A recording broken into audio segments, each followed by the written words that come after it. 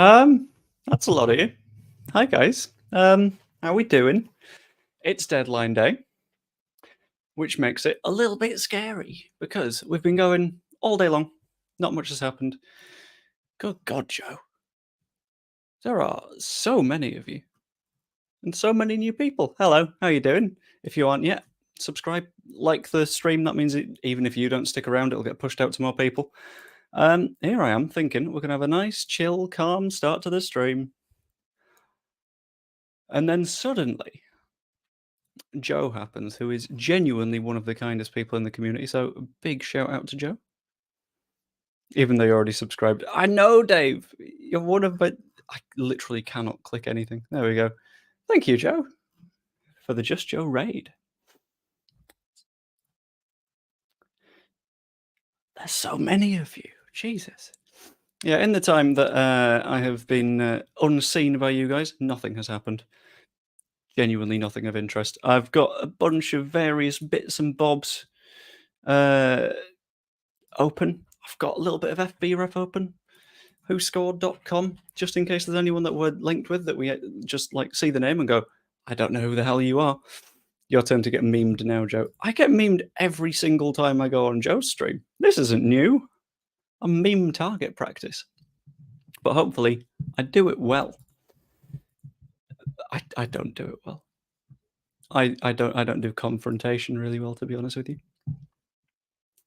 How was the end of Joe's stream, by the way? I know that we were, before I had to nip off, discussing Chris Pratt. Are we still? Did we find anyone else aside from, I think, Chris Pratt, Pat McAfee, Chris Jericho? Not sure who else there was. Hello to the Joe. We were missing you already. Oh, I missed you too, Dominic. I missed you too. Every single one of you. Oh, hello. Me more. Is that the good cheese? That is the good cheese, yes. Okay. I bet this wasn't what you were expecting at the start of the stream. By surprise, there's 324 people in the chat. Nice. Yeah, because Joe was very kind and decided to do a bit of a raid. So yeah, to absolutely anybody that is a that is a content creator or just wants to pop on, just let me cheese. Oh God, you're all so interested in the cheese. Evie, who will be on later, has asked what specific cheese. It was Lidl brand grated cheese. Do I out Kayla as a degenerate? Yes, I do. That she'd sort of scrunched into a cheese ball, which honestly, I rate it. Good way of eating cheese. Very distracting way of eating cheese, though. Oh dear. But yeah, if you are someone that likes talking Leeds, likes making content about Leeds, then just let me know. I will ping you the link to the StreamYard thing. Is City permanent to Bournemouth happening? That is a very, very good question. No one can really know because it's impossible to tell most of the time with these deals, whether it's agent talk, whether it's actual stuff going on. In this case, I think you can discount agent talk, considering that an agent would have absolutely nothing to gain from this. Oh, that was a fun hiccup. Because he's already at the club, and although he might want a little bit of like a permanent move, then it's tricky. I would say probably not just agent talk. There's probably something behind it, but we don't know if it'll be now or in the summer. I think they'll want to sign him permanently because every single time he's played for them, he's done quite well, but difficult to say, I think. Holy, thank you very much, Sean Healy. First time watching any of your content. Here's a super chat. That is much appreciated. Thank you very much. It's, I think, my second super chat. The first one in a recognizable currency, though, which is much appreciated. Very surprised. Hello. Oh, okay, I'll see you soon. I love you, sweetie. Have fun. I'll do my best. Also, Joe, how's your hands? Because you said previously you had to wear gloves on your previous streams. Hope you're all better now. Hands are better, which is a good sign. I think, I don't know if you'll be able to see it. Basically, this knuckle gets a little bit colder than like all of the rest of my hands, which isn't typically for most people a problem, but for me it gets all blistery and a little bit not fun. Which several times I've been like, Okay, that's good. So you're just going to start cracking and blistering and causing problems, aren't you? Fantastic. But again, yeah, thank you so much, Sean. That is much appreciated. Let's have a quick skim. That was like the clip the square ball played of the Huddersfield fan being shouted at by his mum to take the dog for a walk. Hilarious. Whoa, whoa, whoa, whoa, whoa, whoa, whoa. One, that is my wife, although she is taking the dog out, but she's going around to her parents for the evening just because she's not seen him in a little while. Thought it'd be quite nice. In terms of various features and things that you can expect throughout the stream, there is, I think, a good amount of stuff, to be completely honest with you. We have Evie of Oh Sean, That's So Nice, popping on at some point soon. We have Andrea is nipping in as well to talk transfers. In addition to that, Joe's coming on. I think Joe is potentially coming on, JT and Luke as well. Basically, I've just sent them the link to the StreamYard and said, if you fancy it, come on in whenever you like, whenever you're available, just so I know what's going on. If it comes to it and things get a little bit quiet early on, I have a couple of things planned that I was going to turn into other content. This is going to be a nice little sneaky for you guys. At some point, I'm planning on doing a sort of quiz thing with various Leedsy creators, which should be very, very nice and fun. I don't know whether I'll do it one-to-one, just because that's a hell of a lot easier to organise, because, my God, it's difficult getting everything sorted out. Just booted her out because it's transfer deadline day. Whoa, whoa, whoa, whoa, whoa, whoa, whoa. I've not booted her out. I'm aware that we have thin walls. And I know that it's going to be, yeah. Talking loud is not the easiest in terraced houses. Love watching your channel, mate. Would be good to pop on for a few minutes before 8 PM if you want. That would be fantastic. I will be completely fine with that. Let me just try and spot you. Are you able to send me a DM? I think I've got my DMs open just so I send it to the right person. I don't accidentally invite completely the wrong guy. Joe was too nice to do that to his own wife. She chose to leave. Evie! Rude. She didn't. Well, she did choose to leave. But she's also doing like a quiz thing with her mum, which sounds fun, I think. But in terms of transfer market bits and bobs, we have had a update a minute ago from Pope, Adam Pope. Winger Jan Poveda could be on his way out of Leeds United in a permanent move. I thought it was initially going to be a loan. If it's permanent, that makes sense. I think it was Joe that mentioned that he has like 6 months left on it.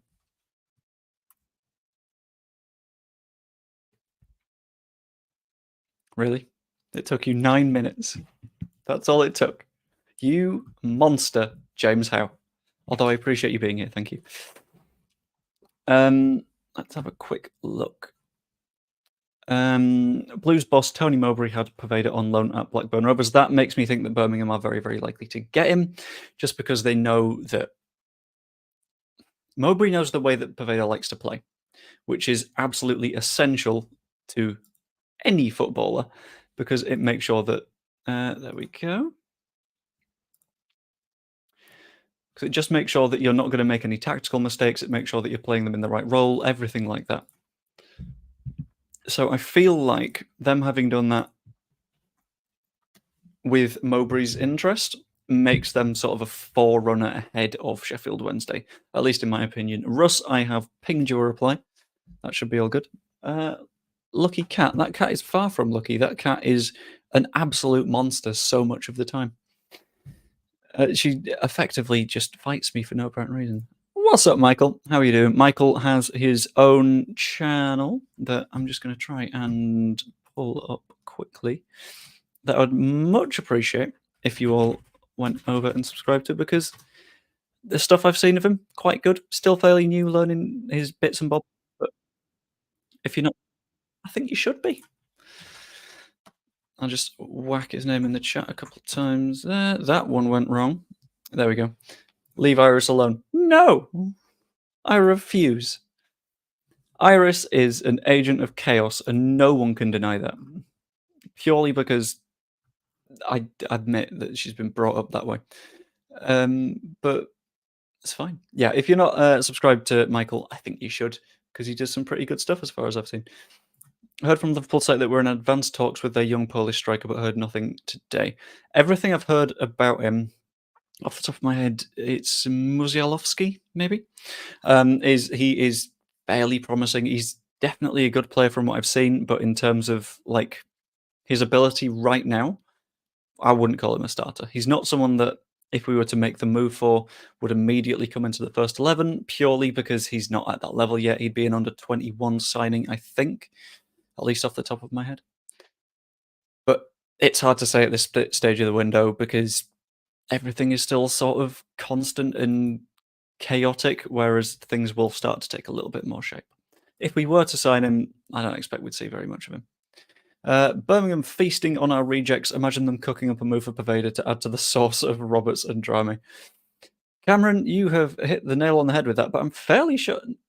Did you like or hate Tyler Roberts? I can't remember. I know you think Firpo's the GOAT, but honestly, I can respect that opinion. I think it's a sensible move for Birmingham because whenever I've seen Pervader, he's been intriguing enough and made some fun moves, but it's hard to say. Also, welcome, Russ. How are you doing?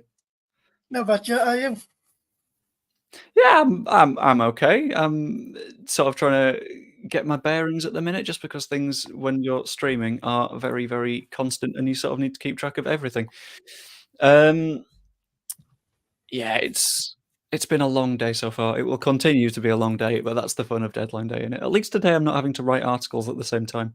Yeah, so we should do that.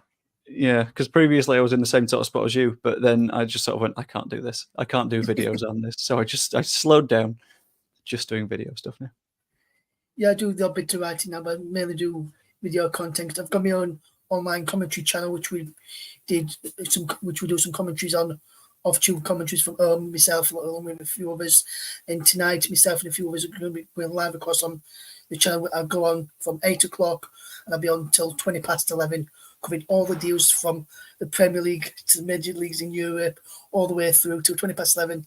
And any Leeds news that breaks, I'll bring it over there as well. Fantastic. As long as you're getting the lead stuff in there, that's what counts, yes, I do. I think. Yeah, because stuff in there as well. I think we're going to end up doing the same thing over here because in terms of Leeds stuff, things are weirdly settled. How are you feeling about that? Because normally things at Leeds United are as insane as they can be until eventually everything stops. But it feels like everything's just like slowly, sensibly trundling a little bit, and I don't quite know how I feel about that. Yeah, I'm being a bit surprised with these past couple of windows, especially because normally everything gets leaked out before it happens, about 2 or 3 hours before it's going to be happening. And with Conor Roberts still, the rumblings early on in the window, then it went quiet for quite a while, and it's come back up on deadline day in quite a bit. And there's quite a bit of noise about potentially Federer going out now. There was Birmingham came up earlier this morning as well. I heard that around about 9 o'clock this morning that Birmingham were interested in Pervader to add to Alex Pritchard coming in as well, and for their attack. But then Sheffield Wednesday in the last few minutes have come in because they were trying to get Maguire in from Orlando City, and he's turned down Sheffield Wednesday to go to Blackburn Rovers. Yeah, there's lots of weird moves like that going around the Championship, aren't there? Because the Championship is sort of like a two-tiered league, if that makes sense. You've got clubs at the top in like the playoffs and around automatic promotion. Quite easily, absolutely anyone on our subs bench could just make a move over to, say, Sheffield Wednesday or Birmingham and just rock them, and it'd be fantastic. We also have another super chat. Thank you very much, Michael Pallett. Where do you think Benson will end up? I think that if he does go anywhere, it's getting increasingly likely to be Leeds, but I'm sort of interested in your opinion on that one. I've seen a rumour early on today while I was doing some work and listening to Joe's streams earlier on in the day as well. And Villarreal are in talks with Burnley to try and sign Manuel Benson. So it could be heading to Villarreal in Spain. And I think they're looking at him to replace Diaz, who went to Sheffield United early on in the window. That is a weird one, but one that also makes a lot of sense. I've just had a quick look at the La Liga table. I'm going to share my screen in a second. If I can work out how. Let's have a look. Present, share screen, Bosch, and for some reason it's not showing. There we go. So, looking at La Liga, it kind of makes sense. Villarreal being 14th-ish Yeah. means that they aren't that high in quality, so someone like Benson could definitely add to their side, but I don't think he's quite good enough to replace Diaz, considering I don't everything think that he he is can bring. either.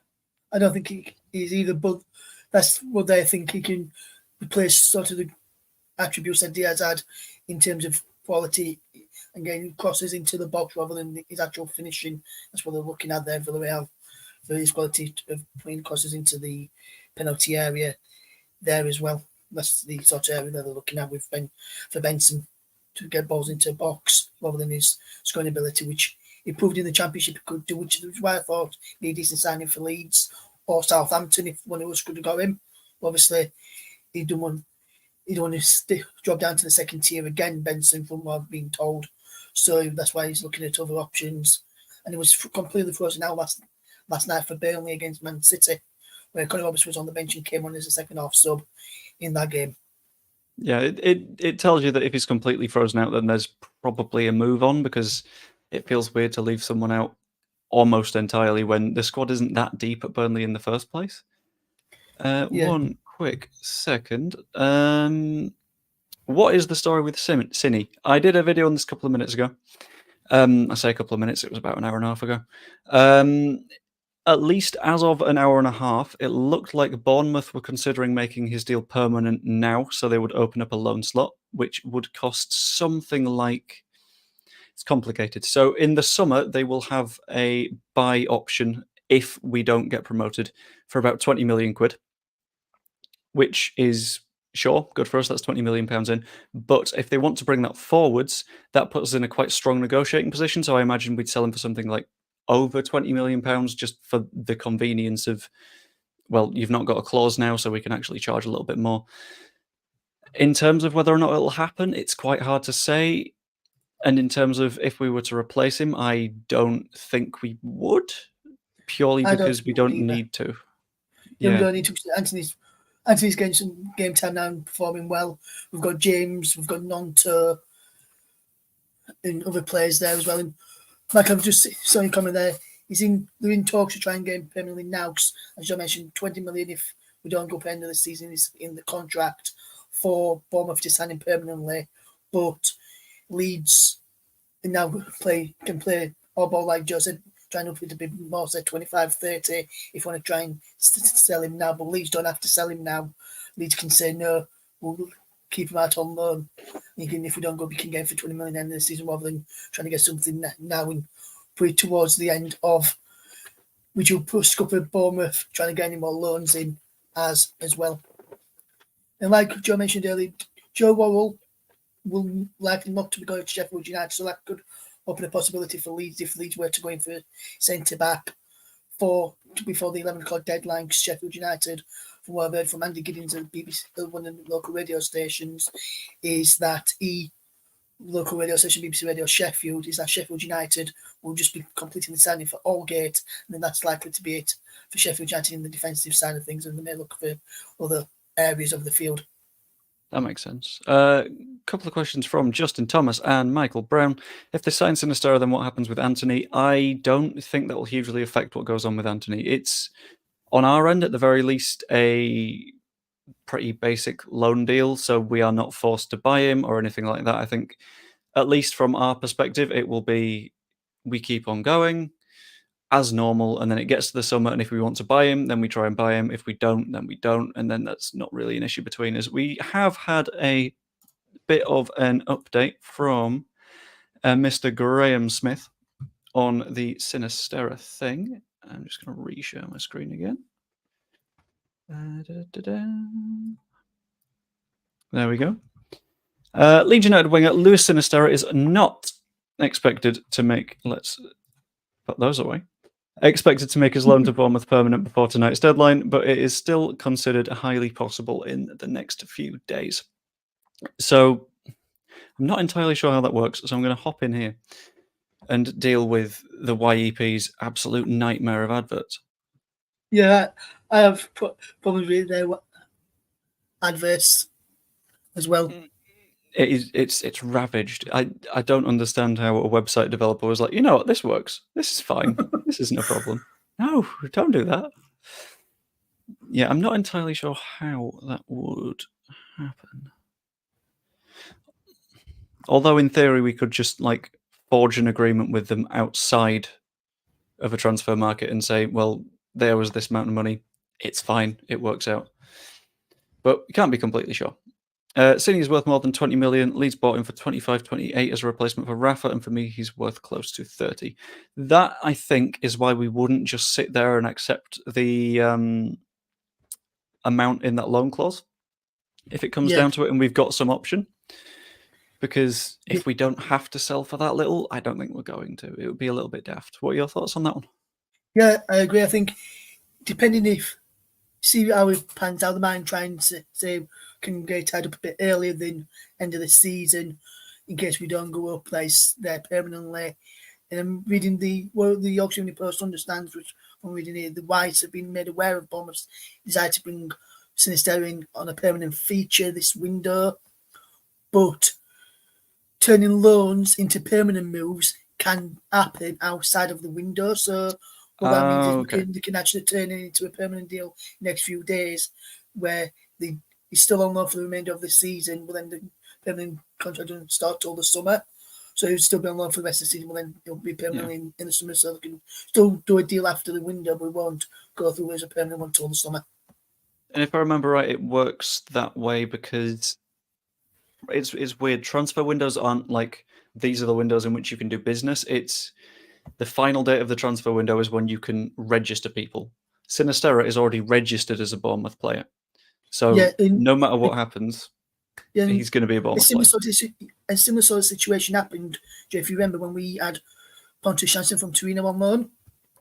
We actually signed him on loan, and then after the transfer window finished on the 2nd of February 2017, Leeds had made an agreement with Serie A club Torino to make the Pontus Jansson deal permanent after the transfer window happened, and but that permanent contract didn't kick in until the summer. So he remained on loan for the rest of the season with Leeds, and then became a permanent Leeds player in the summer. Okay. That would make a lot of sense, I think. And it's a similar sort of thing will probably happen with Bournemouth if Bournemouth want to go down that route as well. Yeah. It's like I mentioned in my video on the potential of a move. If there is something to happen, it also sort of proves that all those players that we've got out on loan, so your Aronsons, your Sinisterras, Harrison, Llorente, Christensen, is there anyone I've forgotten? Probably, but I'm not going to. Vuba. They're all players that we can actually sell that have some potential value to them. It's not just we're potentially wasting a significant amount of money on them. We can be a little bit clever with it, and I quite like that. It's a nice, fun little change. It is, yeah. Let's have a quick check over on Twitter to see if I've missed anything. Phil Hay tweet is all currently going smooth. Hello, Iris. How are you doing? Do not turn off my computer right now. That would be horrible. All going smoothly with the Connor Roberts medical, etc. It's set to be finalised shortly, so I feel like that is going to be everything signed. And then every single time Leeds tend to announce a transfer, it is on the hour rather than say like a 20 past or a half past. So that feels like it'll be like a 9, 10, 11 o'clock kind of job more than anything else. In addition to that, Pervader most likely on his way out of Leeds. There's a choice of clubs for him. His deal's up in the summer and we'll let go of him permanently. I don't think we're going to get any sort of fee for him, but I don't really think that's a problem. No, I don't. So just to... I've got the Philly article here regarding Pervader. It says, Pervader is set to leave Leeds United on loan permanently this evening, with Sheffield Wednesday and Birmingham City both holding an interest in signing the winger. Pervader, who's 24, joined Leeds from Man City in 2020, but made 36 first-team appearances at Ellen Road and has not found the net. He's out of contract in the summer, and after loan spells at Blackburn Rovers and Blackpool, any move tonight to either Championship side is said to be a permanent deal. On the Connor Roberts deal, it says, meanwhile, Leeds are on course to sign Connor Roberts on loan from Burnley. The Wales international, 28, is having a medical head of a straight loan, so which we've no obligation to buy. The right back has been a priority position for Leeds after Jed Spencer's loan was cut short, and club saw Luke Ayling left for Middlesbrough. Roberts has made 14 appearances for Burnley this season in all competitions, and he goes on to say Leeds are fourth in the Championship and are next in action, as we all know, against Bristol City tomorrow evening. which I quite like, because it means that we're getting right from the end of the transfer window directly swinging into we're actually getting down to the football, the stuff that matters, the stuff that we would arguably like to see us get promoted with. I just need to very, very quickly check something on my stream analytics just to make sure that everything is working okay. It seems to be fine. Fan-dabby-dozy. Can you guys stop taking the side of my cat in my fight against my cat? It's getting really rude, guys. It's destroying my soul. Isn't Pavetta on high wages as well because we got him from City? He might be. I can't quite remember off the top of my head because we did sign him from City, but it was on a free transfer. So that admittedly does make it potentially we could have offered more wages, stuff like that. But it's hard to say. I can have a quick look because there are some places that are surprisingly very consistent when it comes to letting you know the wages of various players. You know what we'll do? We'll do a quick over-under game. What do you think Jan Paveda's wages are? I'm not actually sure, to be honest, but what I can do, I can look. I've got Topology up here, so I can quickly check for you, Joe, while you... Ooh, I've decided to have a bit of a race with you, and I've gone to Spot Track. So I want to see what your number is, and I want to see what my number is, and I want to see if they match up. Yeah, that's fine. I'll just loading up here. Just bear with me. I'll click on these, just waiting for that to load up now. All good. Also, thank you, Gary Paul, for becoming a member. That is much appreciated. I understand that like a few quid a month is a little bit much to ask for what I put out, which is not the best of stuff, I have to be honest with you, but it's much appreciated whenever anybody does. Thank you. And it's got a green tick here, which normally on Topology, when it's got a green tick, means it's confirmed how much Pavetta is on. And according to Topology, he's on 8,250. 8,250. Mine has a very slight disagreement. I've got £8,800 a week, but I think we can take that as roughly €10,000 and call it a day. Yeah, and mine is per week. I've looked at them per year for Pavetta, £429,000 per year. Okay, the same rough sort of number. So it's not. The wages on Pavetta aren't huge in that case. They're fairly like sensible, and they're not going to break the bank. But again, it's another like 8.25k grand every single week that we're just going to get rid of, which is completely fine by me. If we're potentially struggling with P&S stuff, it makes things a lot simpler to just sort of... Yes, and Chris Gillett has just said it's a lot less than he was expecting for Pavetta to be on it at Leeds, which I thought it might have been a bit more as well because of William coming from, like you said, William coming from Man City. I thought to be higher than that, to be honest, as well. Especially being a free transfer, I thought that would free up a bunch of the, like... It'd free up some of the funds. It'd mean that we were able to spend a little bit more on wages to persuade him to come here. But if that doesn't have to happen, that doesn't have to happen. Also, good luck, Renee. Hope you do well in the interview for a promotion. If everyone could shout good luck at Renee, you have the power of the entire Leeds fan base behind you. You're going to fucking smash it. We believe in you.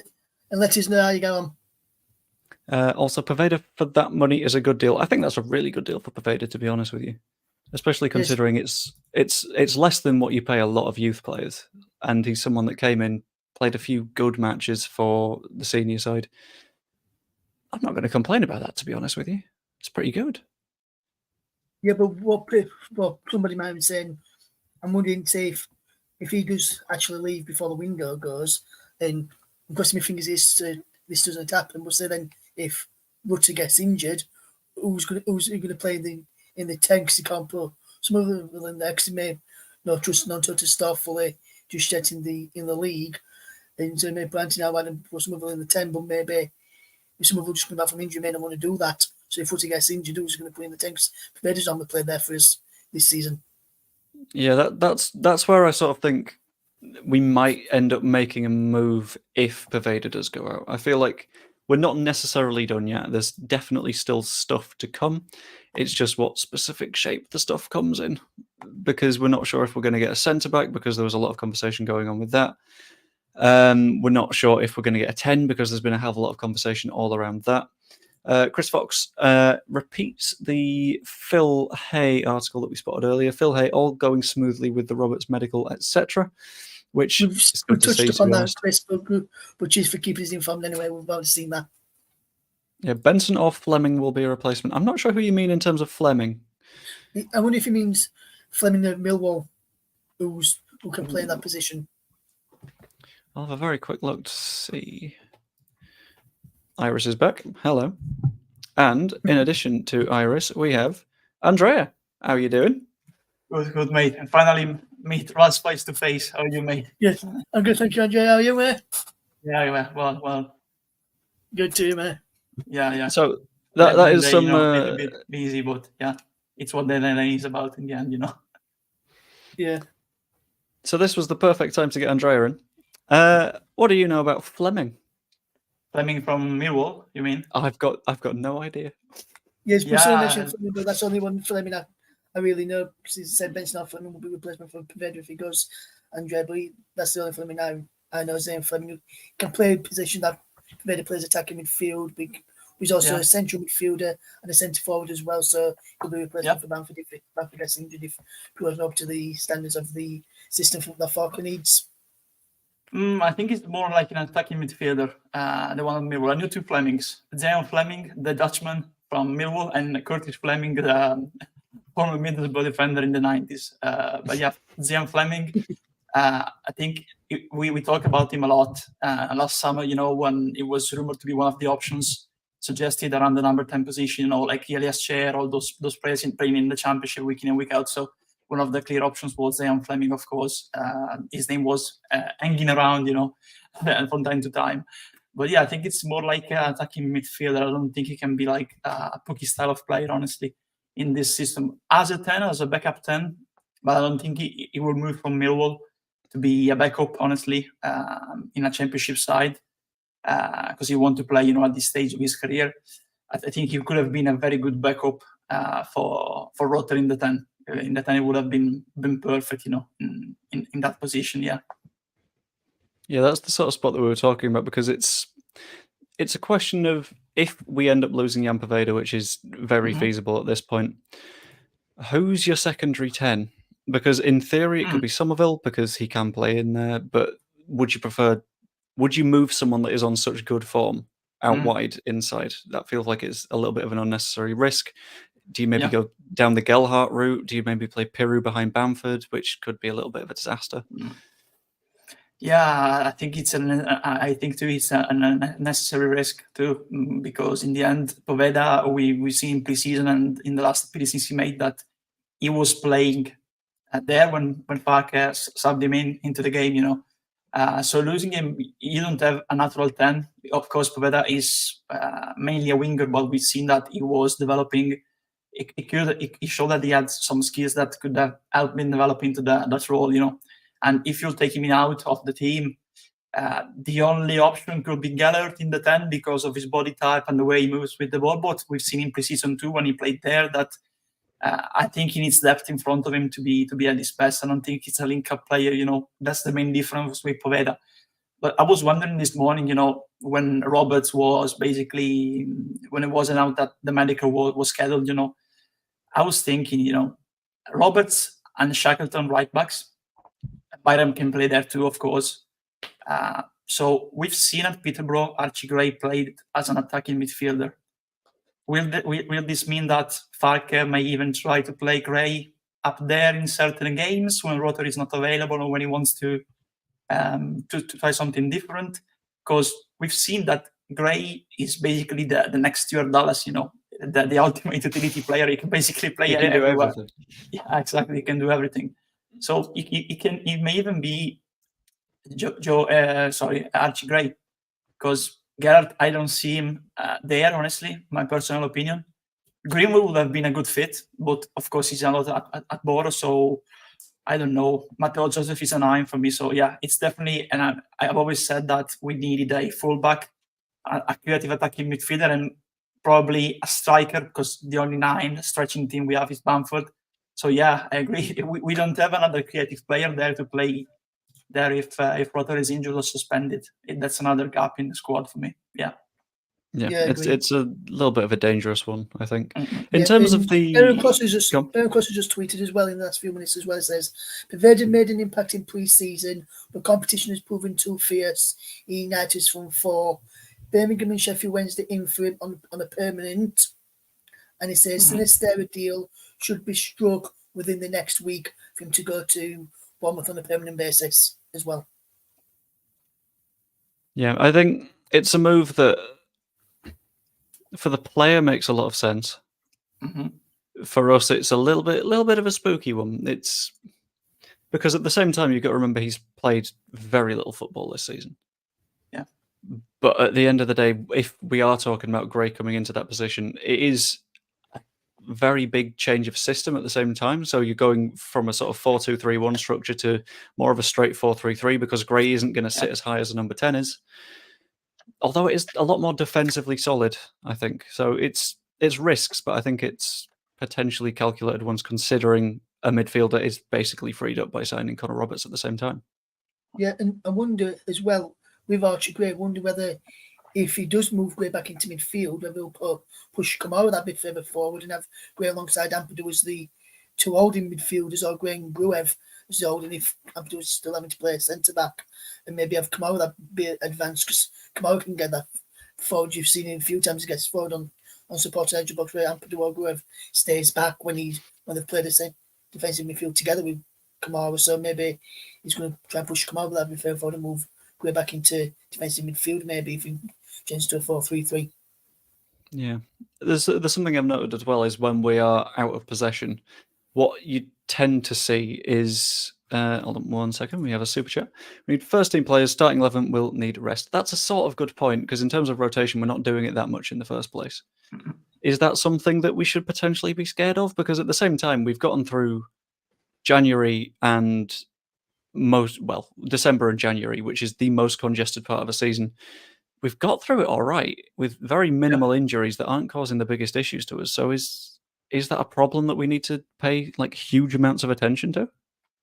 Well, I think it's a part of the problem, but the main worry for me is that if certain players, especially Bamford or Rutter, get injured or suspended, we don't have players that can bring what they bring to the system. So the system is working because we're playing with Bamford in the 9, stretching the team, making the runs, try to drift wide through, not playing as the target man. Honestly, like he used to do. Certain times under Bielsa is moving more around, and Rotter is moving deep to get the ball. So if we lose Rotter, we'll point blank again. We have Pirou again there because he'll play Pirou there again. In my opinion, I like to see what I said, the experiment of Gray to like at Peterborough because it fits the system better. But with Pirou, it will be different again because Pirou dropping back and Rotter dropping back again. That's the main worry. We have 2 gaps in the squad for me still, even if we get the centre back and the right back, and those 2 are the creative midfielder, number 8 box to box. Of course, Kamara and Gray can play that role, but I would like a more advanced attacking one. And the other one is, of course, the number 9. We're not short on 9s because we have Bamford, Pirou, but Pirou is a 9 not fitting the system. Then we have Joseph. We don't need to rush him, but I think his role will grow because he has recently renewed the contract too. But in terms of 9 playing the way Bamford plays, so 9 fitted for the system, we only have him, honestly. Maybe Joseph, but it would be a big risk, honestly, to wait a lot, to expect a lot, from him and at this early stage, considering he's still very young. Yeah, I think the issue isn't the number of 9s we've had; it's the style of 9s. Because exactly. even Gelhardt is more of a false 9 deep playing sort of player. Mateo Joseph is, I think, someone that likes to drift out a little bit wider, which is sort of not what Bamford does. And a little bit of a side note, we have the plane spotters out again, as you do every single deadline day. I believe a private jet has just landed from Frankfurt. I don't think that will mean anything. And to be honest, if I was a billionaire and it was deadline day, I would just send planes everywhere to mess with people. But we have that little bit of news. Yeah, there was one from Karlsruhe too, from Germany, landing in Leeds Bradford. So maybe a player from Karlsruhe, the second tier of German football. Yeah, and just a bit more of that on Ian Paveda's potential move to have a Birmingham or Sheffield Wednesday. From the Sheffield Wednesday side of things, Alex Miller from one of the local papers near me, Sheffield Star, has said he had the nudge on Poveda weeks ago and says he would not suggest it's a panic move by Sheffield Wednesday, but he says there could be a permanent deal for Sheffield Wednesday, but Birmingham is sniffing too, as we've already mentioned. But Sheffield Wednesday have been sniffing around him for quite a bit, and he's also being reported as well by Rob Staten from BBC Radio Sheffield. He says, as per Alex Miller, even Ian Poveda is a target for Sheffield Wednesday, and that Birmingham also in the running. Permanent deal, not a loan, if it happens. So that should be more on Ian Poveda from two people up in the Sheffield area for potentially going to Sheffield Wednesday. I'd go there if I were him, honestly, between the two. Even if they're fighting relegation, because I think there's a lot of players playing in his role at Birmingham, so I'll go to Sheffield Wednesday, honestly. If I were him. With Birmingham though, he already knows Tony Mowbray from when he was in Blackburn, so maybe that may be the factor to take him to Birmingham ahead of Sheffield Wednesday. Maybe just because he already knows how he plays, and he knows how Poveda plays. He knows how Mowbray likes to play, so maybe that would probably be a perfect fit for him. Yeah, it could be a factor, that one. True. Good point. I'm just trying to find if anyone interesting plays for Karlsruhe, because I don't think they do. They play in the Zweite Bundesliga. They play in the second tier, I think. Yeah. They just renewed the stadium recently too. Their most interesting player is Lars Stindl, who is on loan from Mönchengladbach. However, he's also 35 years old and he's injured. So it feels like that's probably not going to happen. Yeah. In terms of other moves, I'm not entirely sure what else we could really be looking at, to be honest with you. Like, centre-back, perhaps, if the Strauch injury is worse than we think it is, but we've got no idea, to be honest with you. It's a little bit wobbly. I'm wondering if it is going to be a centre-back. I'm wondering Joe Orr may be the one for Leeds, because Sheffield United has gone into Andy Giddings, who also works at Radio Sheffield along with Rob Staten, said earlier today that Sheffield United do probably just going to sign Mason Allgate, and then that will be that for Sheffield United in the centre-back department if Allgate comes in. It looks like Worrell will not be going there, so maybe we go back in for Worrell, because Nottingham Forest is now open to letting Worrell go out on the loan rather than wanting a permanent basis deal like they did a couple of days ago. Well, because no one's coming with the money that they want, and they want to get him off the wage bill, the City ground, so probably sanction loan for this season and try and sell him in the summer, potentially. A couple of messages I was going to take a look through. Andrea, you're a good lad, but apparently your moustache is a bit suspicious. Yeah, he's going soon. He's going soon, don't worry. We also have more plane watch with Stream Regular, the Orange Rider, noting that a plane landed at Leeds Bradford from London at 4:05. I don't think that's going to mean anything, to be honest with you. I don't think we're linked with anyone from London, unless for some reason we're diving in for Elias Chair at the last minute. And this was one that I had noted as well. Joe, what about Amiri? No news on the lad we wanted in the summer. If I remember right, he's agreed a move somewhere for about €1 million, something like that. Yeah, he's only got 6 months on his contract. Yeah, to Mainz in Bundesliga. Probably going to play in the Zweite Bundesliga soon, because they're pretty bad place in the Bundesliga table now. So he didn't want to drop to the second division in England. He's going to drop probably to the second division in Germany in 6 months, Am I right in thinking that... Hold on, I just need to make sure that I've got the right club here. Am I right in thinking that he might actually be missing out on a Bundesliga winners medal as well? Especially if he's moving away from Leverkusen. Surely you just sit and you wait out your contract in that case, right? You just sort of go, no, not going anywhere. I've got a nice little bit of silverware. It's a Bundesliga winners medal from someone that doesn't play at Bayern. It's a relic. Yeah, exactly. But yeah, we've seen that he makes strange moves, because at the start of the season he wasn't playing at Leverkusen. He had the chance to go and be the starter at Leeds, and decided to stay there, knowing that he was basically frozen out of the squad. So I think the way he acts is not is like my moustache, not suspicious. Honestly, he doesn't make good choices, in his career so far. But Roberts is done and dusted, but can't be official until Burnley announce their new right back. It's now a waiting game. Dan James horror story now. Oh, don't do this. Don't. I don't think I could handle that.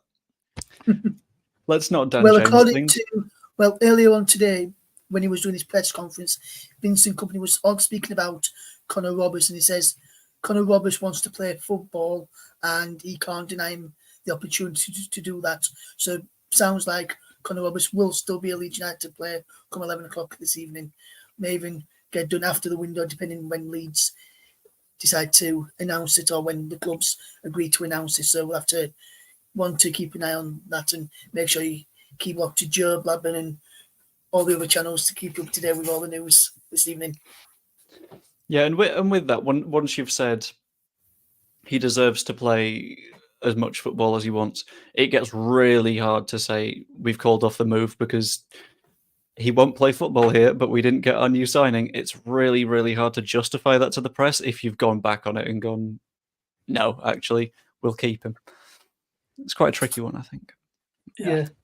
Also, quick shout out to White Snake Bites, who has made a couple of videos over the last few days, tagged basically every Leeds creator, and also, yes, Finland. I've tended to put a secret little code word at the end of all of my videos, and White Snake Bites gets them every single time, which is quite nice. But yeah, drop him a subscribe if you haven't quite yet, because he is a lovely chap. Will Roberts play tomorrow night if it goes through? I feel like no. No, he will not be able to. He had to. The rubber steel had to be done by 12 o'clock. It's normally has to be done by 12 o'clock on the day before, or normally the day before the game. So it had to be done by midday today. So he won't be able to play today. And also, because he wasn't here for the first Plymouth game, he won't be able to play in the Plymouth replay either. So he'll potentially make his debut against Rotherham United next Saturday. And the only reason I know that Barnsley early on in the season played a player in the replay against Horsham when they got through who wasn't registered for the first game because he was still out on loan, and then they played him in the replay and then they got kicked out of the competition. Which is a really funny way to lose your place in the FA Cup, isn't it? So he won't be able to play in the FA Cup game in midweek. So he'd be able to play against Rotherham, and then if we get through, he'll be able to play in the 5th round game against Chelsea or Villa away, should we get past Plymouth next Tuesday evening. It's a little bit messy, because in Italy we don't have that. If a player transfers, there's no cap ties. So if you have played like the round before with a team, and then you have team, you can play with your team in the next one. And I've also seen in England recently, last week, what happened with Aston Villa women, that they had Noel Maritz transferring from Arsenal to Aston Villa. She was captain and they played her, and they lost the game 3-0 because of the FA Cup ruling, but they weren't expelled from the competition because it's a group phase, so you have all sorts of competitions and rules in England about cap ties and all that, I quite like them. It's one of those weird antiquated things that you absolutely do not need. It's completely pointless and no one gains any benefit from it, but it's just sort of funny when someone fails to realise it. Because that Horsham Barnsley thing is just it is funny, isn't it? Yeah, but Barnsley fans were complaining though because Forest Green did something similar when they were playing against Scarborough, but their game was replayed, but that was because Forest Green admitted to it, whereas Barnsley denied the charges and said he was there in the first game, but just didn't pick him when he was still out on loan. Where he was at, I can't remember which loan spell it was at, because he was on the bench of the loan club. I think he was on the bench for the loan club in their game that weekend when they played the first game against Horsham, and then Charlie saying he weren't involved at his loan club and he was back at Barnsley at that point. So Barnsley denied it that he went. They was back. They said he was back at the club in the first game when he wasn't. But Forest Green admitted it, so they replayed their game and still went through. Did Forest Green in the end after replaying it against Scarborough. So what you're saying is we just need to make sure he plays. We beat Plymouth and we say, "Oh no, we know, we knew, we're aware," and then we've admitted it. It's fine.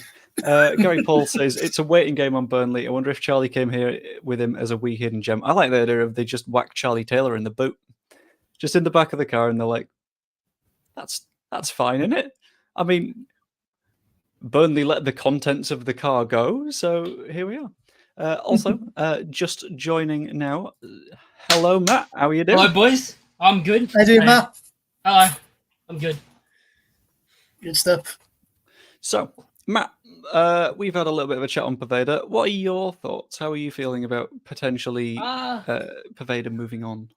I like Poveda, but I feel like he needs a game time, like first team game time, and actually be playing and starting. I think he's a good player, but I saw something about it's not like I saw something about 21 million. That's not real, is it? Not for Poveda, no. Yeah, I saw something about I don't know if that might have been another player or something. That's the Sinistera-ish number. Yeah, Sinistera. Yeah. Oh, is it? No, okay. Yeah. Anyway, I like Poveda. I think he's a good player, but yeah, I mean, he needs game time. I still think we need a number 10 though, because who's second choice? Probably Pirro, and then Gelhardt. And then maybe shift Somerville inside, but we had a little bit of an hour about that, and we were like, that doesn't sound fun. That doesn't sound Well, Nonto can play 10, can't he? Yeah, I played previously as a second striker, and for the under-20 was in Italy, but I think he's better suited on the wing because I think he needs to. The preferred position for me is the left winger for me because he can turn inside with the right foot, like we did with Adolf Trafford, In the 10, I think he's a little bit limited as a second striker because when he played as a second striker, it was like a 4-4-2 formation, so a little bit of a risk there, yeah. Yeah, he strikes me as, whenever he's played on the inside, he strikes me as a winger that's gotten lost a little bit, so he'll still like drift from side to side. It's like even when he's playing on the right, you'll just see him occasionally pop up in the middle or all the way over on the left because, I don't know, he feels a little bit like unstructured as a player, if that makes sense. Yeah, absolutely. Yeah.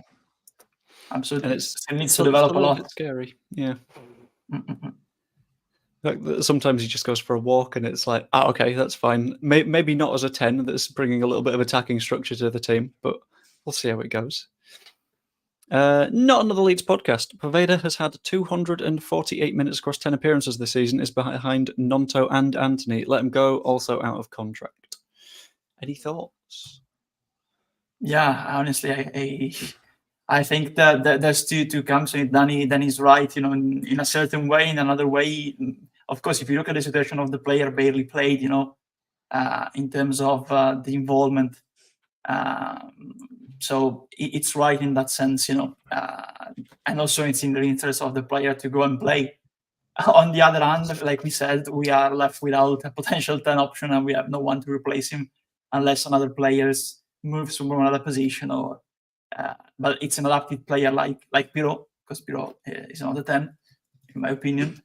And on the other hand, unfortunately, you'll have to move, like I said, a player from another position, and you are light on that one. Example, you move Gray there, you have Shackleton and Roberts, for example. If the thing doesn't develop into a Dan James story, like we said before, fingers crossed, of course. Also, I'd like to make a very quick note. Danny, who posted this message, that was the wrong message, has been sent a link to join. So if he is feeling like not being a coward, come have an argument with Andrea. That sounds like it could be great fun to sit in the background of.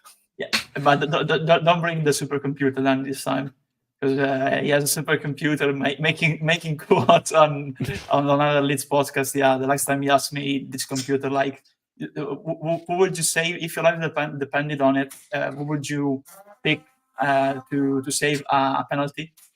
Vidmod or Peacock Farrell? It was like, these are the questions of the supercomputer of Danny's on another Leeds podcast. Yeah. It doesn't sound like the easiest answer to give, does it, to be honest? Yeah. I don't like that idea. Let's get Aronson back to play the 10. It's definitely brave, isn't it? I mean, considering how many physical fights he lost in the Premier League, do you really want him in the Championship? I'll let Matt answer that one, I think. He'd lose more in the Championship, in my opinion. Yeah, I agree totally. Absolutely. I think he just gets broken, to be honest with you. I don't think he'd survive like 3 or 4 weeks. He'd have a match against Rotherham and turn to dust, in my opinion. So I mean, we can hope. But I think he's going to be one that we have to sort of hope does well enough in the second half of the season at Union Berlin, and we can move on. It's not the easiest of things to do.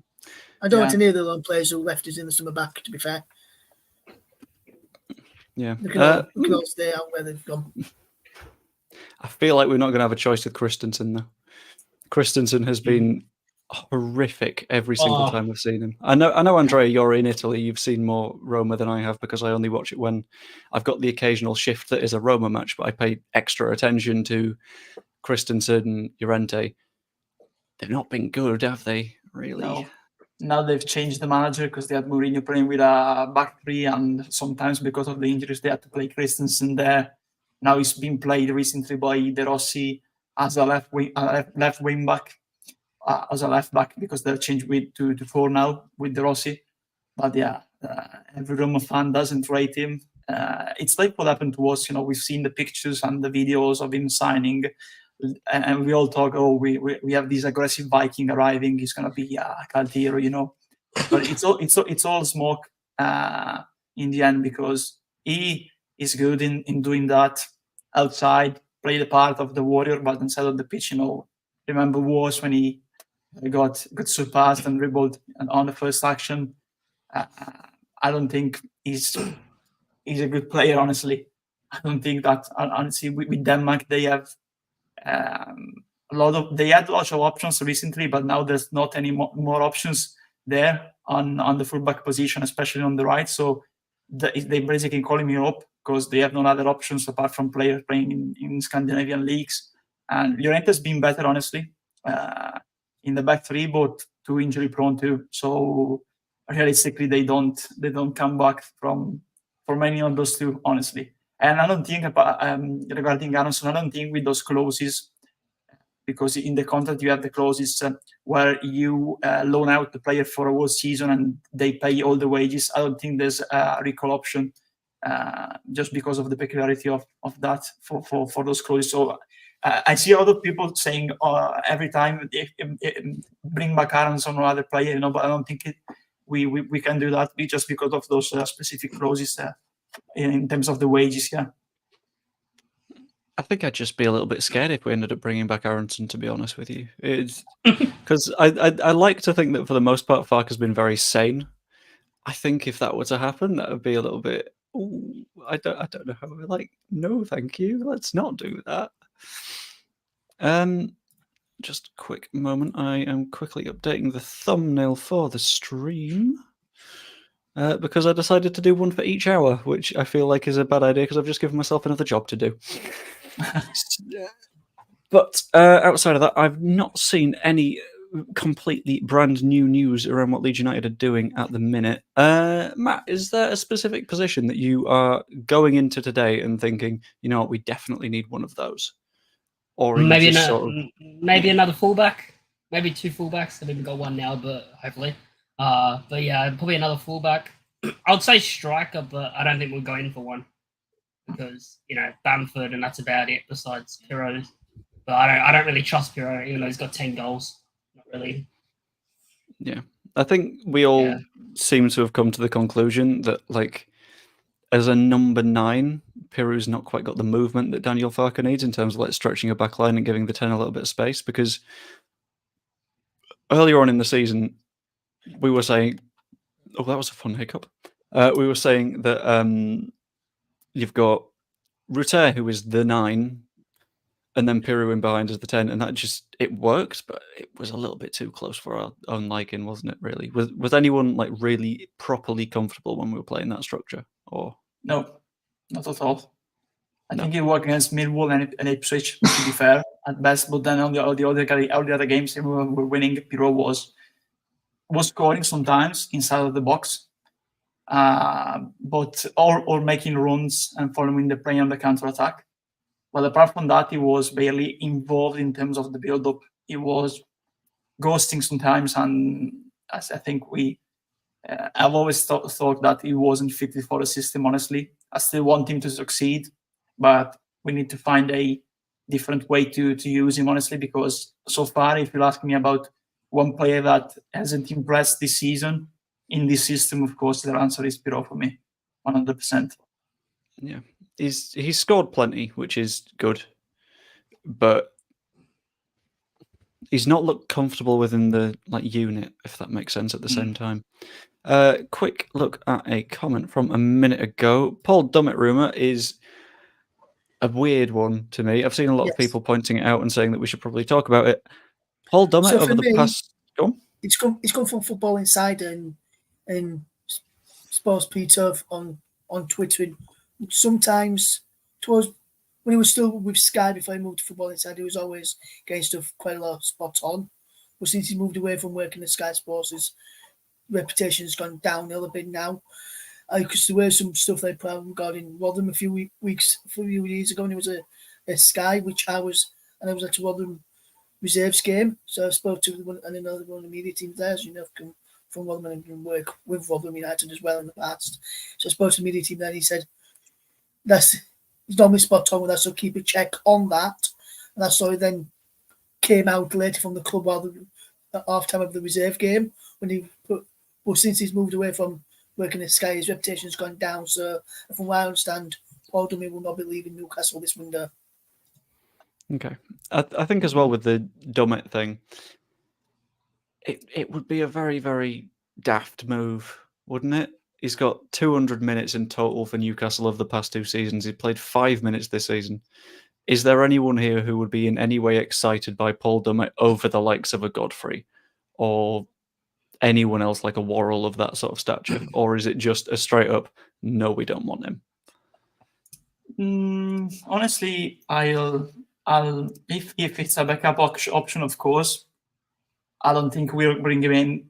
If that happens, I still think it like Ross said, it's really unrealistic, an unrealistic rumor. But I think it will make sense just having the experience as a backup, because he plays on both sides as a fullback. I don't think we'll bring him in to play as a centre back. So of course, honestly, it will make sense in terms of bringing in a natural fullback. Of course, he is not a player starting week in and week out.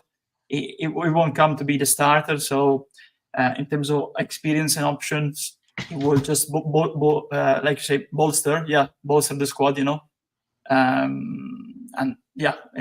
that profile, an experienced one coming to be a backup, like we did with Darlow, for example, in the goalkeeping position.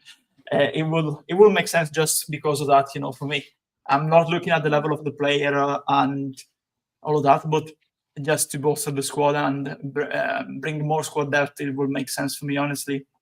Yeah. Question is, was Darlow actually coming in to be a backup? Yeah. Because I'm I don't think so. I'm convinced that he thought, you know what, I'm going to get a run here. Melia didn't play at the end of last season. He might be leaving. And then he's just he's third choice now. He didn't make the bench in the Plymouth match last week. Yeah. So I think I'd be a bit annoyed in his shoes, to be honest with you. Yeah, I think so too. Yeah, go Ross. Yeah, I agree with that. I think I'd be a bit annoyed if I were Darlow as well, not playing as many minutes as probably have hoped for this summer. Maybe envisaged Farke coming in, maybe thought Allardyce may have stayed on a bit longer and we drop in. Melia was back in the last season, maybe thought if Allardyce is still in, he'll put me in the side of head of him. With regards to Paul Dummett, I've just been searching some stuff regarding Paul Dummett, and Lee Ryder, who covers Newcastle United, he's put Nooks have had tentative inquiries for Paul Dummett from Championship promotion hopefuls Ipswich Town, but so far Newcastle have resisted. So that was 7 hours ago, but there's nothing. But Newcastle have had interest from Ipswich and inquiries from Ipswich for Paul Dummett. No mention of Leeds United there with regards to Paul Dummett as well. So just a bit more of that. So if you see out from Sports Peter on Twitter about Leeds, just take it with a pinch of salt, because even prior the Godfrey deal collapsed. And when I spoke to a source earlier on this week, I'm not going to reveal who it is, I asked about Godfrey, and Godfrey said Leeds had him on the list, but weren't going for him this window at all. Had him on the list of options, but it was way down the pecking order, so it was never really a top target for Leeds' centre-back, Ben Godfrey, even though a lot of people were saying we were after him when we wasn't. Yeah.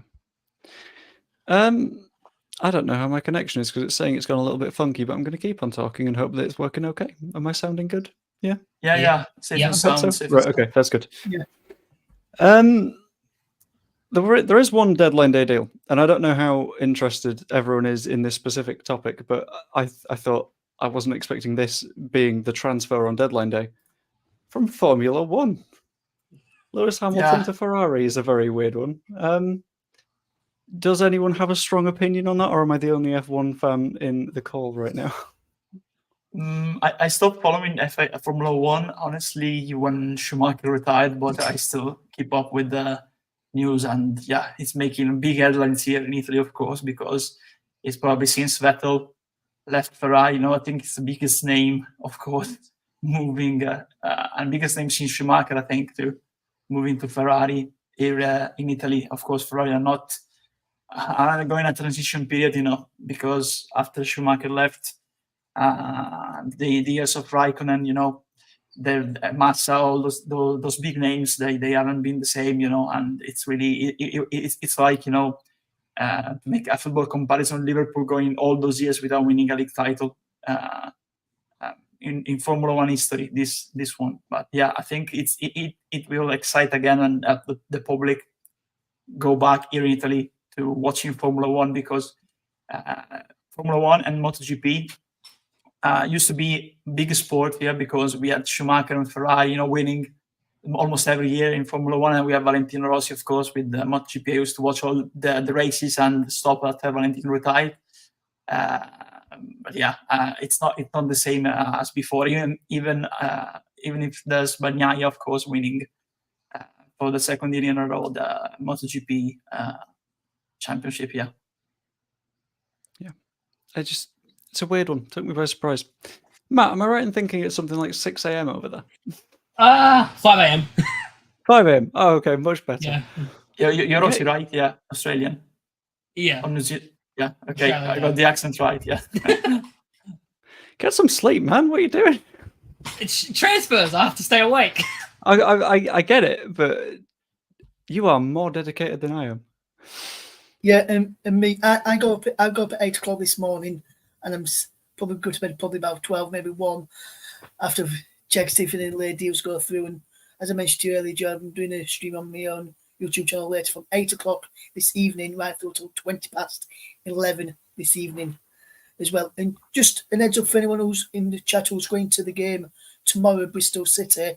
Bristol City have tweeted out in the last about an hour ago, everyone at Bristol City and within the Bristol Sports Group was extremely saddened to hear about the tragic deaths of teenagers Mason Rist and Max Dixon. There'll be a fan-led applause from the 15th minute to the 17th minute on Friday's game, to the ages of 15 and 16, so they're doing it for the 2 minutes in memory of those two young lives needlessly lost. So you've shared that out. So any Leeds fans involved, I know you will, but let's get involved in that as well. That sounds like the right thing to do, in my opinion. Just be a bit classy, because we know that Leeds fans, especially in away days, sometimes aren't, but I feel like we've got this, to be honest with you. This is a good question, I think. The Nonto question. The question of what's wrong with him, and if we know what's wrong with him, how do we fix him? So I'm going to start with Matt on this one. What do you think is the issue with Nonto at the moment? I mean, I've heard other people say like he's better off the left. So I don't. But then you can't drop Somerville. But then when he plays, he doesn't get brought on for enough minutes. I mean, he gets brought on about what, the 80th minute. I mean, these subs need a bit more time on the field, in my opinion.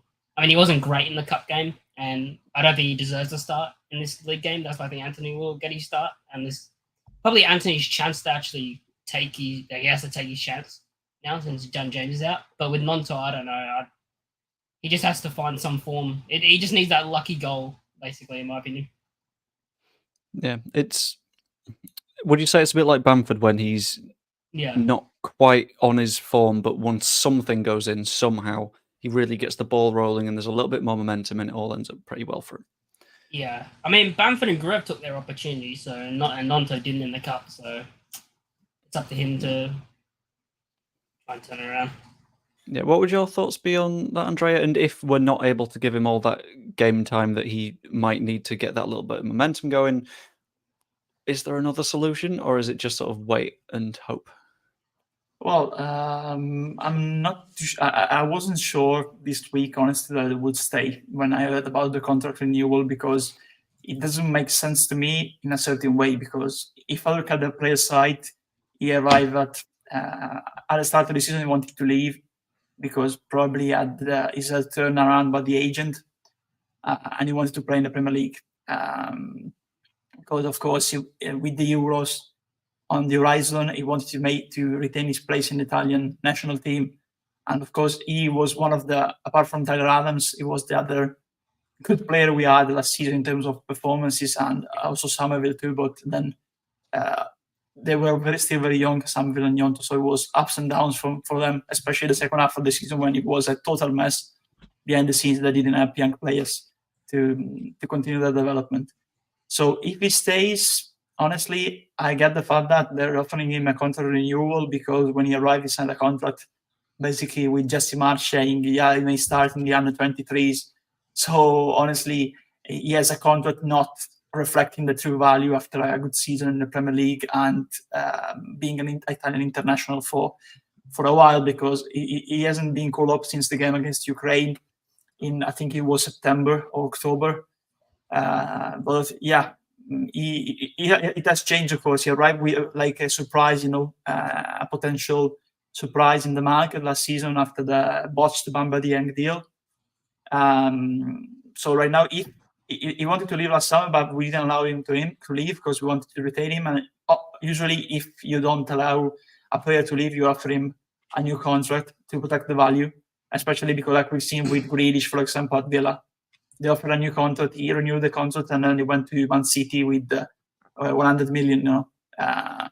So it makes sense that to me, in order to protect the value, adapt the wages, of course, to the value of the player. And another option for me, because we're still linked with Manuel Benson, in the recent days, it might even be the case that right now, in the current situation, he's not playing. He's barely playing, like Matt said. He's playing since the 75, 80 minutes of the game, so it's not enough to make an impact. When he started recently a game, he didn't have an impact. I think the last one was at West Brom, if I remember correctly, the last one time he started. Sounds about right, yeah. Yeah, right now, he's not playing, so it wouldn't make sense to renew the contract to stay at the club and not playing again, because the situation won't change right now. So I think, honestly, that there's another option here. Renew the contract 2025, 2026, renew it from 1 year, adapt the wages and protect the value. It may even be 6-month loan to a Premier League side or another side abroad, in order to let him play and try to get his chance at the Euros, because, of course, not playing in the second tier in England, it's not very rated, honestly, in Italy. They rate the Italian second tier more, and it's madness, total complete madness. Sometimes Italians are mad lads. So honestly, there's another option. And then if we loan out Nonto for 6 months, maybe there's an option to buy from another club, and they may exercise that with the price we're asking, because so far the 25 million, we're not getting that from anyone. And that's the option. Otherwise, of course, he might stay, but he will need to do a lot to get into the side, because so far James and Somerville are not going to be dropped, because based on performances, James and Somerville are rightly so deserve for starts into the side. Yeah. It's a tough one. Russ, do you reckon that it's a case of he's got on a contract to protect the value, as Andrea recommended, or is it potentially more of a thing where it could even be to sort of put in a release clause of some form that Nonto's agent wants, and now it's basically a way of saying, look, you've got what you wanted, be quiet, head down, get on with it?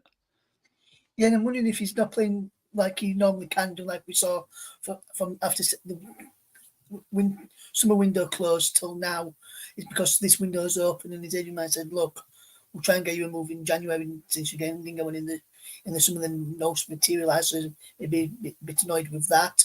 And with the new contract, from what I've heard, there's going to be a release clause in that, as well as probably to tie him down to a long-term deal. He's currently on a deal which till 2027, which that's when he signed. He was on a deal till 2027, and the deal that he's going to get extended is a further year to 2028 with a release clause in that, and probably to protect his value. So, and if they don't meet that release clause and someone comes in on loan, they can do it that way.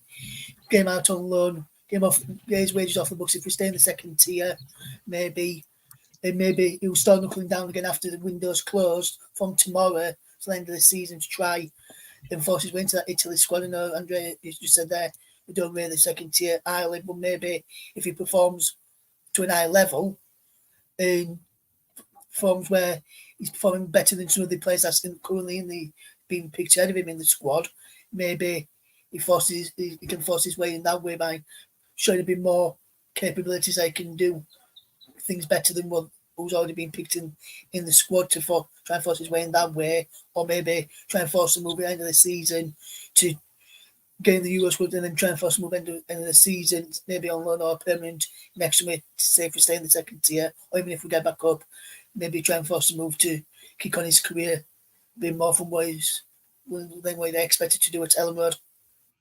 Yeah. It's a tough one, I think, because he's someone that very clearly has a lot of promise to him. He's someone that will have a pretty good career. It doesn't matter where, but it's just whether or not we can get him in a position where he does have a good career here. Also, a bit of a warning for you, Andrea. My chat is actively forming a revolutionary army backing our cats rather than us.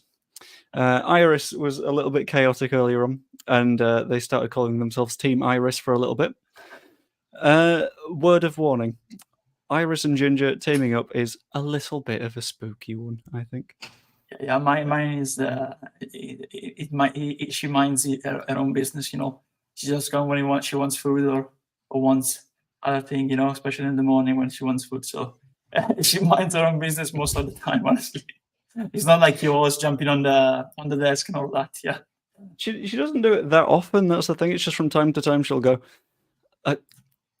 stop it, behave. It's just from time to time she'll hop up and be like, hello, it's been a while since I've had some attention. And then that's when we have a little bit of a attempt. Team Gingiris is a hell of a name. This one, I think, and I'm going to have to check with Andrea again. Although the UK transfer window closes this evening, when does the European winter transfer window close? If I remember right, it's also tonight, isn't it? It's tonight, but I think it's 2 years, 2 years, hours earlier. I think it's at 8 here in the European Central Time. Let me check, but I'm going to say that in Italian. Chiusura calciomercato. Okay. I was right. 8 p.m. So it's your 7 p.m. basically.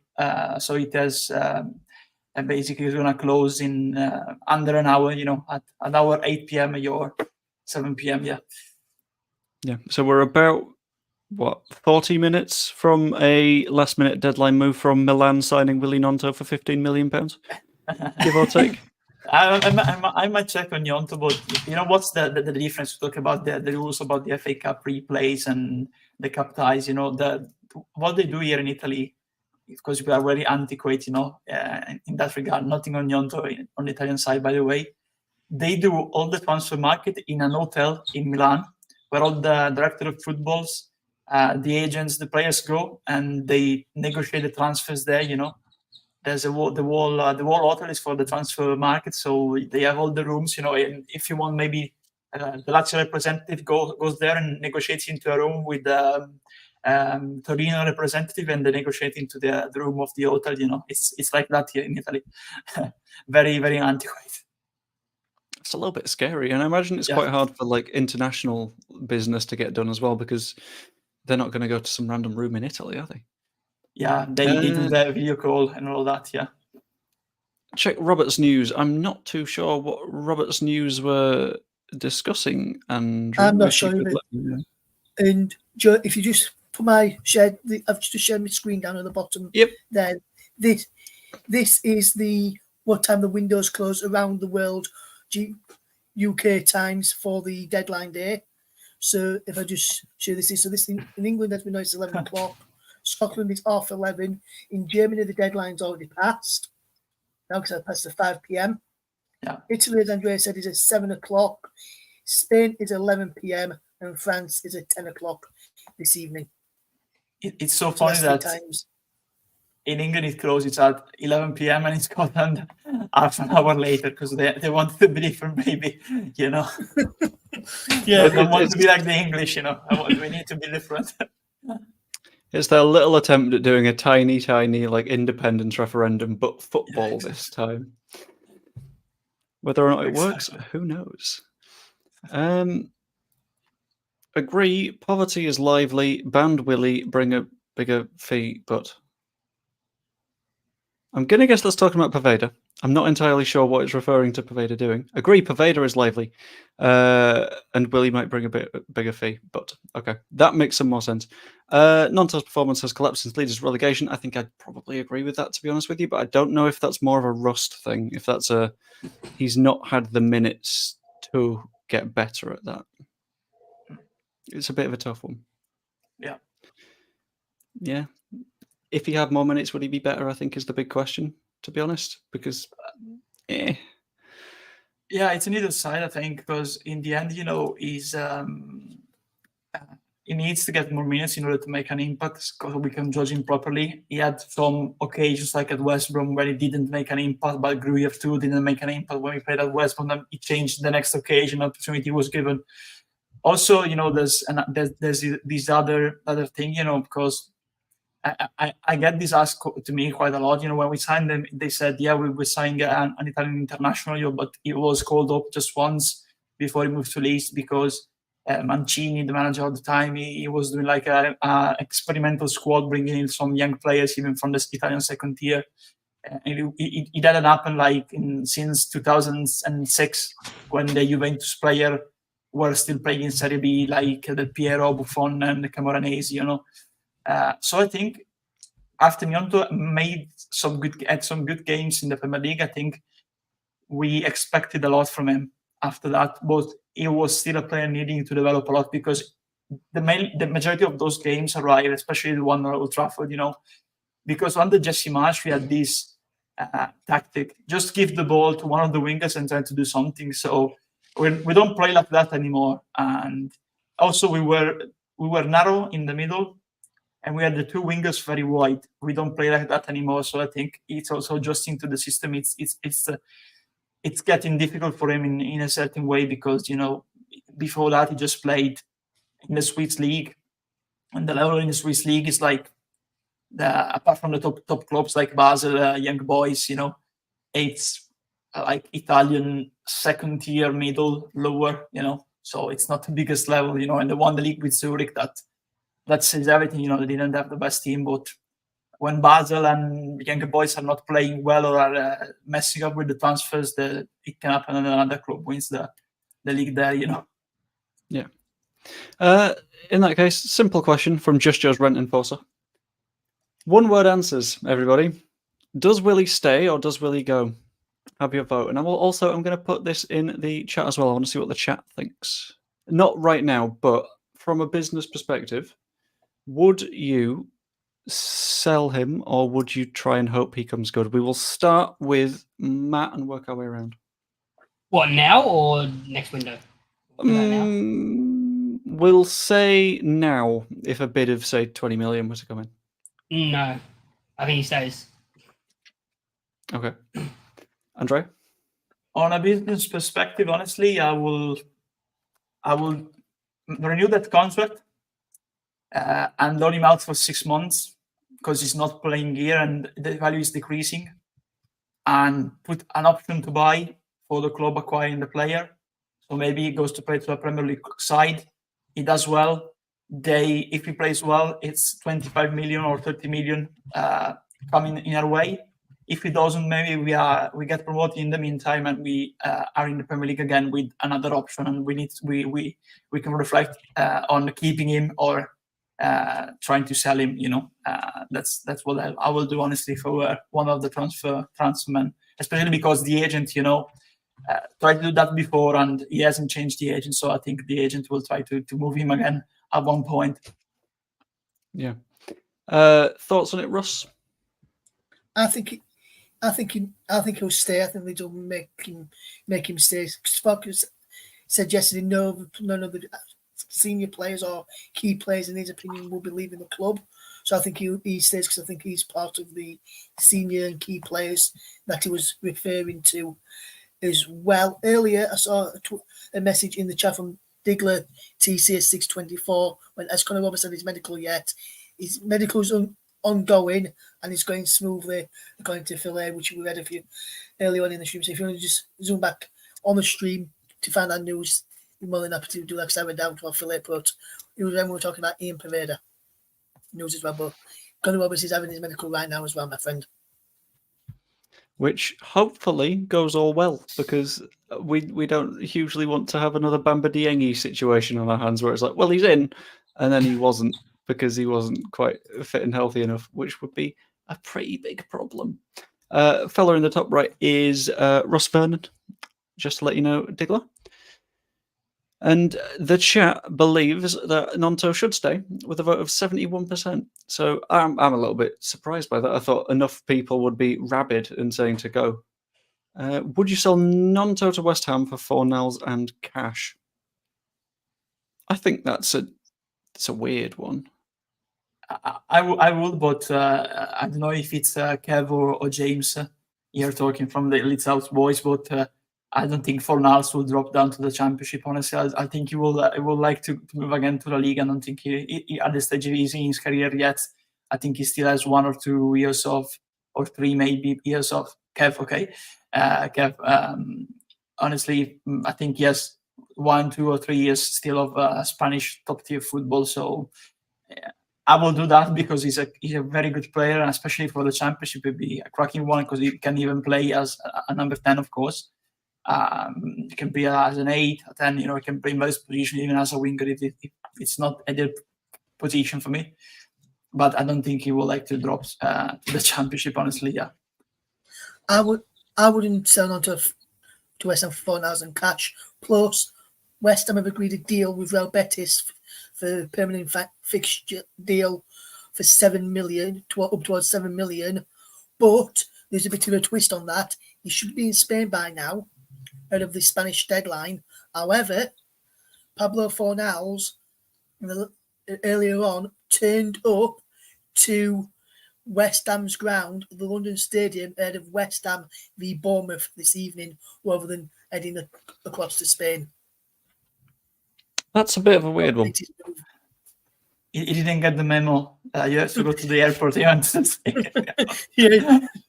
So at the London Stadium ahead of the move today, and good luck to Calvin Phillips, who could make his debut tonight for West Ham against Bournemouth, which is on TNT Sports tonight, if anyone wants to keep a check on that one. I would, but I'm busy doing this. Yeah. Team notes will be in West Ham in a minute. So when the team notes comes in, I'll let people know if Calvin does make his West Ham debut or not. I'll go straight into that and check out that for you guys. I think team news should be about nowish, to be honest, because kickoff is in an hour. 10 p.m. Spain, yeah, Andrew, exactly.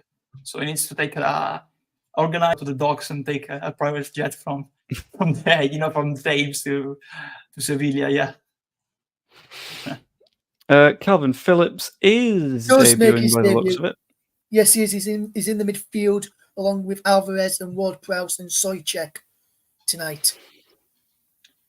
Just on a slight side note, is anyone else absolutely disgusted that Calvin Phillips, a defensive midfielder, has the number 11 for West Ham?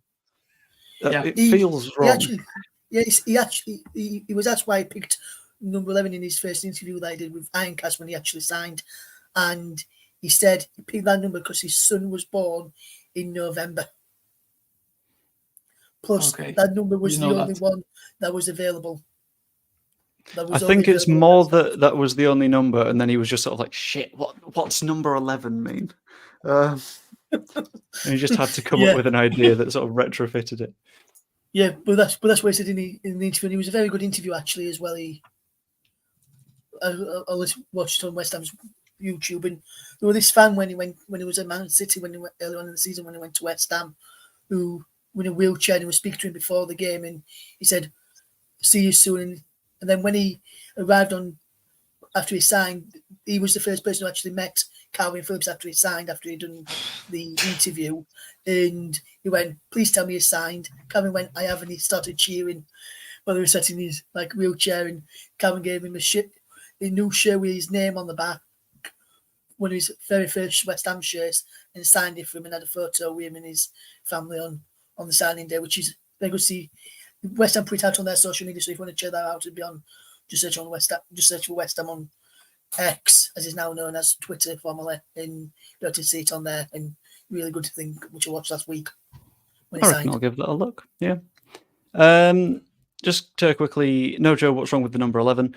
What's wrong with the number 11 is it feels like a winger or like a striker that got lost rather than a defensive midfielder. It's a bit flary as a number, isn't it?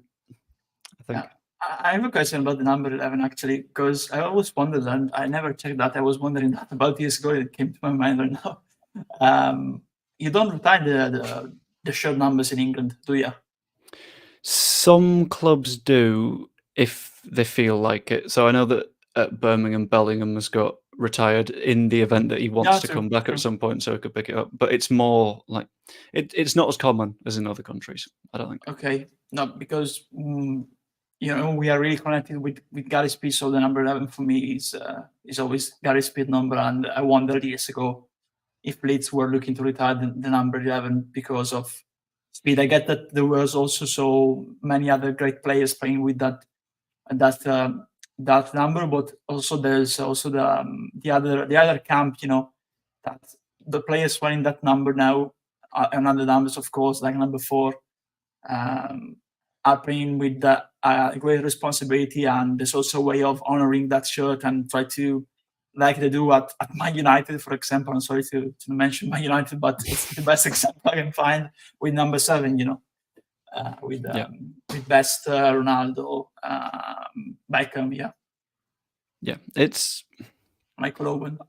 I think it's another one of those differences in like footballing culture where we've sort of gone along a route of can you live up to the legacy of that number rather than letting it stand as its own like independent thing.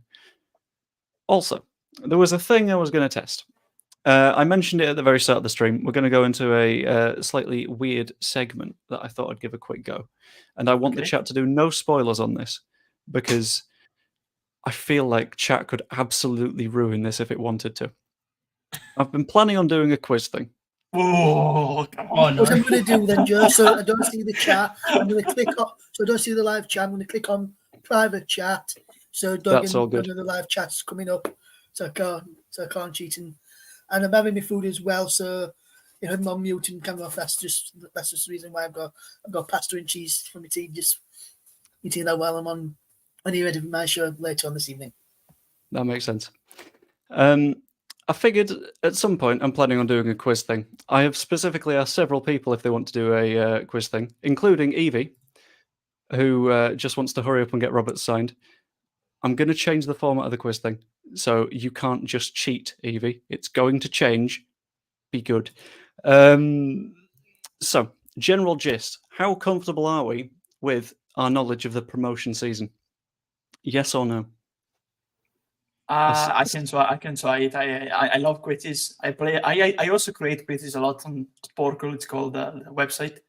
That's a way of reminding and exercising the memory, So yeah, I love quizzes. So I'm absolutely up for it, Absolutely.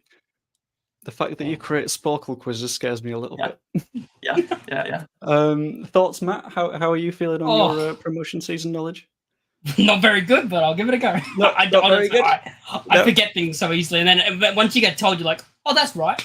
You just forget. Oh yeah, that was a thing. Yeah, that was a thing. No, in fact, what I'm going to do is, Evie, you've just said why on the why am I going to change it, and you can't cheat. If you want, you can join now and you can take part in this quiz. So you're still part of it.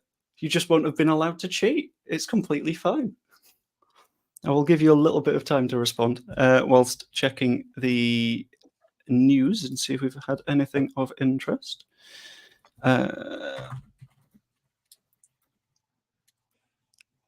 Hold on, JT's just replied. I made one actually that you have to guess all the Leeds players per minutes played since 1980 for every season.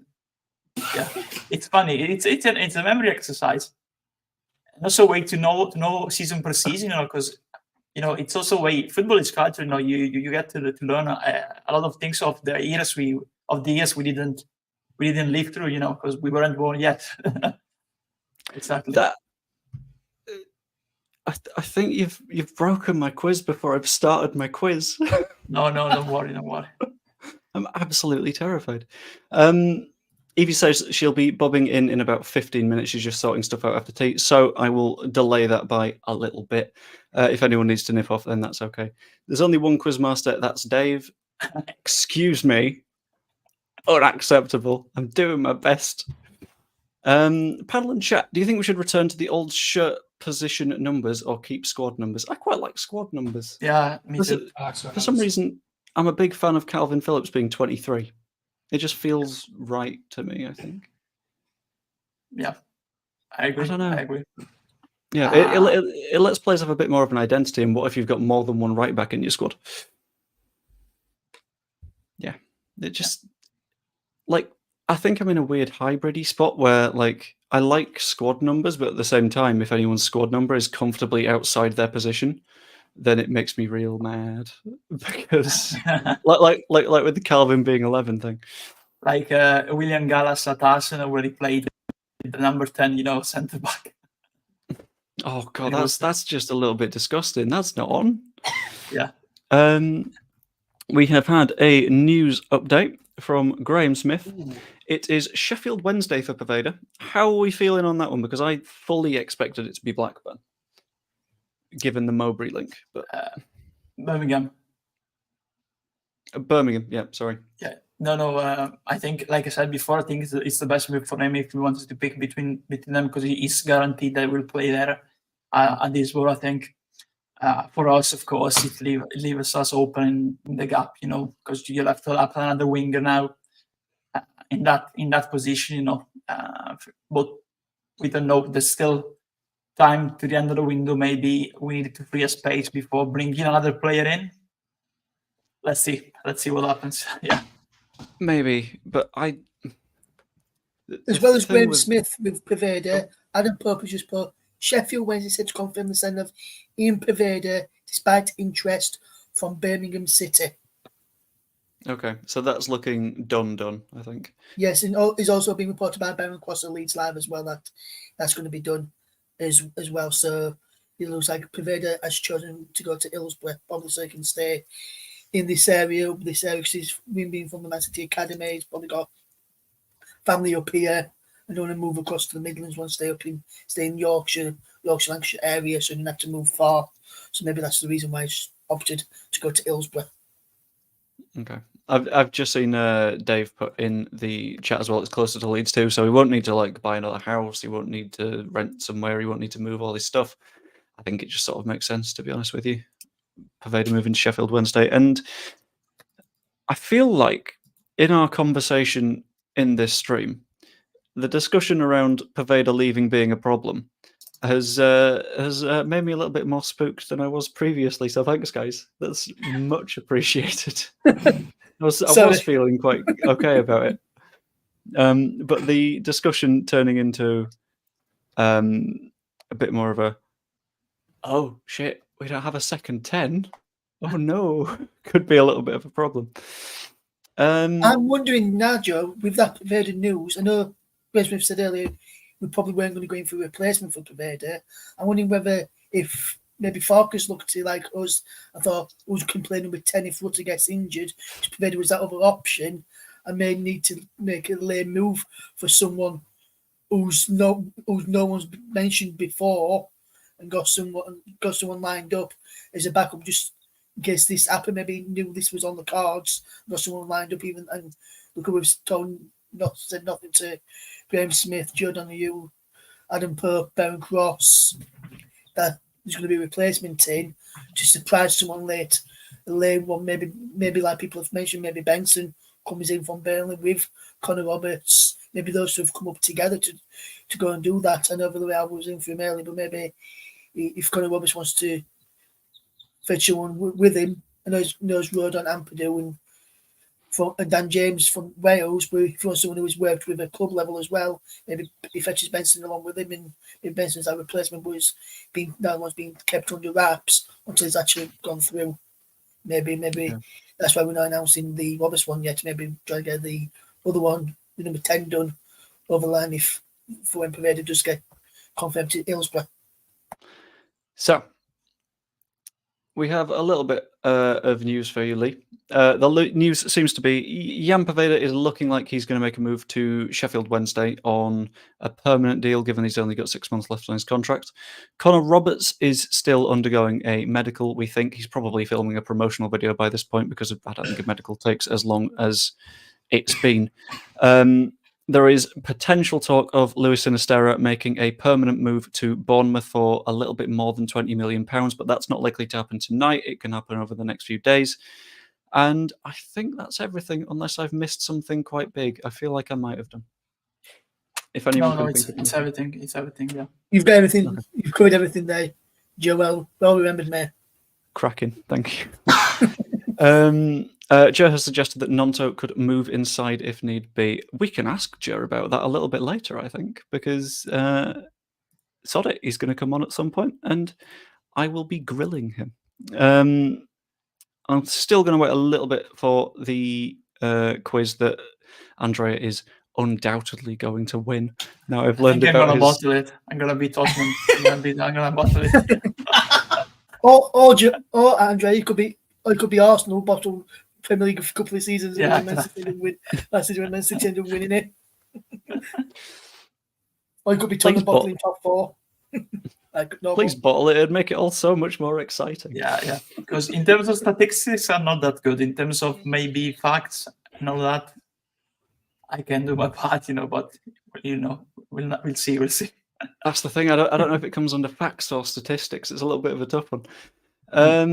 He'll use Piru in the 10. That's something that scares me a little bit, because I don't know if Piru's creative enough. Because I think what works with Ruter and Piru is you had Ruter doing all the creative stuff and Piru doing the running in from deep stuff.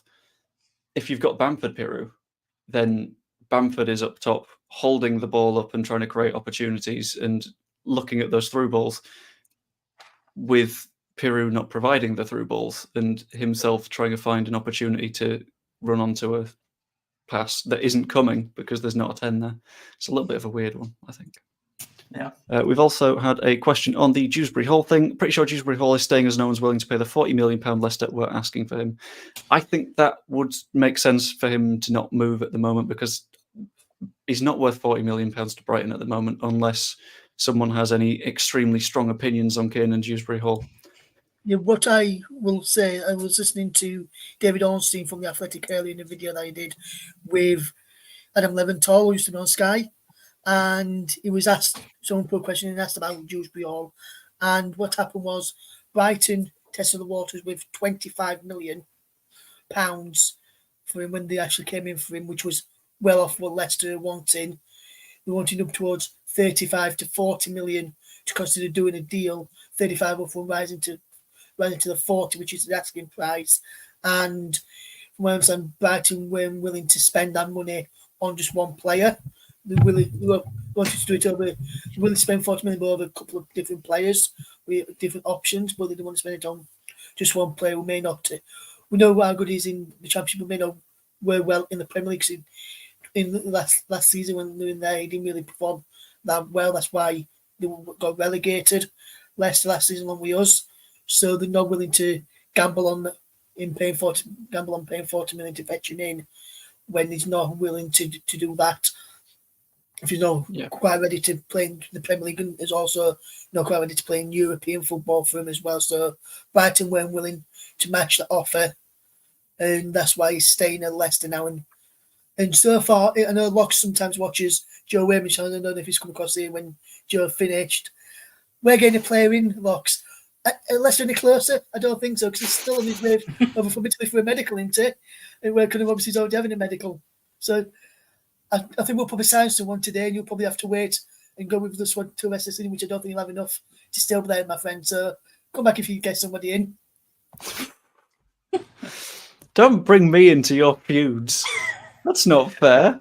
Yeah, I think Lux is a good guy, but he has feuded with everyone in a good way, not in a bad way. Of course, he's a good lad. You know, he loves some banter. You know, with us Leeds fans. And I have to be fair, I criticize them because they turn on Ranieri, they turn on Rodgers. Now they're turning on Maresca. You know, and I got a lot of stick from Leicester fans, but you know, I did my part to it. I think Lux was involved in that too, you know, in that discussion too, yeah. Yeah, me In and a good Lux way. have always had good banter when I've been in his watching some of his shows as well. So Yeah. we always have good banter, me and Lux. So just that was.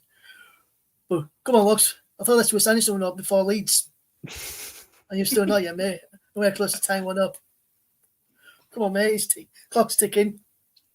On this one, it sounds like Cooper's stopping, not heard anything about him. That is looking like it's the case because in his presser yesterday, Daniel Farke said that he wasn't going to lose any of his main group, which completely fine. Although, would you count Paveda as part of the main group? Because he's always on the bench. It's a bit of a weird one. In addition to that, Dewsbury Town Hall is small. It is. I remember having a conversation with someone the other day as to whether Dewsbury actually existed, because no one can ever remember being there. They just remember hearing about it. Peru doesn't fit our system, Andrea and Lucky said so. Do you care to rebut, Andrea? We said that, you know, at the start, but I'm really sorry to see him not fit in the system. I have to be fair, because I want him to succeed. He's a Leeds player. I want every Leeds player to fit into the system. I'm not one saying, you know, we said so, we were right, and rejoicing if a player doesn't play well. You know, of course we said that, and because looking at the system of Farke, we thought he was not fitting the system. We even included him in our scouting report at the start of the season when he was just one thing saying he can be an option because of his scoring ability, but it doesn't fit the system, you know. And turns out we were right, but I'm really sorry to see him not fitting, even if it's going towards what we said. But honestly, I want him to succeed, and I want Farke to find a solution for him, because we're too short. It's like having Bamford, and then we have a player that we don't know where he needs to play in terms of positioning on the pitch. So, yeah, sorry to see that, honestly. Yeah. White Snake Bites has returned from doing some bits and bobs, is asking, have we signed Connor Roberts? Not yet, not officially. However, we have signed Evie. How are you doing? Oh, hello. I'm good, thank you. How are you? Sorry, that felt like it was a bit of a surprise introduction, but I was like, you know what? It did. I was She was like, it works. I'm going to pull the whole It thing was very together. smooth. It was very smooth. It was so smooth that I didn't expect it. So, like, I apologize. I feel bad now. I'm sorry. No, don't worry. I was just trying to do a slick little segue. It was. I'm not used to that kind of smooth transition. Been on the other Joes, so you know. Oh, I don't want to start that fight. But exactly, there's not going to be a fight today. So if you were in for the fight, there's no fight. Like in Piggy Brand, there's no fighting. And you've already got your biggest fan. Evie is a queen and the star of the show. You've been here 5 seconds and you're stealing the thunder. No thunder been stolen, I promise. I'm not Rachel from Friends. If you get that reference, you go way high up in my estimation. I'm not going to tell you my opinion on Friends then, I don't think. Oh, wow. Well, this has gone south really quickly then, hasn't it? And you know what else is going to go south? Your score when you do this quiz against Andrea. Oh, wow. I love it. I come on places and immediately get bullied. It's great. I'm sorry. I saw another segue and I had to go for it. I brought too much expectation. I'm going to be like Emery Moore was moved to all those wonder kicks, you know, playing greatly, then going on downward spiral now. You're going to bottle all the answers now. Don't worry, I Right. will still come last. Don't worry. Oh, So- oh, oh. The gist of this quiz, and it's very simple. I'm just doing this as a trial run because I've got something sort of like bigger planned with various like Leeds creators in a series. But I want to trial it, and I might as well trial it in front of a nice live audience. Also, I'm yet to ask Evie, how are you on your promotion season knowledge? I'm not gonna lie, I was a Leeds fan by name only and by birthright until Bielsa came along. So This is my Bielsa, though, so it's yes, but yeah. I was like in my infancy of footballing knowledge. If you were to ask me things about the last few seasons, I'd be up there, maybe not quite Andrea level, but maybe like, a little bit below. Whereas I think I am like the comedy value for this quiz, so you're all welcome. This is why when I was planning the original quiz, I had JT booked as my what was the phrasing I used? It was my glamorous assistant. Yeah, exactly. I was like, JT. Now, I don't quite know how you're going to do at this quiz, but would you like to show up anyway and read out some answers? And he was like, yeah, sure, sounds good. So he's here now. He's gonna come on. JT is not currently here now. JT Oh, will he is be, training. Yeah, he's training this evening. Yeah, true. yeah, JT will be popping up a little bit. I was waiting for him to show up in StreamYard then. JT will be showing up a little bit later. I might do a second round if people like it. I don't know. I guess we'll find out. So, the gist of this quiz. Jesus, Andrea's so good he'd beat Wikipedia and Google search combined. we're really setting the bar quite high here, aren't we? Yeah. So, your challenge, and we will start with Russ, and we will go along to Andrea, then Evie, then Matt. Your category, and if you can, name someone within this category that hasn't been named yet, is anyone that got any league minutes in the promotion season under Marcelo Bielsa. Also, don't have the chat open. Only I'm allowed to do that. Yeah, it's private chat now. Yeah, I'm on private chats as well. Chat can shout if everyone else has agreed to hide theirs. I think we'll be okay though. I've got rid of mine. I'm being all good Okay. and not cheating. So I believe we are starting with Russ. Who is your pick? Mateus Click. Okay. Had the third most minutes in the squad, and this is the easy bit when everyone's going to get everything right, isn't it? Andrea. I'm gonna say Patrick Bamford, of course. Pat Bamford, fifth most minutes, 2 behind Klitsch. Evie. Luke Ayling. Luke Ayling was in 9th. Not too bad. Matt, who you got? Cooper. Cooper, 1 above Ayling, 8th place. Very nice. And we are back round. Everyone survived the first round, which I thought they would. In the meantime, I'm just going to bring up various things from chat. So is Evie playing the role of Patsy, the comedic butt of jokes, the victim? Doubt it. Evie too strong for any of that. Evie would beat the shit out of me in a fight. I'm not going there. I'm actually really nice, I promise. I know you're really nice. That's why I know that I can make these jokes and not get killed. So everyone's through round 1. Anyway. Not yet. Russ, round 2. Who's your player of choice? Ben White. Had the most minutes of anyone in the Leeds United squad that season. I don't think he missed one. Yeah. a single minute in that season. And of course, Andrea got there before I did. That's a little bit spooky.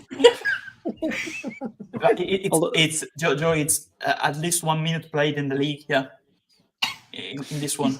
At least don't because at least 1 minute. Yeah. After being the comic relief a minute ago, though, we must introduce. Hello, JT. Oh, What's good, lads? What's good, ladies and How's it- gentlemen? How's it going, you all? JT? Yeah, my man. Yeah, very good. Thanks. How are you all? I'm good, mate. We're Cheers. good. mate. We I'm are in the zone currently- now. I'm in the zone. In the zone, mate. Were you up with the general gist of the quiz, JT? No, I wasn't. I apologize. Oh. I've had a lot of technical difficulties. I had to restart my computer. It kept bugging, but That's all XYZ. good. Could you just give me a quick 2 I will do. rundown? This was going to be the one that you were going to be the glamorous assistant for, but I've just ended up slightly changing the format a bit. I'm just going to do this as a series, but this is a little bit of a test run. You are naming anyone that got any league minutes in the 1920 championship season, the promotion season. Okay. So far, selected, we have Ben White, Matthias Klitsch, Pat Bamford, Liam Cooper, and Luke Ayling. And We it's can just say Andreas- anyone. as long as they've not been picked. All right. Yeah, no problem. It's easy Andre, money. No, I think it's we can start with JT. So we have finished round 1 with him. So everyone is I said one name. You know. you know, I'll do that. Oh, look at this upgrade up to the There we top go. right. So he has Chris named Bond, 1, your 2 brother? for round 1. No. Yeah, go on. Andrea, name 2, and then you'll be caught up. No, I have to name 1 now, or JT has to name 1. I'll let JT do 2, Me and do then too. we're back to you. So and then at we'll- least then 1 we'll minute move on. played. Okay. At least 1 minute played. I'm gonna say Okay. Samu Saiz. What if I accidentally say someone that someone else has said? Is that an instant elimination? No, we won't say it's an instant elimination. All right, Also, well- I'm very glad it's not your turn yet, Andrea. Have a think about that answer. Promotion season. Yeah, Samuel Saiz wasn't there, mate. Oh, true. Samuel Saiz Isn't left a long time before that. You left the Ah, January Yeah, before that. true. The season before, true. No, just, it was the January before, you're right. Yeah. Yeah. Well, first of all, did anyone say Alioski? No one said Alioski No yet. one said that. Alioski had won, The and 12th most minutes? Edward Nketiah second. I didn't expect you to go Nketiah. I but should have he is in saved that. the I should have list. saved that as a trump card at the end, shouldn't I? I've played myself there. Should have saved that. There are some really big trump cards that I don't see anyone pulling out, to be honest with you. Well, But it's until they pull Andrea's out their turn. Are you Google, sticking that with is. your Samu Saiz? Or No, I'm not sticking with that one because I wonder I'm why. next to the season, you know. Okay. Hasn't been made yet. Elder Costa. Let's name him. Helder Costa. Yeah. 10th in minutes. So Oh, I very just nice. realised Yep. what I've done for. I've got a big poster of the title-winning team right behind. Oh, that is not on. Cheat. Evie, you go. I'm gonna take a really big risk that's potentially Oh, gonna no. slap me in the face. John Kevin Augustin. No, that's a good one. That's a Against really Nottingham good one. Forest. Played against Forest for a few minutes. Yeah, that the game? it's. I thought it was a little bit early to be pulling up the Augustin, but fair enough, he's in there. Yeah. Yes. The mean green machine. Not a goal scoring Uh, machine. No, not quite. Matt, away we go. Jamie Shackleton. Jamie Shackleton, indeed, had slightly more minutes than Eddie Nketiah. I've just realised I've not sorted by minutes here. I've sorted by appearances.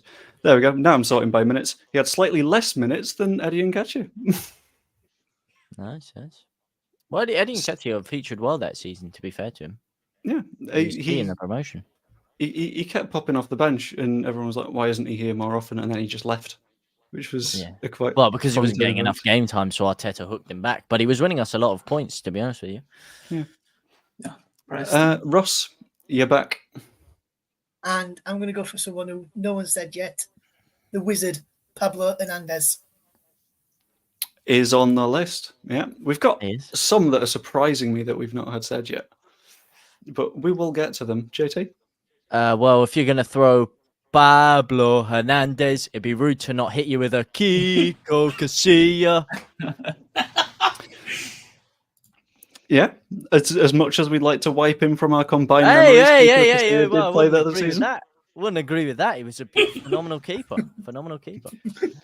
It was an all right keeper that lost us a playoff semi-final and then did a hate crime. It's Oh yeah, I forgot about that part. Yeah. Sorry, allegedly did a hate crime. Yeah. Andrea, Barry Douglas. The free kick machine. I'm looking at the table and I forgot about Barry Douglas, so that is a good one. Yeah. It's the reparation for the botch of Samuel Saiz, you know. Yeah. That's the reparation. Yeah. Before we hop over to Evie, there is a comment I must bring back. Damn, I must say Andrea's hair is looking really good. Very thick and lustrous. What product do you use, Andrea? What conditioner are you using? Or is it just natural? Timotei, Pantene, natural herbs? It's an It's a important normal- question. The people need It's to know. It's a normal shampoo, but I think on the front, I think it's Pantene or something. I didn't check honestly. That was the shampoo to wash the hair. So I don't. Slapped a bit of Olaplex in it, yeah? Is that what you're saying? A little bit Sorry, of good stuff. what? Huh? I What? didn't get that. Nothing, mate. Don't worry. Don't worry. It wasn't very funny. Move on. Okay. So after that, Evie, who you got? Melier. Ilan Millier had slightly more minutes than Barry Douglas. So, yeah, he's in there. And Matt, to bring out round 3, 4, I don't know. Tyler What's your Roberts. choice? Tyler Roberts had slightly more minutes How than you Ilan could Millier. steal my boy? That was my next answer. There we go. Senor Firpo before Senor Firpo. Well, at least Firpo is good, At least Firpo How is do good. you know that? How do you know that? I know everything and do my research, mate. Don't worry. Mate, he's- This guy is Because the Excel sheets first out. time we spoke, I mentioned that when we were together on the first time on Joe's, I mentioned Tyler Roberts, and you said, "Oh, my man, Tyler Roberts," and you started a promo Yeah. about him, basically. Yeah. Underrated, I'd say. Underrated, Jim. But yeah. So, that's the end of that round. Wait, Everyone just is before we still in. continue, Yes. just some Burnley have signed the defender that they were hoping to sign, which would Okay. allow Leeds to bring in Connor Roberts. Burnley have just announced the signing just now. I've got Sky Sports News on, and they've just announced. It's just come across some breaking news about that Burnley have made that signing. So it looks like Connor Roberts deal will be happening for Leeds United, because Maxime Esteve from Montpellier has joined Burnley this evening. So it looks like Connor Roberts will be coming to Leeds United this evening before the 11 o'clock deadline. Now that deal has got done for Burnley. Van Dabby Dozy. On that, regulars to the stream will know my opinion on Maxime Esteve. He is a pain in my arse on my Football Manager save, and Burnley is the right place for him to be for the rest of his life. Which, take that however you like. End of that round. We still have the 2nd, 4th, and 6th most minutes unsaid, which takes me a little bit by surprise. So we are back with the next batch. Who you got, Russ? Trying to think of some more played in that season.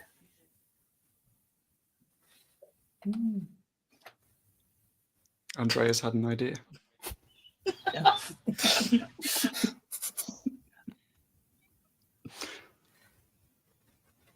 I'm not sure on this one, so I'll have to pass on this one. I can't think of an answer on this one, so I'll pass over to JT. Whoa! That's a Whoa. forfeit, mate. You can't be If you passing pass, over. you're out. You're There's out. no You passing. are out of here. We have no That is guesses. Come on. Think youngsters. Shh.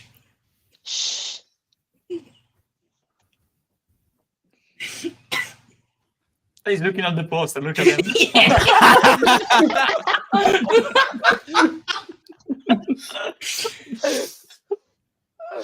No, I'm not doing any such thing, mate. No, this only got like 10 players. The rest are all like in the background, which is quite unfortunate.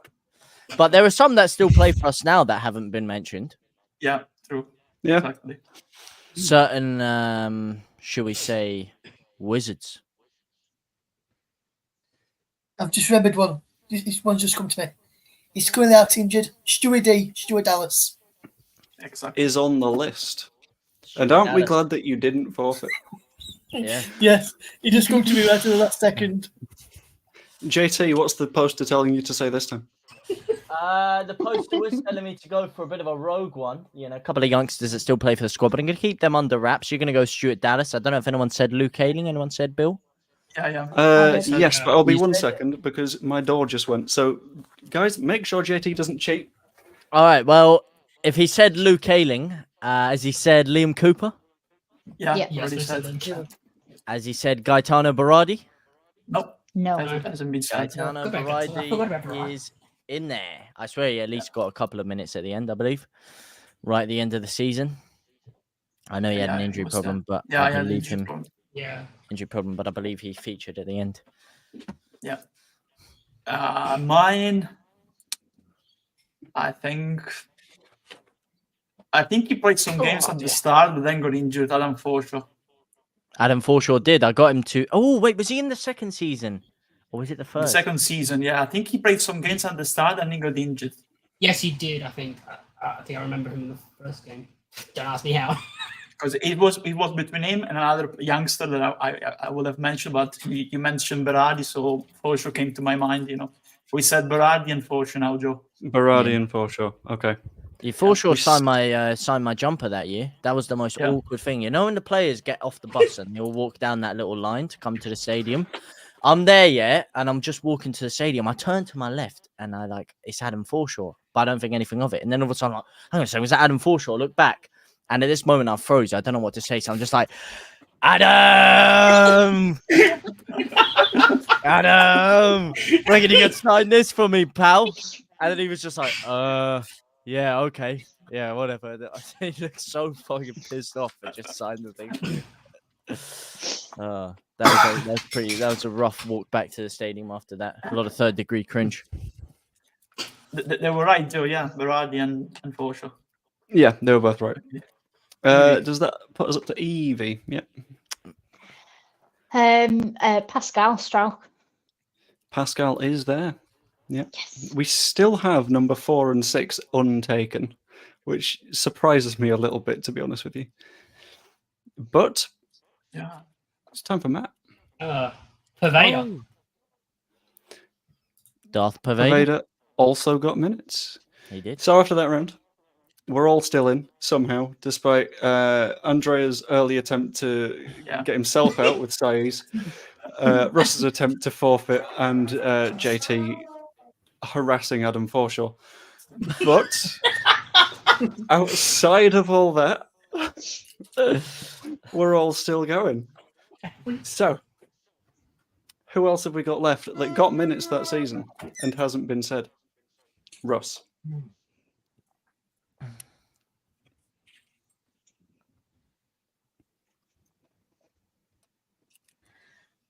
Pontus Jansson. No, he was gone. Left the summer before. Yeah. I wish he When White. was still there or left. I can't remember which one that was. Do we play the Saiz rule and say you've got a little bit of time to think of another guess? Yeah, Or let do we me, start throwing a time limit in here for people to answer? I think 20 you've seconds, got another 30 seconds. 15 seconds from now. Okay. Can we have like countdown music or something in the background just to have Yeah. like a really Who wants to be a intense kind of millionaire? thing? Yeah. Yeah. Try and find some. Ah. Wait, no, because I like not being copyright striked. This is Oh, the yeah, highest that's audience I've ever That's had in a true. live stream. Please let me keep the ad revenue this time. And to play Sings for Yasmin in the background. Russ, it's time. Do we have any guesses? It has gone to check the poster in the meantime. My trainer on, you fraud. I've got training later. I need to put my Astro trainers on. Ah.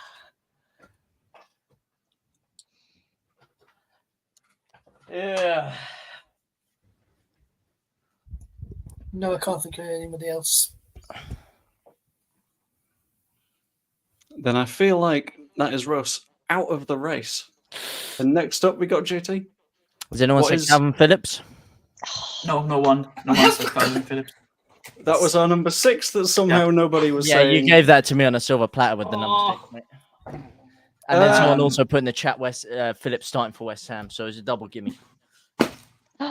He's got the chat on. Excuse me. What? Oh yeah, like I needed a chat for Calvin Phillips. I got the guy on my England shirt, for God's sake. I'll let him off because it was only for Phillips. But I also didn't know we couldn't have a chat. Okay, I'll put it back to the start chat. okay, I we're don't think letting any- everyone have one flibble in some way. Oh, I Everyone's have allowed like to 4 cheat backups. once. You take Calvin Phillips away from me. I've still got other answers. So. I don't think anyone said Jack Harrison, honestly. Oh, mate. That was number 4 that somehow survived this long. Oh, Which means we have remaining 1, 2, 3, 4, 5, 6 That was my last players. one. Take him.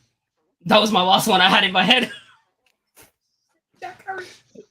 The other ones, I feel like you will kick yourself, and I Oh, don't. yeah. And I would offer to expand it to anyone that was in like a match day squad, but I don't think that'd help you. Yeah. So, Evie, who you got? I feel victimized that my 2 ones that I had have just been said back to back.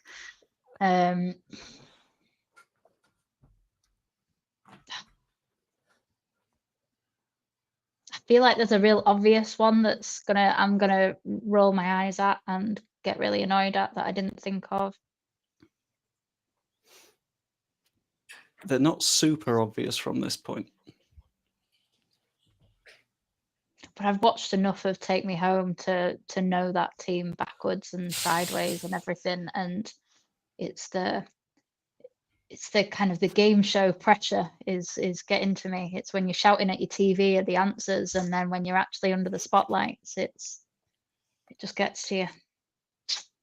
As Evie and Matt are the 2 that haven't cheated in some way, shape, or form yet. Yeah.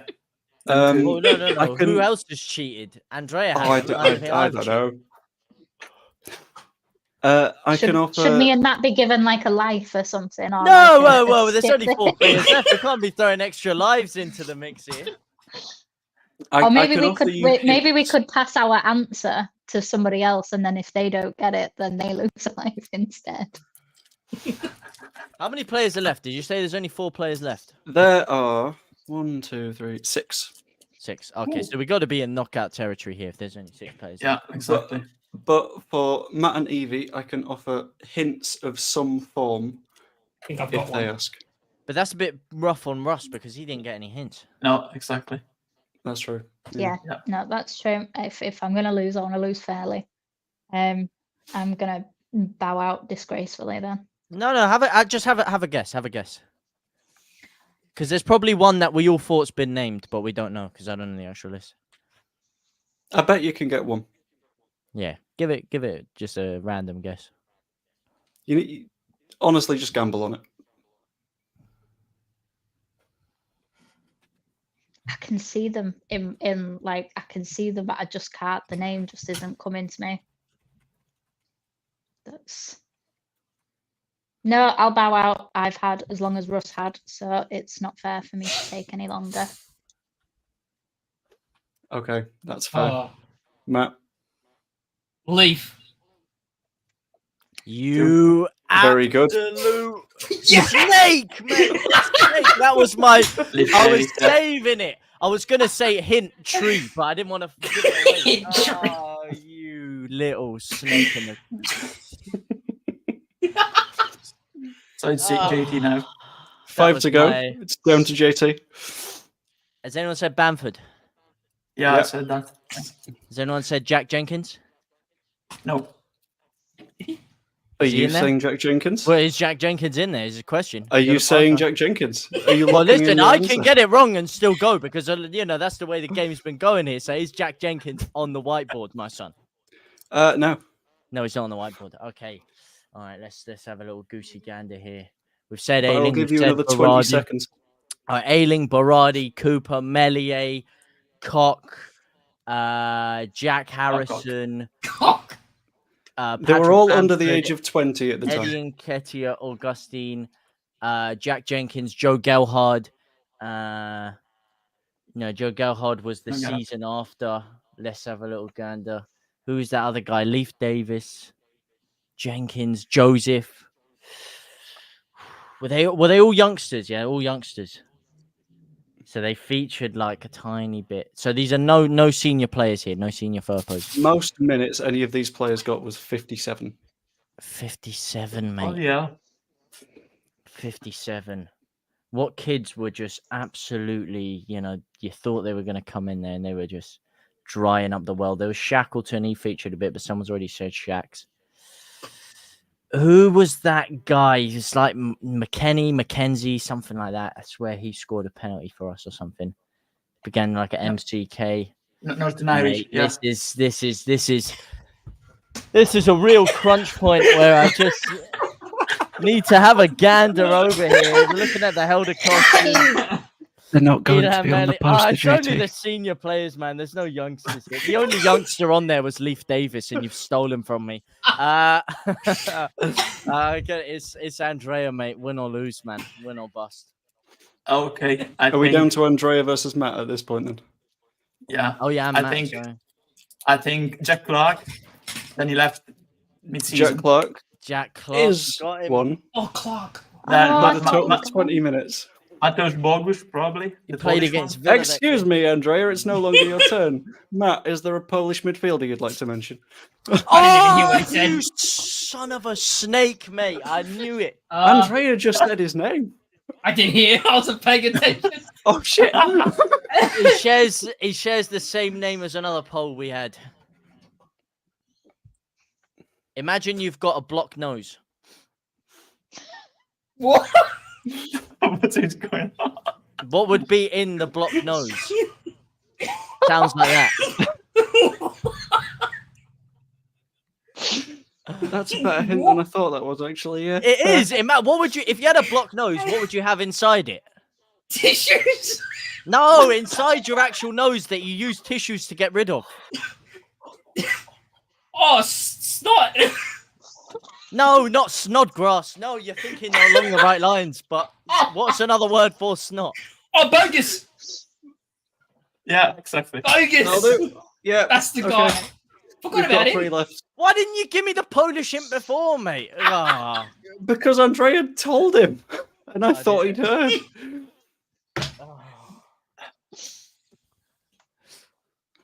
Andrea.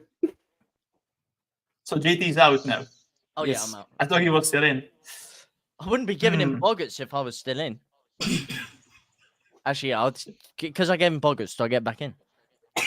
No, not this time. I thought we had finished because I think it was me and JT had gone out. I didn't think Matt was still in, honestly. So No, I said Matt's all the kept going. names. So let me The think. thunder from down under remains. The Thunder from Down Under. He's an Aussie. Yeah, I was thinking about the Aussies. How many years Oh old no, was he? I was calling What Matt about the thunder me? from down under. There's no Australian. I was thinking we didn't have an Aussie player back then. I think the one that JT was mentioning before was Alfie McCalmont, the MC. It was the MC. I don't think he played. I mean, that season. I think he Yeah, I think he played in the cup against Hull City the next season. Yeah, he did play in the cup because I remember him taking a penalty against someone in the cup. So I was thinking about the under-21s in that season. Just to quickly answer a question, what is going on is we've decided to do a fun quiz in which we try and name every promotion season player that got any minutes, and it's descended. But you know what? We might do more seasons later on.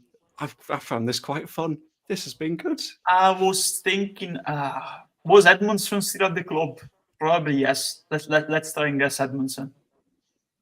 I don't remember honestly when he left, so it can be Edmondson. I was thinking on another. Amari Mir probably played one game. Let me think. So we said Strauk.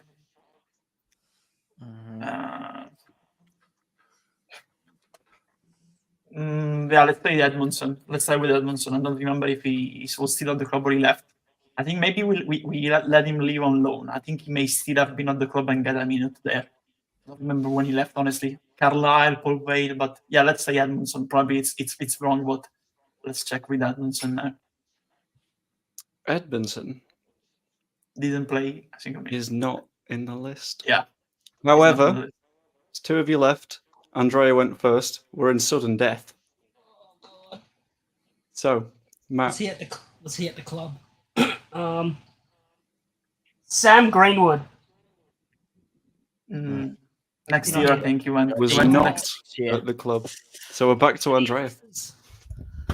I think he was in the matchday squad but never played. So I'm not gonna say Kamil Miazek, the third choice goalkeeper, because he didn't get a minute. But he was in the matchday squad. How have you pulled Kamil Majacek out?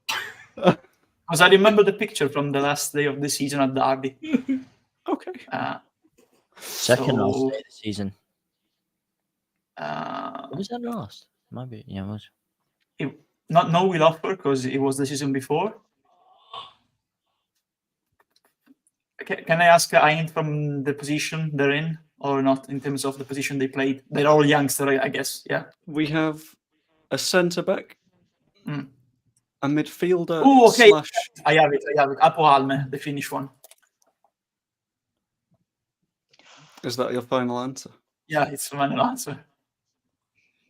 Mm. No, it's No, not Alpha it. Halme. That was Oh. the season where we played against, I think, Barnsley, and Barnsley before, Alioski yeah. asked him in the tunnel, "Why are you being so quiet, Arpo?" Yeah, two. He'd two. moved out by then. Two, sorry. Yeah, Matt. moved. Matt, it's Oh your turn. god. Who is there? There's no, there's not. There's did he get a game? Or I don't even know. Oh, Richard, there's no intellect to be found here. We're all losing our minds, but it's fun. youngster that maybe got a couple of minutes off the bench from an injury, perhaps.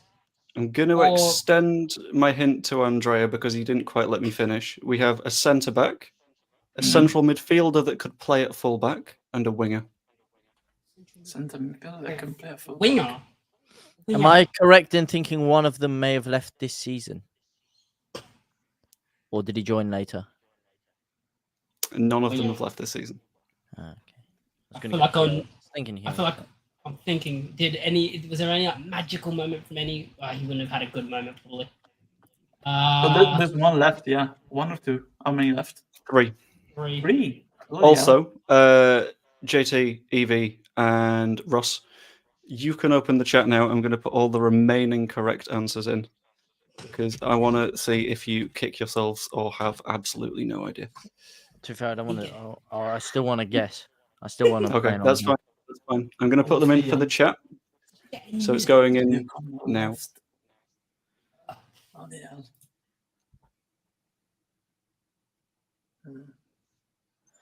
Oh, hang on a second. Great. I'm Wait, we're thinking. not gonna get those. Okay, going Is off there of that. Is there one that Andrea should know? What does that I don't mean? know. What? Was there an Italian? No, Oh, I don't think damn so. I know who you're thinking. They didn't get minutes. Capril. Didn't get No, we minutes. didn't get minutes. Yeah. Didn't get minutes. Oh. Shot a name in there. I got nothing. Creswell. Probably no. No, next season. I'd say Oliver Casey. Because I see him play with Forest Green Rovers. I think he left the next season, so maybe was still involved with the youth setup. Oliver Casey, maybe.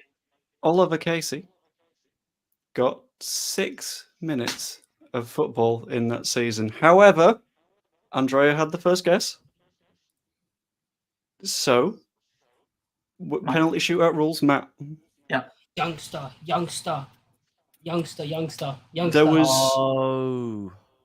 There was a fairly big controversy around one of them.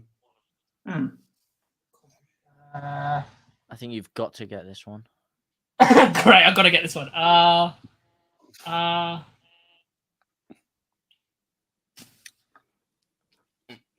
Who'd you say? Like, what was your answer? Andrea I answered said Oliver Casey.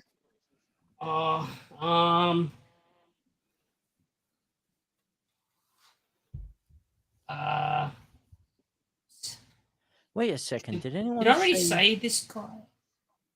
No, I didn't. I have no idea. I have no clue. Oh, there was a guy called.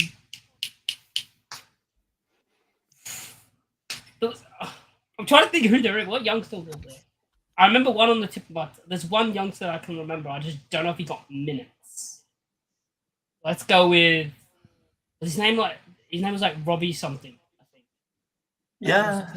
Robbie Gott. True. Gotts. What's his name? Robbie Gotts. I did say you got to Got- get it. 7 minutes of Yeah, football you got it. in that season. You got Who it. else? That was the hint I was feeding in with. You Yes. gotta get it. So for every Robbie Gotts, there's Jordan Stevens. Who? He's got it. To be Oh. fair, he's got it. And we are currently out of players. Yeah. Arsenal. So Did he I- play against Arsenal? Yeah, against Arsenal. think probably. so. Oh, in the yeah. cup. Yeah. FA Cup Oh, I was game. at that game. That was that year we And played in yeah. the FA Cup. Was that the 1-0, he did- right? Where Alioski hit the Yeah, he was post. the 1-0. Yes, he did play in Yeah, that Rory game. The Bamford. lineup from that game was Melier, Ayling, White, Berardi, Douglas, Phillips, Harrison, Gotts, Click, Alioski, Bamford, That was Melier's And then first game for Dallas. Leeds. Costa. Oh, that was when Stevens. Melier played that unbelievable game. Yep. Yeah, Melier's We- first game for the club. That Oh. also And I was in the wrong end, and I And was getting I- abused the entire game. and I was at that game in the Leeds end. Oh, lucky guy, mate. The Jordan Stevens one was the one that I was quite desperately trying to hint at you guys. I was like, I bet you won't get it. Gamble Yeah. on an answer. And it's just no one was picking up on it because he got that. Was it 3 months gambling ban or something like that? Yeah. It was Is a it long over one. now? Yeah, Is he over now? Mate, I didn't even know that happened. To be honest with you. Me neither. And if he was relevant enough, he'd be on that poster behind me. But he's not. So we have finished now. No, there's no. no We are place done left. with the list. Yeah. So we might bring it So back for round two who later. actually won then? Because Matt didn't have chance to reply That's to a that. good point. So, We did like the charity shield. We shared the shield. oh, right. Like they used to do back in the day. You know. Football's You know the what I'm winner. going to do? I'm going to do a poll in the chat asking, do we do round two now or later? Well, if you do round You can two do the now, coaching stuff. I'm gonna have to head off in a few minutes because I'm gonna go and get ready for my stream time doing at 8 o'clock. So about That sounds fine. a bit longer, but I'll be enough in about 10 minutes or so. Going on to my stream for 8 o'clock tonight, which is over on the Commentary Hub 2, and our partner channels JB Sports, Storm FM, and Focus on Football. And also, it's going to be on my Twitch channel as well this evening, so you can come and listen to us bring you the deadline day deals from 8 o'clock right through till 11 if you want to come and listen to me and a few of my friends. And we've even got someone on who's going to be talking about the Nottingham Forest transfer deals in probably the Forest season so far as well. So if you want to come and ask a question how Chris Wood's doing, feel free to come over. Sounds good. Have to read it, mate. I will leave the chat voting for a minute. We have a couple of folks who seem to hate that segment, with 7% of the vote saying never do that again. However, the 93% seem to have beaten you, so we'll see how that ends up. No, I think it's a good segment. You just need to add a bit more like stringency with the rules, Oh, yeah, like yeah. 15 seconds to answer, and get it flowing nice and quickly. But I think it was a good quiz, man. I think for a first time that was quite fun. I enjoyed It that. was, yeah, You know, quite fun. I should have remembered majority of those because during lockdown, when we were during lockdown, I created, and I'll just get this spreadsheet just on my screen so I can just show people what we're doing during lockdown. Just before I go, if you don't mind, and I'll just show people just now. If you just want to put it up on the screen, Joe, from down at the bottom. What I've done a spreadsheet for every single Leeds United game from the 1991-92 season all the way through till this season. So this is this season's results so far. Who scored? Every single player who's played, like sort of subs. Who the referee cap? This is this season's who's been the referee. So all this season's stats in last season. Even got the. This is a promotion season. Incredible, We've Ross. And Wow. even started back the year I was born, when we won the title in 91-92 season. All the players there, including Tony DeRigo, who now covers the club on LUTV. You didn't even need the chat. That feels like cheating in its own right, but that is fair enough. I'm not going to complain. That is Yeah, how did you? I didn't even have it. With that, I mate? didn't even have it. I didn't even have it open until we finished it. After I got knocked out, I opened it up and looked at some of the names. And I thought I should have got some of those names when I was looking through. But that's every single season from 1992 all the way through till this season, and it's going to be updated all the way to the end because I've even put in already the Plymouth 3 play date down for all the matches this season. You see, I try and do a Leeds player rating thing on the subreddit, and I do not have the time to keep up with that, so I've got no idea how you're keeping pace with that. But honestly, fair enough. That is. Ooh. That's all- incredible, all Ross. It there. really is very impressive. Yeah, that was phenomenal. including the attendances as well. So people on this season as well. In the chat, by the way, if you haven't yet, drop a vote on whether or not we do round 2 of our fun little quiz yet, or if we don't. We've got 49% so far saying no, 37% saying later, 15% saying never do it again. So more and more people never want to do it again, which shame, we might. A little bit of me is very tempted to save last season or the season immediately after promotion until Joe and Joe are on, just to see them have a little bit of a crisis, especially Joe when he has to say the word Weston McKennie and it might win him something. That's cruel, Joe. That's really cruel. I like Is it cruel or is it funny? I like that humour, so There we I go. enjoy it. Let's gently abuse Joe for a little bit. Why You not? know, another good one. Gently abuse. Yeah, Should be, Correction of the inner thigh, if you will. should be picking up all the players because I think there's a quiz and the internet, all the players that played for Leeds in the Premier League. So the last season we were in the last season and the season before since 1991. So you can pick, for example, Viduka, all these players, you know. Yeah, absolutely. So So I feel a little bit like that heavily biases it against Evie, who self-professed to having Yeah, and me, just to be I've honest. just seen a comment in there just before I go. Sean Healy says Ryan Kent off to Lazio. That deal, Sean, has fallen through this evening. The deal is off. Lazio have informed Fenerbahce that the deal is off. I'm not sure why the deal is off, but Fabrizio Romano 37 minutes ago, Ryan Kent's move to Lazio has collapsed. Fenerbahce have been informed. because he's coming Leeds, mate. That's why. I was going to say, so you're saying there's still a chance? Maybe It's still on. Manchester could get him in, but you never know if Leeds make a late swoop. You never know we could get him in. On our earlier conversation on the F1 note, a move has been confirmed. Lewis Hamilton is off to Ferrari, which Yeah. surprises me a bit. Ridiculous, mate. Disgusting. The game's gone mad. You know, where's the loyalty anymore? It's quite funny because for some reason he saw Leclerc's strategy from the last few seasons and went, you know what? I want some of that. That looks fun. And that level of smooth brainness is heavily rewarded, I think. It's a bit daft to go to Ferrari right now. Who won? Was there a winner? I think in a way we all lost, but at the same time, We all lost it brain was- cells, but we all had a phenomenal time doing it. So who's the real winner? You know, that's what I say. Just before I do go, there's been a nightmare start for Calvin Phillips on his West Ham United debut. He's already made an assist, but he's assisted Dominic Solanke, who's put Bournemouth 1-0 up at the London Stadium. Oh, Calvin. No. Also, Joe, Carlos Sainz is leaving Ferrari, of course. Disallowed, mate. Disallowed. Disallowed. That's what I'm talking about. Well, we baby. can't. Well, according to Room Priest, it was. I'm not actually watching the game. I can't see. Zuma put him under a lot of pressure. Yeah. I think that's Calvin's fault. No. I think we just trust Rune Priest and hope.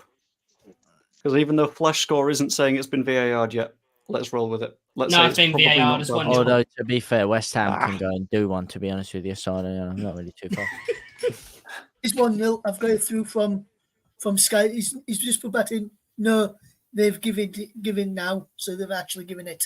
It is 1-0. Can't be offside. KP passed it to him. Not wrong, but rude. Right. They did give it off. They did initially give it offside, but the linesman put the flag up for offside. But that's on the Sky Sports live blog for the game. That can't be it can't be offside because Phillips played the ball back to his goalkeeper, so it's like it couldn't be offside. And they've actually given the goal now. It's 1-0 Bournemouth against West Ham. Okay. Right. So, what was I gonna do? I'll do it. So, in terms of round 2, it's looking like, in spite of the 15% that hate fun, we're going to be doing round 2 of the quiz. Does anyone have any season preferences of which we should do? Are we thinking the season before the one that we just did? The first year in the Prem. First year in the Premier League. First in the Prem, yeah. Let's do Let's that. give that a go then. And then I'm Because, you thinking know, for when Not now, during... but you could make a quiz where it's like moments that happen in that season as well. Ooh, I quite like that. Oh, that's a good idea. Because Matt is lucky because in Australia, connected to the UK, you can watch more games. And when we are in the Championship, it's more difficult to watch games here in Italy. When you're in the Premier League, there's more televised games. So We get every game in Yeah. the Prem because we have it all on Up the Sport. yeah, we have just one game. What I'm going to do anyway, Joe. Thanks for having me on. I'm going to head off to go and get ready for my stream now. But it's been a pleasure being on with you all again this evening. All good? Lovely. Hope you Nice enjoy to it. see you, brother. Yes. See you later. Have a fabulous day, my Have a son. nice evening. Have a good one. Bye bye. Bye, everyone. So, I've forgotten what words I was going to say. That's good. Lost for words. Yeah, on the being able to legally watch stuff here, I think the only reason that I'm actually able to within the law watch Leeds matches this season is because I work for a broadcaster and I can just watch any of their stuff from around the world, which is very helpful. But at the same time, I can sort of relate to people that are like, well, why can't I watch my team play football?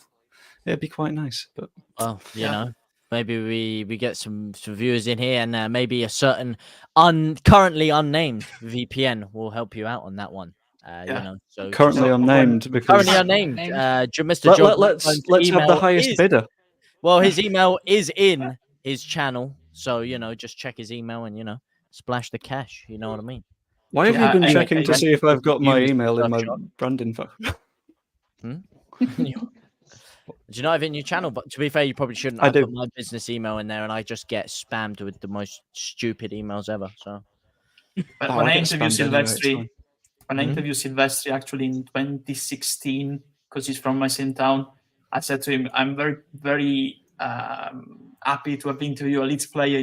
After all those years following the club through radios, too, when they weren't showing the games here in Italy, and also alternative measures. I'm going to say what those alternative measures are, because you can guess, of course. I got a series of photos taken by carrier pigeon that then proceeded to coo in the sounds of commentary. Yeah, that's what I say. Would still be better than most of the Championship commentary, to be fair. Anyway. Yeah, I just watched the game through Bielsa's binoculars, so no nefarious activities around here. That's what I'm saying. You can see them absolutely anywhere. Damn, that's crazy. You got to interview him, though. Yeah. I've just seen from a West Ham fan that apparently probably not Calvin's fault. So I'm just going to watch it back. Yeah. Oh, no, okay. No, that's on Zuma. Calvin's fine. Yeah. I wouldn't blame Phillips for that. Zuma plays a short pass about 2 yards too short for Calvin, who's forced to reach out for a little bit and doesn't quite get there. Solanke picks it up. Not great. Astral projecting. Shout out that plan, Mr. Dodo. Correct. We still have no confirmation on Connor Roberts. I'm going to stick with my theory that they're going to announce it at 11 p.m. No, they're going to sign last minute. Fucking last second switcheroonie. Tyler Roberts signs for Leeds United. We bring Tyler Roberts instead. What if it's a Dan James thing again? That'd be a banger of a twist, wouldn't it? Be a hell of a one sec. Shout out Tyler Roberts. Big fan. Well, not a big fan. I'm actually quite short, but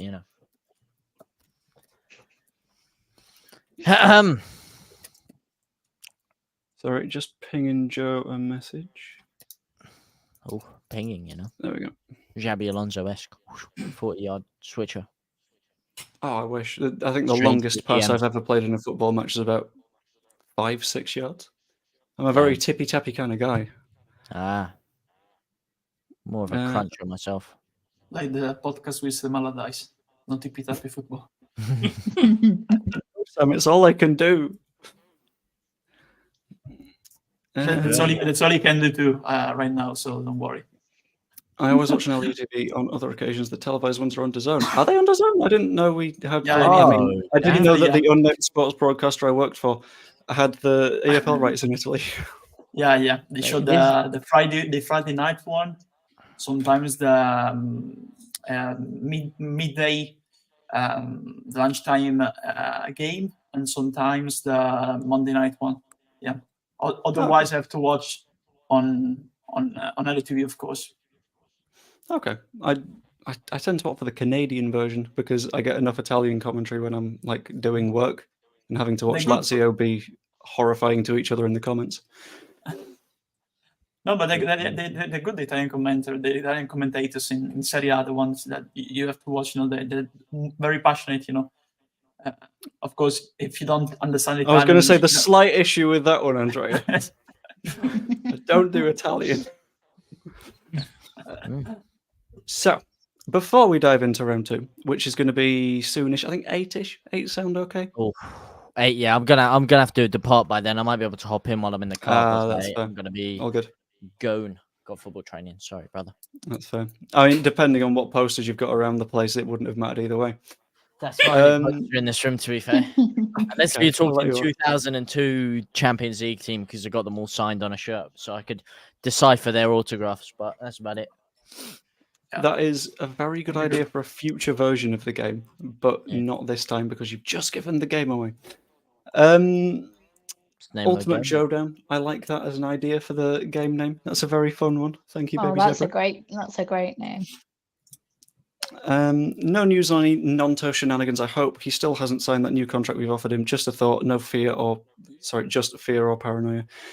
Evie, JT, what are your thoughts on the Nonto shebang? Because we had a little bit of a chat about this earlier, Andrea, Russ, Matt and I, and not sure where we landed. I'll let you go first. Take it away first. Oh, you let me take it first? Yeah. That's very kind of you. Thank you very much. Nonto, listen. He's been a bit of a fraud this year, if I'm honest. You could argue he's been the lord of the frauds, the way he's performed. You know, when you look at the performances he was putting in the Premier League, this is the same guy who makes his debut against Liverpool, duppies up James Milner and looks all the bit of a top tier player. Manchester United picking the ball up at the halfway line, pinging the ball into the back of the net from 30 yards out, bottom corner. This guy was a serious player. He was on Somerville levels. I always preferred Somerville, but they were always, you know, a lot of fans actually thought Nonto was a higher ceiling and a lot of clubs wanted him. To then come into a championship campaign where you've brought back Dan James and somehow you can't get in the squad over Dan James is bewildering for me, bemusing. Shout out Joe, Mr. Wayne Man has slipped in. But yeah, as I said, bemusing. I don't understand how he's performing the way he is. All I can put it down to ill-advised things in the summer. I don't think it was entirely his call. I think he was pressured by Mancini to play in the top tier. I think whatever parents or whoever's around him completely ill-advised him, and it's mentally taken a knock. The only thing I can look to is maybe if he signs a new deal, maybe he can get his confidence going again. He can get his head in the right place and start knuckling down and playing first-team football, because really, with the quality he has, he should be starting for Leeds in the Championship. There's no world in which he shouldn't. So I hope he signs the deal. I think it's a good move. I'm not sure about why he deserves a pay rise, but you know, maybe that'll help us in the long run. Evie, Nonto thoughts? Yeah, to be honest, I agree. I think that I just don't think he's done anything really, and I think he's been given enough minutes now to show that he could have done something. I do think that he plays better down the left, and I think that we've been left heavy for quite a few years now. We don't seem to, like, Jack Harrison could play on the right, could play on the left. It was never really, he still had his cushioned foot, which was always beautiful to watch, no matter which side he was at. But we seem to not produce right wingers very well, or we can't track them down. A bit like we can't get left backs, we also can't get right wingers.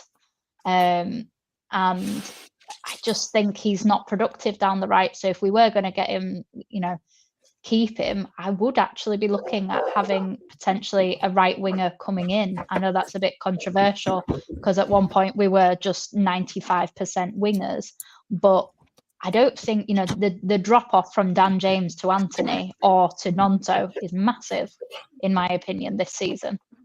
So yeah, he goes. I'm not particularly bothered because he's not done enough to actually warrant me missing him, if that makes any sense. So yeah, I'm not bothered either way if he goes. If he goes now, at least it's less drama that we can have in the summer, because it's an easy story for journalists to keep kind of nitpicking at, and I think it as well pulls the fans apart because people are like, oh, I'll stay, or I'll go, or I'll stay, or I'll go, so yeah, I'm not bothered. If he stays, fine, but do something when you come on the pitch. Stop shouting at the ref. You're not in the Premier League. You're not going to get a ref to change their decision, so just get on with it. Joe, anything to add? What we took Nonto, I agree with Eva. Is it because that's the safe thing That's to a do most first. of the time when That's a you're on your first. shift? Yeah. No, I've just entered the fray. Evie, not Evie. Nonto, yeah, give him a new deal, man, and I think he'll come good eventually. We've got to remember he's only 2 years. He's 2 years younger than Somerville, and if you'd have asked me what Somerville was going to do 2 years ago, I wouldn't have thought he'd have done this. So I think we need to give him time. Fair enough. Just to check, Matt, are you still here? Because we're considering doing round 2 of the quiz that I'll have to explain to Joe in a minute, because I'm not sure if you were watching a few minutes ago. But if I Matt watched a isn't bit, here- mate, but I was out with the dogs. I've just got back from my dog walk, and I was speaking, and then my mum phoned, so I was speaking to my mum. So I only seen the start where Evie were telling us she's a glorious part of Bielsa. That's the last bit I heard. I'm joking. No, I watched little bits. I'm only joking. Hang on. Apparently, I'm gonna have to hit the skeet and hit the yeet, as they say, or shoot the skeet, hit the yeet. I could pop in while I'm driving. To be fair, I'll try that if you doing the quiz. If you don't have 6 players. Oh, let's not advocate driving and YouTubing. Yeah. Well, no, that it's feels just like like a a- phone call. What do you mean you're talking about? It's hands free. That ain't against the law. You can have a phone call while you're driving. They literally have Apple CarPlay for a reason. Not that I have it, but Anyway, I'll see you guys in a bit. Bye, See you mate. shortly. Enjoy. Bye, Yeah. JT. Have a nice. So, the general rules are... Matt. What? Matt, Matt is still being Okay. mysterious. There he is. I made him operate, like in Harry Potter. Matt, he appeared. I was a bit surprised. You've just summoned him. That's I love that Matt's just like emotionally falling apart at anything even slightly funny, because he's clearly gone all night. And fair Oh, enough. good. I've just pinged Jer a message, so I feel like we will be up to the full bunch for round 2 of the quiz. So I will give it a moment before I explain it. In the meantime, Joe might have to take my place because I also have dogs to walk as That's well, fair so enough. I may have to pop out, but I'll stay for a little bit longer. But Also I fair. do have 2 dogs that need some TLC. See, that's the perks of having a cat like me and Joe have. You don't have to walk them out. You I've can got a stay dog here as and play well, the right? quiz. I've got a dog as well. He's just Who very won good. round 1? Was it Andrea who won round 1? It was Who a do you draw. think, Joe? Yeah, exactly. Oh, it was a draw. Who It was a with? draw because Matt also got like to the end, and we just ran out of players. Okay. And I was But I considering suggest- doing. I gifted him with Mateusz Bogusz, not forget that. That was a bit nice. You thought you were the only one left, and you just decided, you know what? I'll just list all of the answers. Right. I think I might try and find a way to find. Where's Connor all Roberts, of- right? Like, what's he doing? Where is Connor Roberts? It's getting me stressed out a little bit. Yeah, I just want to relax. I've got a video I need to put out as well of a little celebration. Anyway, so they have blocked him into the boot room and then road. So Yeah, and so Bournemouth don't come sniffing and taking a fullback. hey, Calvin started for West Ham and he's played a pass back straight to Solanke and Solanke scored. I had a look at the highlight of that because I felt really bad for him. It's more on Yeah. Zuma, I think. than Yeah, Calvin. there is. I don't know. 50-50. Calvin's the one that passes it, though, innit? You know. Just let me be kind to Calvin. No, I want to be He kind deserves as well. Yeah, he does. You're right. I blame David Moyes for starting him straight away. I'll do it. There we go. Found someone else we can blame. Why is that? Moyes. Trying to find a way to. He kicks it till the end of the season. I love the company. We're going on a title charge. He's so funny, that guy, man. You know, so funny. I think I agree with this, to be honest. I love how quiet the new owners are because it's just stuff just happens in the background and we don't have to pay that much attention to it. On the subject of stuff just happening in the background, Evie will be used to these nice little segues. Hi, Jeff. I find him. Don't worry, I did that. Oh, he's gone. Oh, He's gone to look for Joe. No, I'm here. I can hear you. I heard about this, that Evie was taking shots at me for the way she was introduced into the show. I heard. Don't worry, I've got eyes everywhere. I was made aware. If you don't mind him, he said some horrible things about me when he's introduced me, so you're safe. The important thing, Joy, is that you don't have a poster on your wall to look at. That's true. Yeah. Yeah. No one's going to be cheating. So, the gist. Evie, Matt, and Andrea will know what's going on. Evie, are you going to stick around for this one or no? Because it's going to be... I'll stick around for as long as I possibly can, but I may have to pop out. And obviously, if I have to pop out, then I'm not excluded. So technically, I win. But you won't have scored in the rounds that you weren't in. Oh, well, okay, fair enough. Is it? It's fine. It's 100% of what you did. That's what counts. Averages. So, rules are, we start with a list of every single player that played for Leeds from us getting promoted to the Premier League in 2020 to us getting relegated in 2023. Every single one that got any minutes is on the list. Yeah, it's expanded, Evie. It's not a great list. Some of them are good. I've got such a bad memory. Oh, God. Mel Sterland.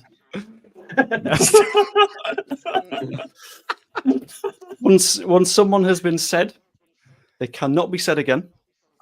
And they need to have got a minute. Do we say all competitions or just in the league? Should we just do the league? The league. Yeah. The league. And they need 5 minutes in the league. And this is from Bielsa's promotion to Jesse's relegation.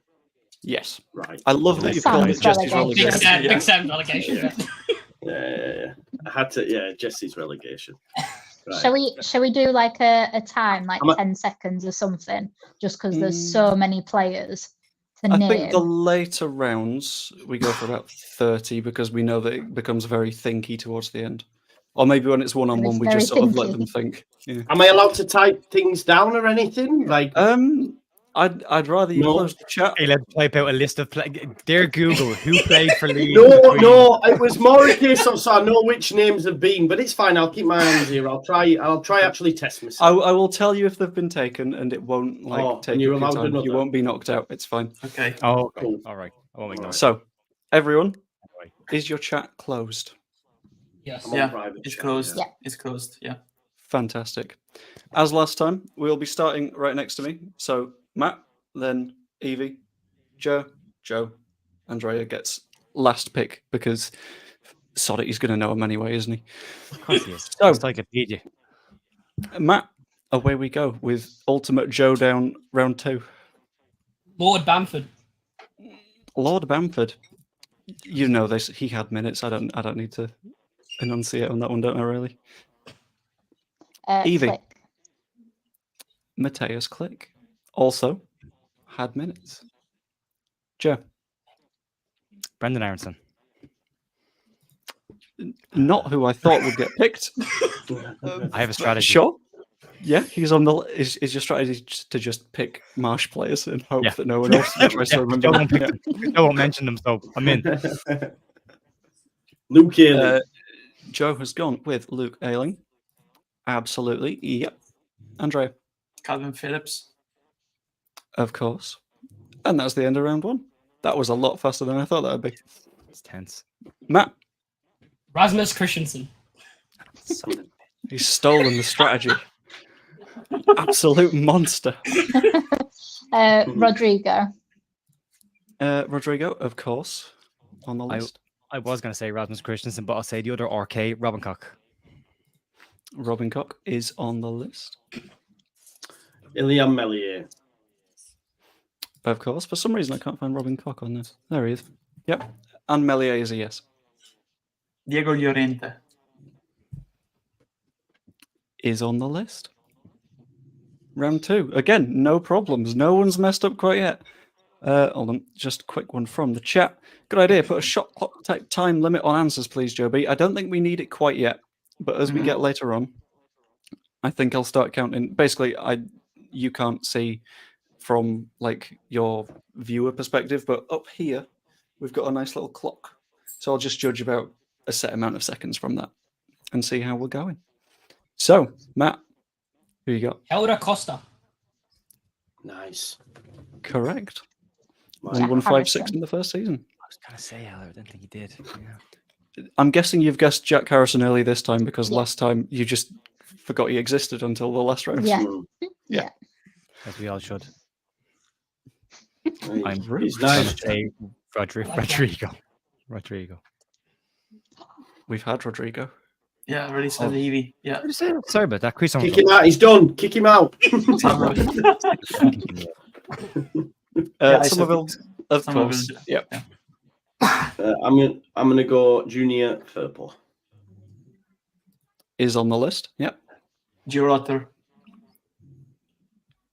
Had a total of 273 minutes last season, which is less than he should have had, thanks Sam Allardyce. But that's another round survived. Matt, back to you. Sam Greenwood. Nice. Of course. I don't know why I can't find him. There he is. Yep. Liam Cooper. Lasted a lot longer than I thought he would on this one. Pascal Stroke. That was my next one. Tough. Can't have him. I'm trying to work from back to front, you see, position. So I'm trying to think who's gone, who hasn't. I'm trying to think who... he didn't play everyone, surely. I'm sure we didn't play. It must have. We will go... My memory's going, man. Weston McKenna. That's a bad Remember one. what I said earlier? We'll make Joe say Weston McKennie and we'll make it.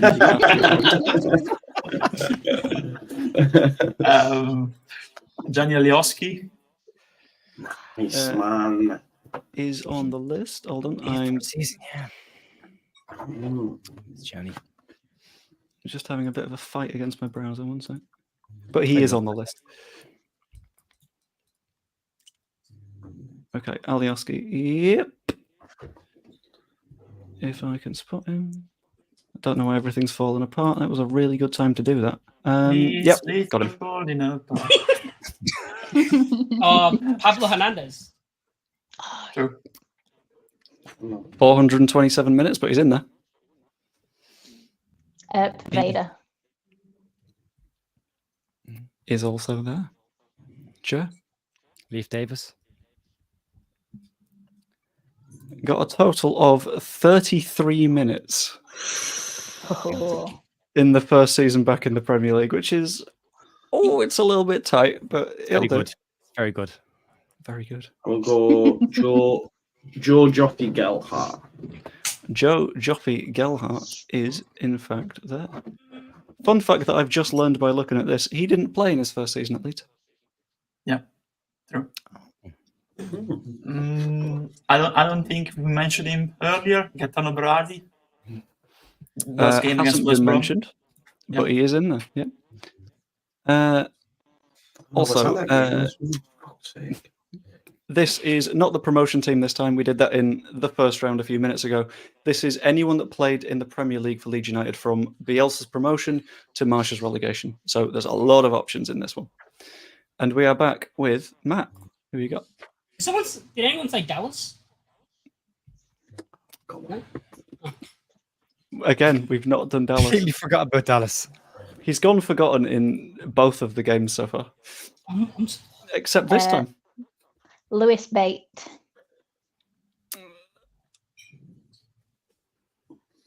He played against Arsenal after Luke Ayling got sent off in the 21-22 season and then played in the Chelsea game afterwards. I feel like I was channeling my inner Andrea. What right kind then of by coming out. Andreaism is that? I Yes. know, right? Yeah, he played 146 minutes in that season. Impressed. Well done. Yeah. That was terrifying. Jesus.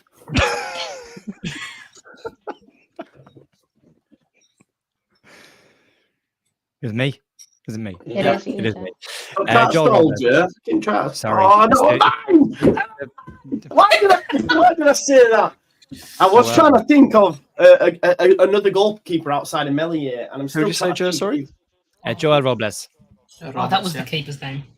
That was it. That's how I was trying to think. There's got to have been another keeper. I'm trying to think if there was one under Bielsa in the Premier League, but I'm not too sure there was. But Robles obviously under Allardyce. So I'll have to move from. He's not even looking. He's not looking. Yeah,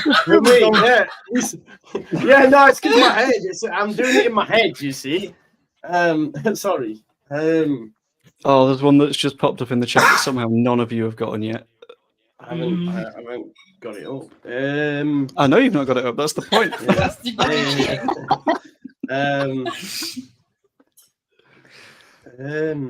This is really bad, Joe. What are you playing at? Oh no, I can't. Oh, what am I doing? It's got to be another striker. He's asking the dogs if they know one. I'm honest. This is bad.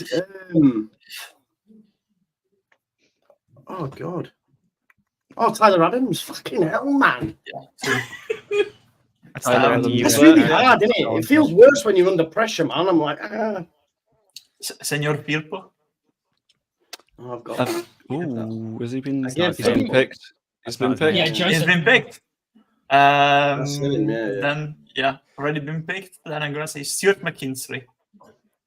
No way. Did he play? That's a rogue one. DJ Arsenal. He Played did. against Yeah, he Arsenal. did. Arsenal.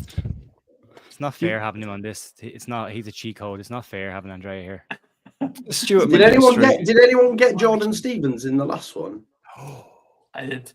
Of course, you Andrea did. Oh. Stuart McKinstry with a grand total of 4 minutes Yeah. of league football at Leeds United. Least amount of minutes in a game. Now for he's Bielsa. at Queen's Park, I think. He went to Motherwell. Now he's at Queen's Park, I think. Now he's Queen's Park. Yeah. Yeah. Falling away.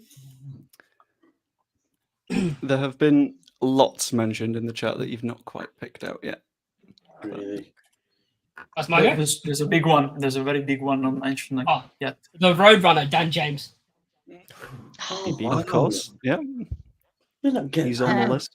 He should be made to beat Klaassen. Bingo's run. He should be made to it. He didn't True. play. Surely Klaassen didn't play in the Premier League. Yeah, he did. Yeah, in the Wolves. 3-2 game Did he? when Came off the bench. when Melier went off injured. Wolves. game. Wolves. Yeah. Wolves, yeah. Damn. I don't remember. Who else? 36 minutes. Yep. Well done, Evie. Well Evie, done. why have you got an encyclopedic knowledge of weird substitutions? I don't know. I'm really good at like the Premier League because since I've become obsessed with football, I'm now obsessed with football. So yeah, I remember weird lead stats nowadays, but you give me things like prior that, then I will, fail like I did earlier. So yeah, but I do remember just weird little stats. Am I right in saying Chris Klaassen has never conceded a goal for the Leeds United first team. Yeah. Nuts. I don't But see that. also- So people will arrive and say that we need to play him ahead of Melia.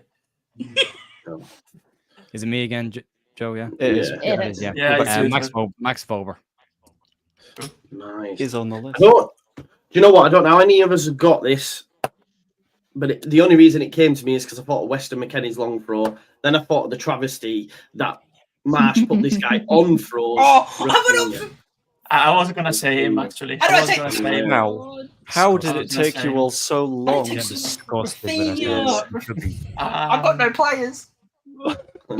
Now, Joe has stolen the player I was gonna say. Has someone said Mark Roca yet? I don't think so. No one has said Mark Rocker yet. Nope. Oh no! Michael no. Bisons. Footballer. Did he get minutes? Yeah. Just had a quick look at maybe. I had a quick look at maybe Beelzebub, but unfortunately the 4 players have all been named. Yeah, I have them. I have them too. Where's your Jesse Marsh book? Where's your Jesse Marsh book? He had only this does last time because audio Jay- books, Jer. He doesn't do actual talking, books. He does it himself. Yeah. We had that last time because JT has a poster of the promotion side behind him, and every once in a while No you just see way. him like just looking at it. I love that. Love that. Very good. Whose turn? Is it Andrea or Matt's Like a go? mass. Fine, right? Max, yeah. Somerville. Already mentioned. We he have mentioned? had Somerville. Have we, I think it was have Joe we took had, Somerville. I did, yeah. have we had Nonto? No, I don't We think haven't had Nonto. Hmm. Nonto has gone unpicked until now. Just like Oh, this it's season. just like this season. Ah, got it before you. How did I get to the end of the promotion season? I don't even know Premier League players. Have we had Calvin Phillips? So. Yeah, Yeah, I think. Yeah. We someone haven't. Alright. said it. Yeah, someone said it. Yeah. Cressy's played, hasn't he, in the Premier right. League? Charlie Cressy? Yeah, Cresswell. Yeah, he came on in that Wolves game. He as played well. against. I just He give that played to you, did I? No, he played Yeah, against. yeah. I remember that was his debut against West Ham. Yeah, Antonio. Yeah. Antonio scored the winner in the 90th minute. Why isn't he showing on FB Ref? That's a little bit weird. Where's Charlie Cresswell gone? He definitely played, didn't he? Definitely. Yeah. Yeah, he was in that. He was in that Yeah. Wolves game. Yeah. West Ham. Everybody came on in West that Ham. Wolves game. Against West Ham, he played a full 90. Yeah. Oh. When he Was that a went cup to match though? No, I that think was the the West Ham league. match was in the cup. No, it was the league because Antonio No, scored the but- winner, wasn't it, in the 90th minute? They were back to back those Yeah. games, weren't they? It was the league game, then there was the cup Yeah. match. I Yeah. think he did play in the league. Maybe he didn't. I don't know. I think he I'll let it slide because it's too much googling to be worth it. Jeff, I gave that away. I can't believe I gave that one away. I'm going to pick everyone's favorite left back / centre back, Leo Hjelde. Leo Hjelde No, there's. I think he did. did in the 21-22 season before not doing any in 22-23. Yeah, played the West Ham too. Played the West Ham too. Mm. You're muted, Joe. Am I? No, the other Joe. Oh, the other one. Yep. Or is he just having a meltdown? He's So got this to is go a out nervous- and come back This is what a in. nervous breakdown. Oh, looks like. okay, that's fine. Okay. He's not cheating. He's not. Back in I 2 don't, minutes. Back in 2 minutes. That's what he's gonna do now. He's gonna Yeah. He's going to get a list of players now, and then he's going to just press print on his PC. And he's going to have to grab it now. in a What's minute, that, I'm is just it? going to see some binoculars poking through my window. Like, right, who's on the who's been said? Andrea, open that book just a little bit, will you? And just tilt it that way. Just that's all you. No, but it's some Salim Namlani book, so the stats are at the end, unfortunately, I think. It's just Bielsa and Berardi throughout the whole book. Then, if it's set in, Yeah. it's your favorite people. Sure. Sure, I said everyone. It's it was Joe's turn, yeah. Yeah. Yeah, so I'm gonna take the turn. So maybe when he's back, he takes mine. He's back. Okay, he's back. Go, Joe. No, you go, mate. Give me a bit more time. You go if you want. Go. Sorry, go, you I go. didn't put my phone on Do Not Disturb, so a call came through and then it mutes my phone, my mic. Yeah, I was saying like I'd have been better on the previous round because I can think of like mad ones like Appaway Halmy and stuff like that, but I just don't I don't know. I really struggle. There's got to be some. I mean, I'm thinking of that Arsenal game as well when we had barely a squad, like when Archie was on the bench.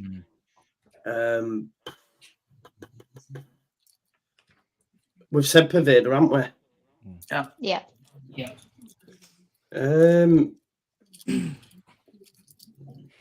Matteo Joseph. I think he got a couple of minutes. I was thinking him, but I didn't quite know. 26 minutes last season. Yes, yes. I was gonna say, but I wasn't quite sure. I'm fucked for the next round though. I'm genuinely out of ideas here. Adam Forshaw. Already I said. don't know how no one said Forshaw yet. Yep, Forshaw. Our best midfielder. I was gonna say Forshaw. Our new signing. Oh. Who was there? Jamie Shackleton. It's not your It's go, Matt's Dan. turn. You give him to others. Your Is there anyone you'd like to guess, Matt? Oh, Jamie Shackleton. Weirdly, yeah. Shackleton's right. Cody Drama. Nice. True. 128 minutes in the 21-22 season, and then 69 last season. He also got on the pitch. Joe? Did anyone say Rodrigo yet? Yeah. I think you said Rodrigo. I probably did, yeah. It's been a long day. Tyler Roberts. Tyler Roberts. Oh, Somehow what a no one shout. picked the guy that everyone complained about getting minutes. That's why. Raised him from memory. Is he I still said injured? Costa and Evans. Gotta be running out of players at this stage. Yeah, definitely. I have one. And there'll be a proper obvious one, I'd imagine. Don't know. No. I don't know if any would have played. There's one that should definitely come to mind. Yep. Really.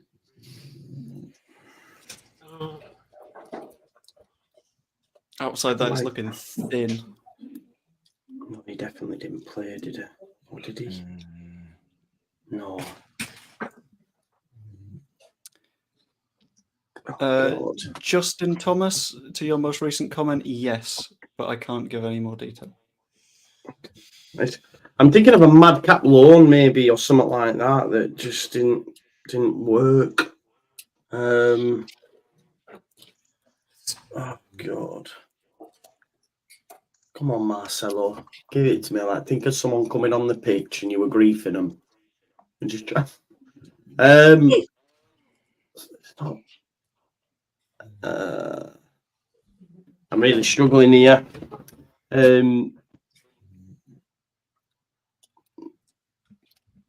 No, I know this is wrong. I know it's massively wrong, but I'm struggling. I think Noid gone by that point. Played in the FA Cup, these lads. We've got Against 6 Arsenal. left, by the way.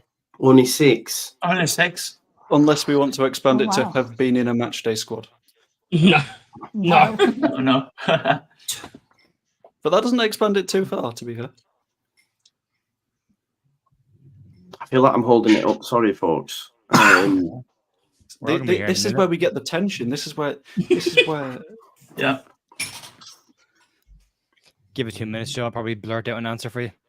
yeah. Silence. Where's Joe when you need him? Yeah. Come on, man.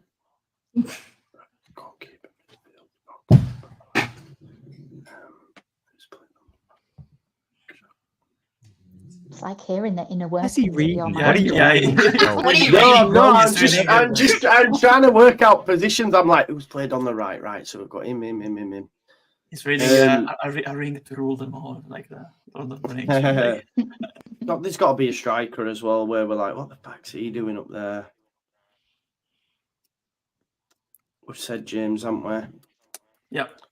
Yeah. I think this is massively wrong, but I'm gonna throw it out there and say Sonny Perkins. It's wrong though. That was last season, I think. So I think it's wrong. Last season was Sonny still the Premier League. Perkins.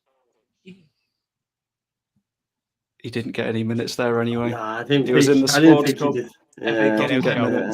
FA I thought Cup, he did. yeah. Chuck It's 'em. really Andrea? hard. Can I put the comments on now? Yeah, yeah. Yeah. Go for it. Did we say, Joe? They're not very helpful, but Say Did it. we say Leaf Davis? Yeah. Already been said. I think Yeah. we did. Yeah. Yeah, yeah. So that it's time to say the obscure. The lifesaver was keeping Liam. Oh McCartney. my God! No way! Sorry, I can't believe it. I can't believe I said that. Wow. What did you say? That's no, like in the chat, I can see the chat now. So there's a name there that's glaring. I'm like, what? I can't believe Yes, that. McCarran. You can have Yeah, McCarran. McCarron. Yeah. God, we really did play some tripe when we were in the Premier League, didn't we? Someone that no one said, I don't think, an obvious one. I don't think anyone said him. Luis Sinistera. That's the one. Yeah, that's the one. True. No What's one said the price? Cine yet. So it's 4 or 3 left. 4. Is there any obvious ones that we should have had by now? There's That's from one that Cine, I I don't think. Oh, think- maybe. hold on. I've got one. I'll pop it in the chat for you now, Joe. But there is one that you probably should have gotten. Did this person play in the first season we were up? Mm-hmm. Yes. Yes. We said Costa. We've said Costa. Oh, I okay. didn't realise he'd played, Joe. Wow. It was covering an injury, I think. Right, okay. Oh, okay. Or a suspension, one of the two. Yeah, that's what you're right, okay. I would say Bamba Dieng, but we never got him. We tried. I had him as well. Well, sorry, I heard Costa. he was on a plane. I heard he was He on route. was. Oh, God. You see, this is where Andrea pips us all because of his just strange knowledge have of one in random mind. players. Andrea's gonna steal Only mine. one. Oh, I only have one in mind. I'm trying to figure out more, but they're all youngster, I guess, Joe. Yeah. There's not. No, there's one that's not actually. Shush. I think you're asking me. Sorry, it's me. I'm Don't gonna tell mute this one. I'll give you 30 more seconds from now. Evie.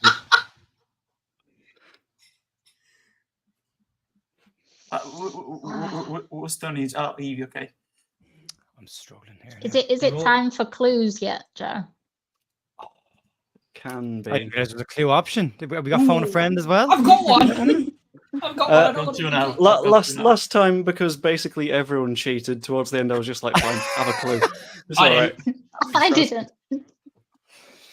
No, you were the two that didn't. Andrea got Yeah. a second guess at something. And what was Ross's Oh, he thing? said, what did he say? What did you say? You said like, Some say that said. Like, yeah. Yeah. Yeah. We can do a clue. Okay. Youngsters. They were in the previous quiz. Yeah. And remember, one is Joe, this is for both, Evie. Championships. Yeah.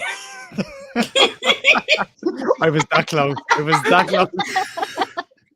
Carry on, sir. Carry on. No. Oh, God.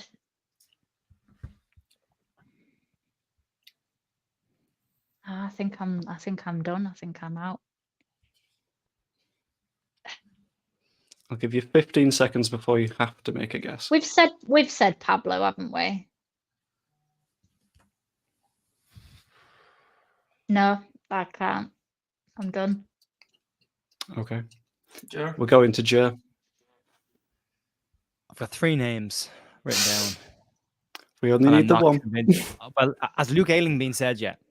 Yes. Yeah, Yes. that's right. I've got 2 names written down then. Niall Huggins. Ooh. Oh, Niall Huggins True. got He's cheated, 38 man. He's cheated.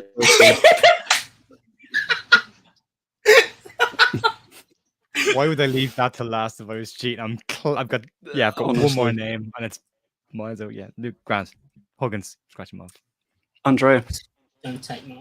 Has been Sam Greenwood been said already? Yeah. Let's go, Andre. Jack Jenkins been said already?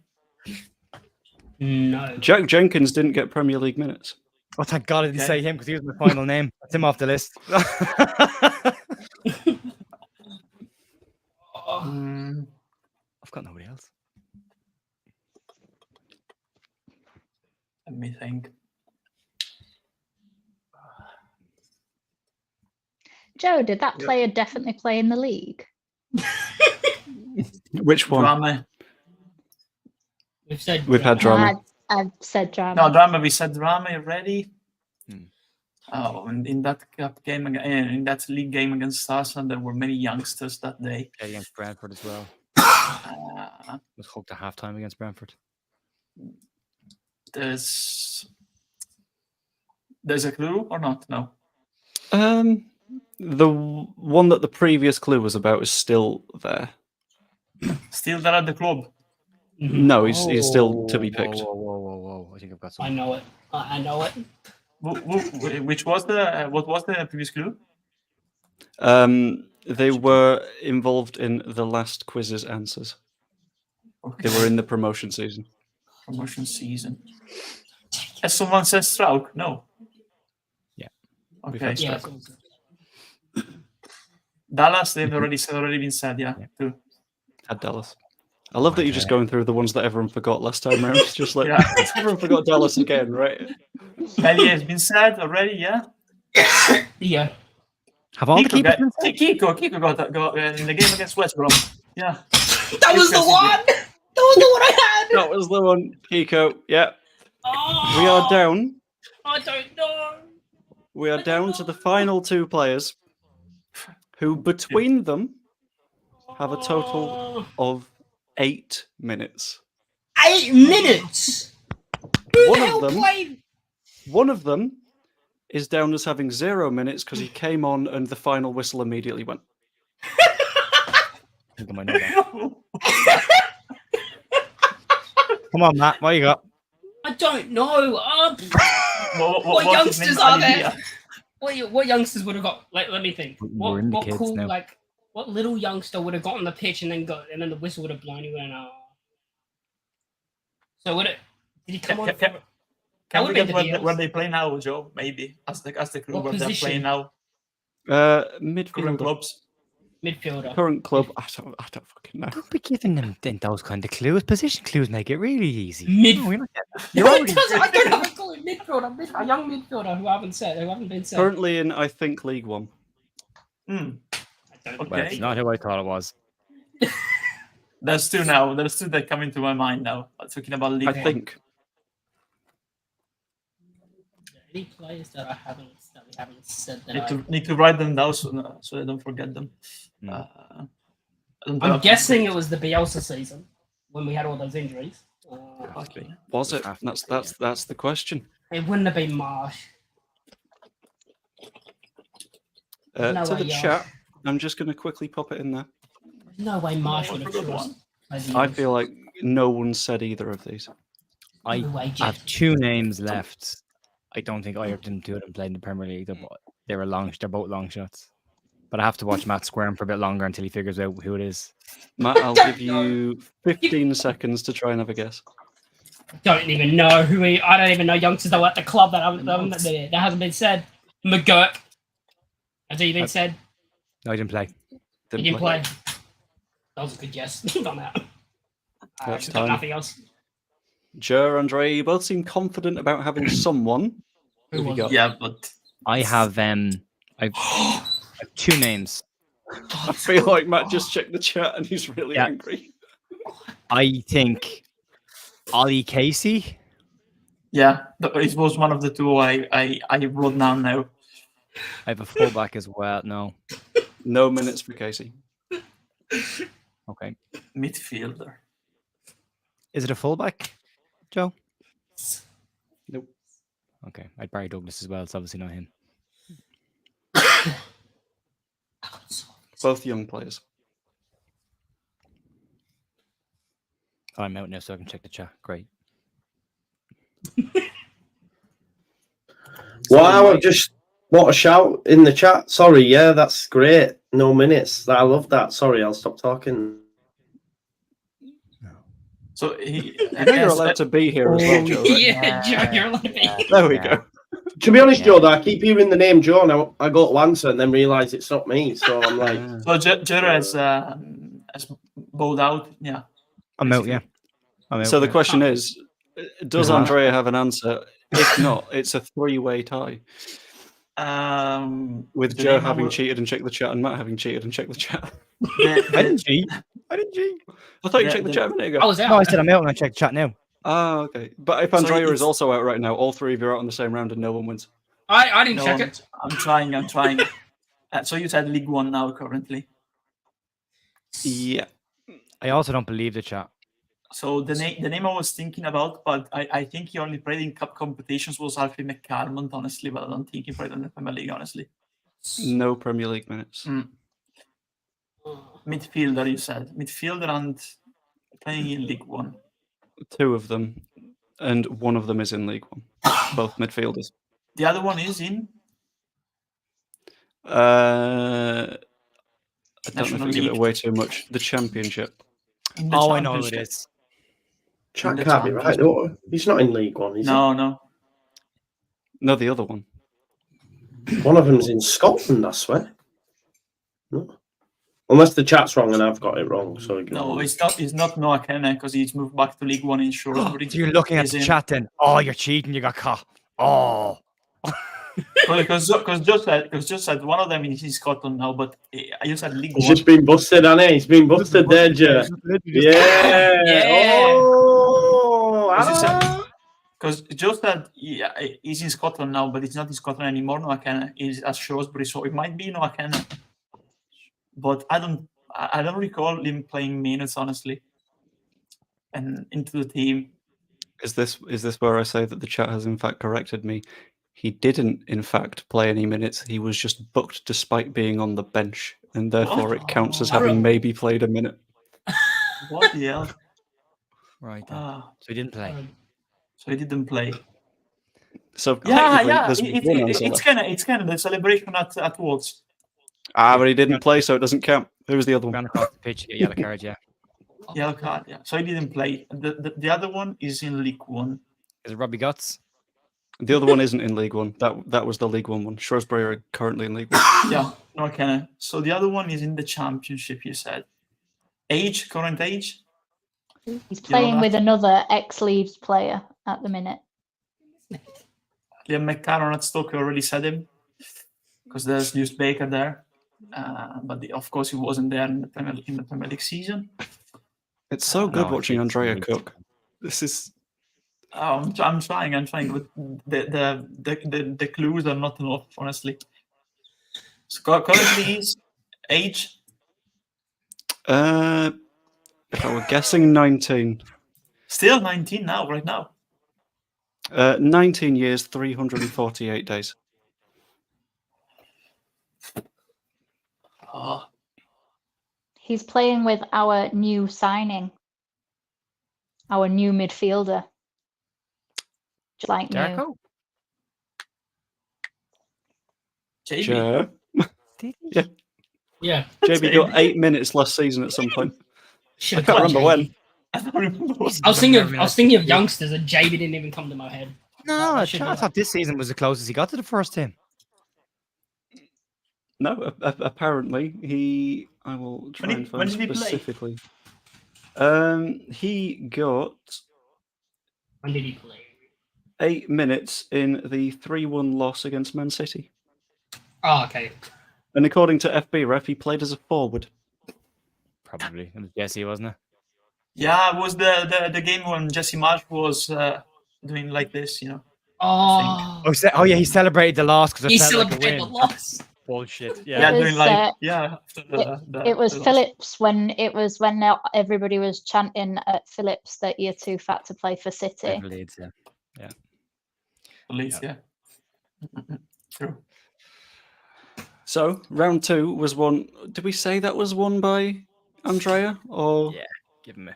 Yeah. we'll give it to Andrea. We'll call that the Okay. tiebreaker and say that Matt has now lost the first game, and that was round 2. Why not? Yeah, quite like that. In the meantime, has anything happened in the transfer market, or No. are we just No. still no? There's Still just nothing. talks about the lights being on and then the road again. Yeah. Uh, Pavetta it's Pavetta the maintenance, has been, the electrician working there for maintenance. Team Talk Rack and Pavetta is done. It's heading off. Okay. I think we sort of assumed he was going at some point anyway, to be fair. Yeah. He had Yeah. very little contract left.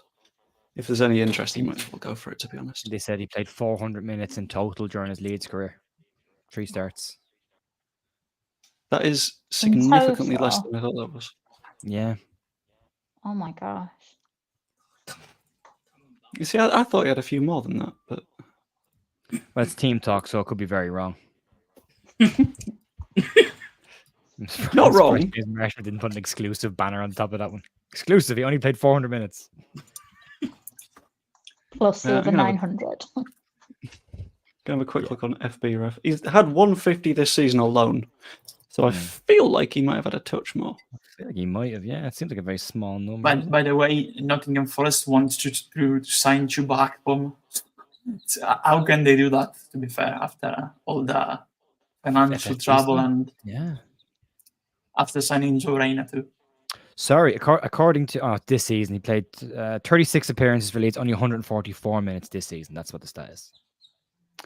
Okay, because he's got at least 500 in the league alone between Premier League and Championship, and then you've got cup games. Bielsa liked So- him, didn't he? He used to give him minutes off the bench regularly enough. I still quite like him. I do like him as well. Yeah, just hasn't worked out for him. He's gone. Does somebody have a bird? I did Yeah. think that. It's not mine though. It's not mine because it's in another part of the house now. I didn't expect that to actually be the answer. I thought you were going to be like, no, I've got a squeaky chair or something. I wasn't expecting bird for some reason. Isn't this transfer market typical Leeds? I would say no. I'd say we've been fairly sensible from the very start, and I'd say we're being incredibly boring considering what Leeds normally do. I think it's pretty Well- chill right now, isn't it? Yeah. Like for our Leeds If- window, like we know we're getting the fullback, and everyone's pretty. Well, most people are pretty chilled about it.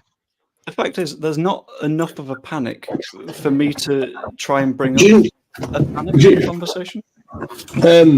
Benson's still not moved, and according to Alan Nixon, he said there's a queue. I think there's a queue of clubs waiting for Benson, and he's still not gone. I don't know. Has anything happened with Poveda? I know we were talking before, Joe, weren't we? If he goes, maybe that opens up. So I did read this. I think it was Phil said it that it looks like Poveda will get the go ahead to leave, but Leeds aren't going to bring in any replacements. They don't need a replacement for him. Which the fact that he is kind of used off the bench means you possibly will need him. Maybe Jaffe gets some more minutes now, you know. But yeah, It feels like it'd be a case of just donating his minutes to someone else, to be honest with you. pretty much. Yeah, the Because token there aren't 5 that minutes many at of the them. end. Yeah, it's been picked up by EFL Zone now. They're saying several championship clubs are still being linked with Burnley winger Benson. So At this point, though, it could be the case of an agent basically going, please, someone take him. Yeah, exactly. Please. We're getting a little bit desperate at this point. There's a matter of hours left. We tried to play hard to get, and it's the end of the night, and there's only Rotherham left. I mean, but yeah, It's like it's a been, Corridor agent. Robin Koch agent posing him too many. According to Marshman, Poveda will sign for Sheffield Wednesday on a 2.5-year deal.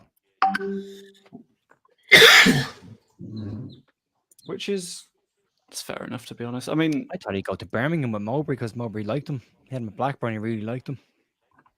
I think, Andrea, was it your take that he's going to get more minutes at Sheffield Wednesday, so it might be a bit more? Yeah, I honestly, I go to Sheffield Wednesday if I were him because I think he gets more minutes, and I think they need a player like him there because at Birmingham they have like Miyoshi, Anderson. They have some players that can play in his position too. So Roberts too. If I were him, despite the fact that Sheffield Wednesday might get relegated as it looks right now, as it stands, I will go there honestly, especially if it's a long move because. I read that Danny, on the other Leeds podcast, has put in the chat might be alone according to Alex Miller. So, Well, Marshman hasn't got a great track record, but he's saying permanent move, 2.5-year deal. But again, he hasn't got a fantastic track record either. So I wouldn't mind if Josh Wilson Esbrandy's just gone to Cardiff. yeah, It's not a bad. was in the move. scouting report. It was Yeah, a it at was. this Rams. point, we haven't Rams. a solid link with Yeah. Ryan Kent yet. Yeah. It's really upset me. Oh, we've had plenty of them in this chat. Don't His deal's worry. off, by the way. His deal's off, isn't it? He ain't going to Lazio anymore. Yeah, What a move. Like Lazio aren't Fenerbahce. doing it, but That's a nuts move. Right, can't I see think I'm going to have to bob out now. So I Okay. will, thank you for joining you us ve- for round 2 of the game. thank you very much for having me, Joe, even though it Sure. straight away started with bullying and things. So, you know, that. Standard stuff, Evie, much- at this We stage. are equal opportunity really bullies is. in this call, so it's Yeah, it's yeah, all good. no. I Doesn't was matter going to what ask actually, as Danny is in the chat, the dinner is going to be meatball pizza again, or tonight or not? Andrea, that's just cruel. Just because you're a nerd and you know more than anybody else doesn't mean that you can, you know, bring up the meatballs again. So, right, well, I'm going to go and cry into an empty plate. No, don't do that. So, right, I will see you all later. Bye. Bye. Bye. Have a nice evening. Do you know what?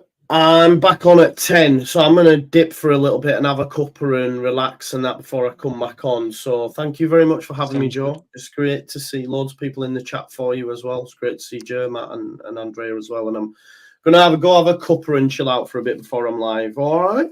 Sounds good. Take some time to yourself on this stressful deadline day because it's always a little I'm bit already stressful. planning my day of relaxation tomorrow. I've been planning it for about 2 weeks. I can't wait, to be honest. So.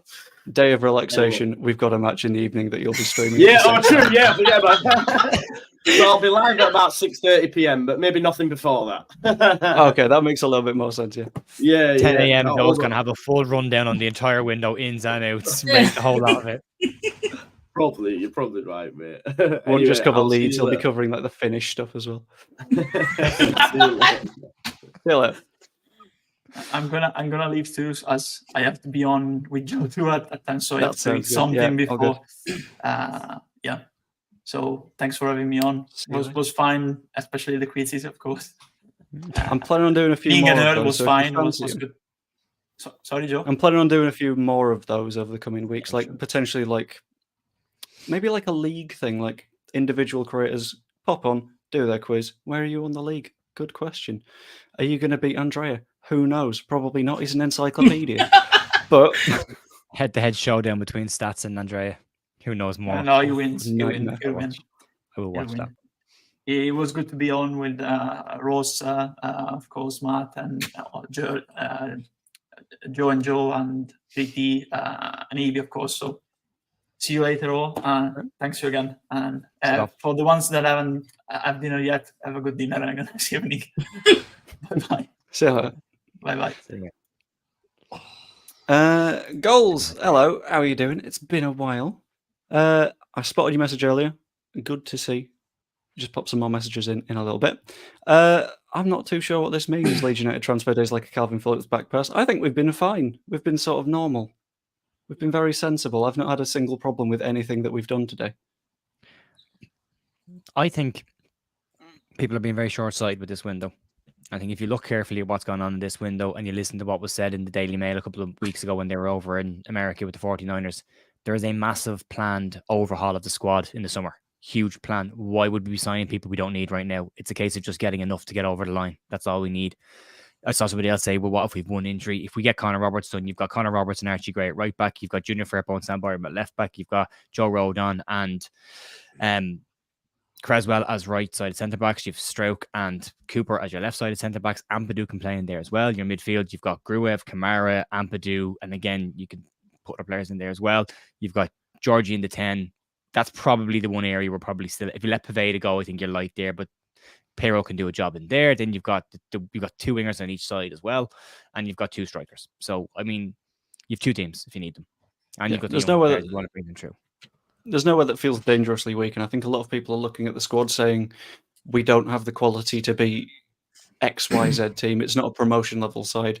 At the end of the day, it's still Rotherham that you need to beat. And if you don't rate the likes of Piru, Anthony, and Nonto as a front line against Rotherham, that's more of a you thing than a players thing, I think. I agree. Also, I mean, you can't say that we're not a promotion side. We're 2 points away from automatic positions right now.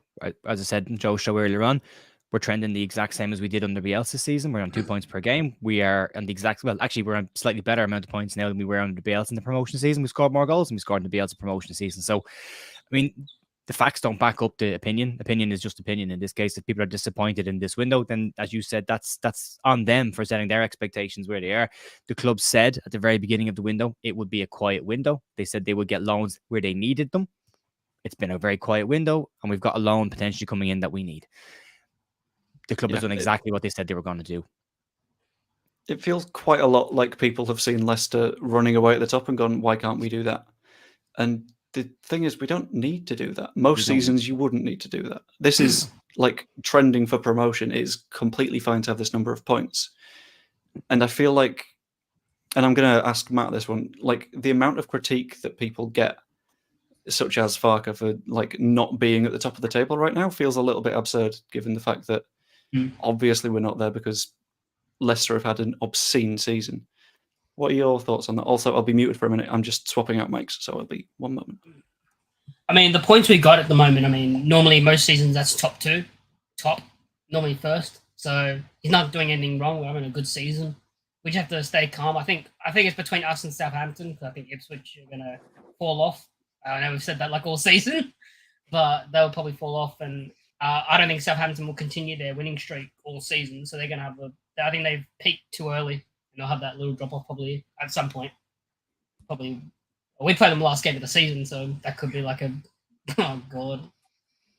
do or die basically. That last month, Matt. That last month of the season is the same as December. Oh, that didn't go well. No. Oh god. Sorry, I'm still fighting my microphone. You're okay. I was going to say we just need to get promoted. That's all we need to do. We don't need to worry about winning the league. People are talking about chasing Leicester down. We don't need to chase Leicester down. We need to get second. That's all we need to do. But people are also forgetting as well is Leicester can spend money right now because Leicester went off and sold 60 million worth of players in the summer and actually got cash in for them where we said they went off on loan. So we got no cash in for them. Yes, their wages are off the books, which saves us money, which is good from an FFP perspective. And also look at what's going on in the Premier League right now with the enforcement of FFP. So right now this is the quietest window I can remember in a very long time in the Premier League because there's actual repercussions now for breaching financial fair play. So now everyone's kind of seeing what's going on and are starting to, the consequences are real in this situation. So maybe we just ease off for this window. I mean, I heard Phil on the Square Ball talking about, look at Newcastle.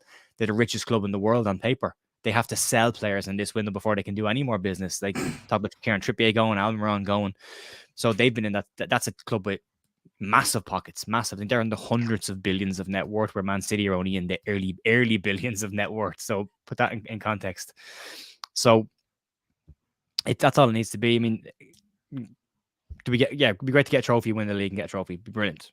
But the main goal is getting back to the Premier League and being back in the Premier League. And I'll take second every day of the week over a playoff final.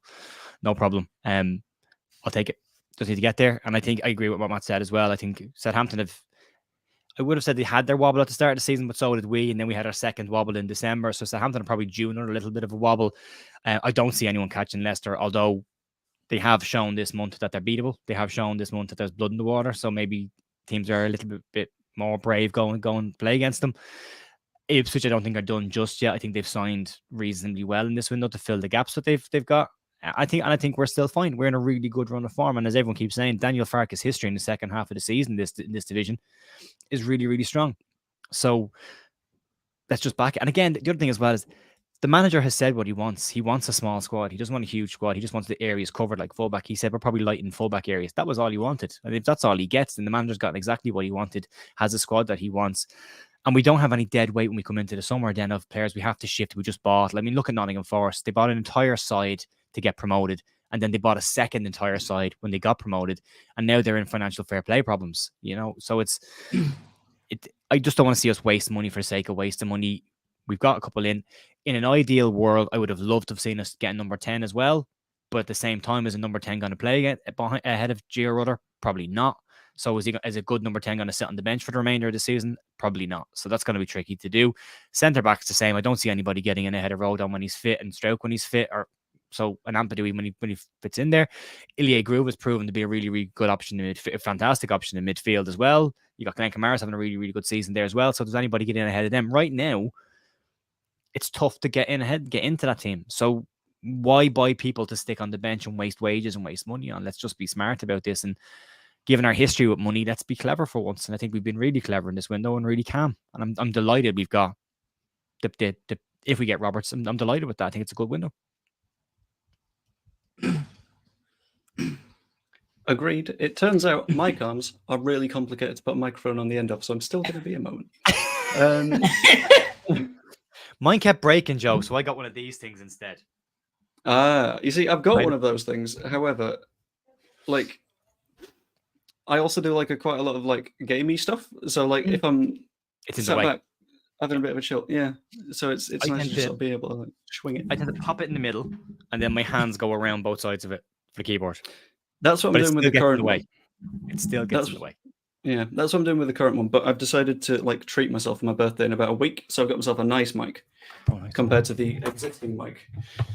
But it's just, I need, it's just you got to change things up a bit, aren't you? Sometimes You do. You do. Yeah. On the subject of changing things up a bit, was meant to be a nice segue into something about the Conor Roberts thing.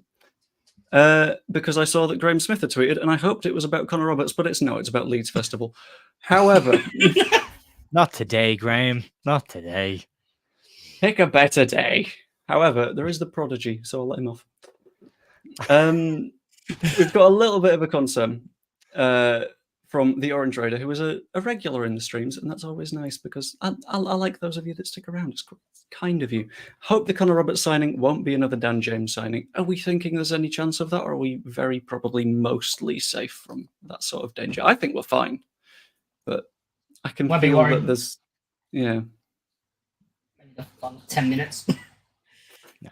If it gets closer and closer, you're like, oh, here we go. Well, I think the thing is they're signing the right back from Rennes. And that hasn't been finalized just yet. Although company said in his press conference he's in Manchester and he's doing his medical. Everything looks like it's fine. James Marshman has said the Conor Roberts deal is moving along nicely. But I do agree with that comment, because as long as there's a possibility that it won't happen, there's a possibility that it won't happen. But I would think we're past that kind of crap.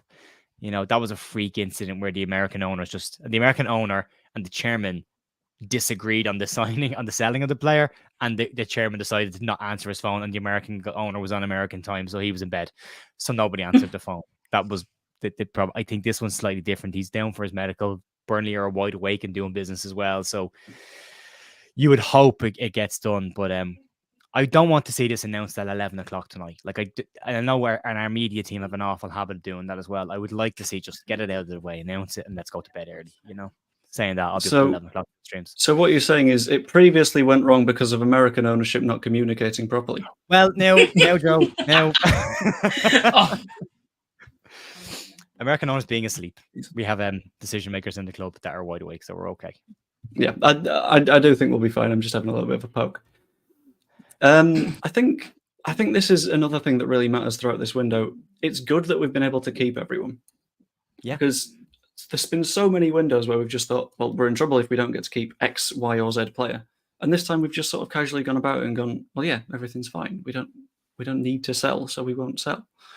And I think somehow we've managed to claw our way through it without huge bids. I don't know if that's because we've just said, no, he's not for sale for every single one of our players, or if it's just we've managed to sort of fend it away. But in addition to that, there's been very little like agent chat around, okay, well, my client wants to go. That's not really happened. And I'm not too sure what's changed, but it's good. I quite enjoy that. What are our thoughts on that sort of thing? Like how we've dealt with it strategically compared to normal. Ew. We'll go to Matt first, I think. I like it because normally we're panicking like, oh no, we're going to lose our star player. But this time we're like, okay, no one's really coming. We haven't really heard anything about like Somerville, who's been the best player in the championship, like anyone like that. So it's been great. So, yeah. Not easy to do either, especially with the players that we've got. Like, and if you look at the teams in the bottom half of the Premier League, they'd bite your hand off for Chris Somerville or Willie Nonto or any of our fringe players at the moment. Or sorry, our better players are really on the fringe. But the fact that Leeds have been very straight up. I mean, the issue that Leicester had with Kieran Dewsbury Hall was if Brighton did throw 40 million at them, they would have accepted it and he would have gone. Where Leeds have been very clear, doesn't matter what you throw at it, you're not getting them. They're not for sale. End of story. Move on. So I think that's great to see that. And we've owners with money. You might not feel like it right now, but it will feel like it in time. But right now they can't. So yeah, I'm happy that we've got a calm ownership. I'm happy that it's quiet. I'm happy that from one side, from a content creation perspective, I'm really annoyed that there isn't leaks coming out all over the place because I've nothing to talk about.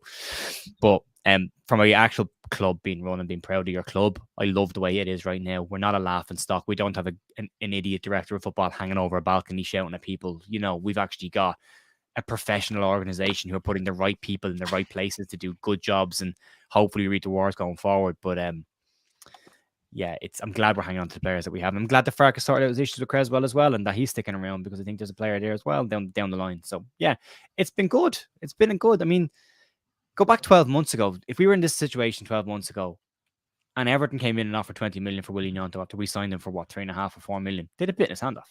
They'd have just bitten his hand, and they would have sold it because it was financial fair play. It's a great, it's a huge profit on FFP, so they would have let him go. So it's great that we're not in that situation. So I'm delighted with the window. Now we're accepting we have Chris Somerville and the is having an amazing season. These players are going to be really important for us throughout the whole season. And again, going back to Leicester, you look at Kieran Dewsbury Hall at Leicester, and you look at his pass and accuracy is something like 76%. Their averages in around 76%. You got Ilya Groove in Leeds, who's averaging 92, 93% averages. So the players that we have right now are stacking up against the best players in the league, and probably a little bit better. We've had a really bad start to the season, and that was the problem because of what went on during the summer. They've handled that. Farke's handled that immensely well. And then we've come into this window and it's really chilled and really calm. We've come in a good round of form. We're 4 games in the league unbeaten, 1-4 on the bounce in the league. So it's nice. This is good. This is all good stuff. We should enjoy this calm while we have it because it's not always been here and it's not always guaranteed. Yeah, there's a little bit of me that's annoyed that this is the first transfer window that I've been doing YouTube stuff for, because it's like we couldn't have just done like some big scary things, could we? That we could make like 3 videos a day on and they all go well. But like as you mentioned, from like a content creator point of view, it's not been the best. But from just a general enjoying the football club point of view, it's been fantastic because we're playing good football. Behind the scenes is working efficiently. And in terms of recruitment, it feels like we don't need any. And it's so weird to be in a position where like I can sit back and be like, I'm quite content with this. I'm quite happy with this. It's a strange feeling though, Joe, isn't it? Yeah, I'm used to stress. Yeah. And yeah, it's like I've got a little bit of like stress-based Stockholm syndrome towards how Leeds United do business. It's like, why do I feel good? This isn't normal. No. I should be stressed out right now, but we seem to be doing okay. Question from the USA. That's the wrong tab. Will any Leeds fans stay up and watch the 49ers in the Super Bowl? Game in Vegas starts at 11:30 p.m. next Sunday. 49ers will get the deal done. What we thinking, Joe? I watch the Super Bowl final every year, regardless, and I'll watch it again this year. Yeah, I'm delighted they're there as well. I hope they win. Yeah, because work means that I somewhat have to keep an eye on it now. It's been something that I've like dipped in and out of, but as it was going on, I was like, I mean, they own us, and if they're happy, they might chuck some more money our way. So I'm just going to keep this rolling. This should be good. Matt, I have no idea what sort of time it would be for you, but I feel like it would be far more feasible to give it a watch. It's probably very not for you, isn't it? Yeah, probably. I don't know. I don't really like American football, to be honest. I mean, neither do I, but I just know that when the 49ers number goes up, it's better than when the Kansas City Chiefs number goes up. And did nobody play Madden when they were a kid? No, am I just that old? No, just that old. I played Madden, but I didn't like that. It's fun. That's my complete reference for American football is playing Madden. That's my entire reference for. That's how I know the rules of NFL. That's the only way I know the rules of NFL. I'd much rather watch the highlights than live, to be honest, because I'd rather watch a game in 20 minutes rather than 17 hours. Yeah. I had to work an NFL event at some point recently, and I was going into it. I was like, I don't know any of the rules. I don't know who the teams are. I don't know who the players are. And my coworker, who is just obsessed with NFL, is like, it's fine. Most of the time, nothing's happening. And it's like, that's not a selling point. You've not sold me on NFL by saying, it's fine. Nothing's going to go on. And it's like, okay. Sure, we will roll with that. No problem. Are we or I being accused of being on the 49ers payroll? Are we being accused of that in the chat? Are Is that we? what Glenn is saying to us? Is that what you're saying, Glenn? Are we on the US payroll? Well, I am on US payroll. I work for a US company, and so I am on US payroll, not the 49ers payroll. I wouldn't say no. I don't. Yes, Iris. I don't know if you could hear that. I don't know what country's payroll I'm under at the moment because my company is British. The department I work for is Israeli, and I get paid through an American service. So I think I'm just all three. Yeah. But it's not the 49ers payroll, I know that much. No. I work for an American Down company, you but get. I'm paid for it through a German agency. Oh. That's we'll call it 49ers. We'll say we're all doing Yeah. propaganda, and Fine, then we'll move on. Yeah, I'm 2 feet in. That's all this is. It's a propaganda show, and Absolutely. no one else will have it any other way. We're all behind. See, that's the dream, Chris. The 49ers win the Super Bowl and plow a load of money into Leeds once we've won the championship. They would if it was nice. it was the 49ers that owned Leeds, but the 49ers don't own Leeds. 49ers Enterprises who own both 49ers and Leeds. It's like an umbrella. Let's imagine an umbrella. This is the 49ers. No, not paranoid. Laugh, mate. But what if they think, well, this is good. What if we made this good as well? And then all of the umbrella is dry rather than just patching up one of the holes. That'd be quite nice, wouldn't it? More money is what we're saying. We want more money in the club. That's what we're saying. Absolutely. Retweeted by Graham Smith just now, expecting Leeds' Ian Poveda to Sheffield Wednesday to be announced tonight, barring any late shenanigans. Vitally, it could well be a loan rather than a permanent deal. That bit surprises me. Well, he's out of contract at the end of the season, so if the loan fee matches whatever the transfer fee was going to be, which would be pretty small, so maybe then that's why they just go, yeah. But it's a loan seems unusual because Jack Jenkins went as well, and he was supposed to go on loan, but his is permanent to Halifax, so he's gone. Yeah, unless at the last minute for some reason we decided, why don't we? I don't know. Could we have maybe decided give him a contract at the last minute, see how that goes? Be a weird one. It would be odd. He's not playing. No. So after a couple of minutes, I don't see. I mean, I think he goes at the end of the season. Anyway, if we do go to the Premier League, he's probably not Premier League level. To be honest about it, so he probably will go at the end of the season regardless. But I do remember that one match in the first season back where he had an absolute blinder of a game coming on at halftime and just destroying Benjamin Mendy. That's quite fun. I enjoyed that one. But outside of that, he's not done loads other than be fun to watch, but sort of what you want for a footballer, isn't it? You just want to see him be fun to watch and be in the team every week. You have that level of quality that he is in the team every week, but fun to watch and not being in the team means you could put somebody with no footballing ability out on the pitch and watch them run around for 20 minutes and go, that was fun. Was it any good? Probably not, but it was fun. Has he scored? No. Did I enjoy watching him not score? Yeah, a little bit. Are we promoted? No, because he didn't score. Oh, okay.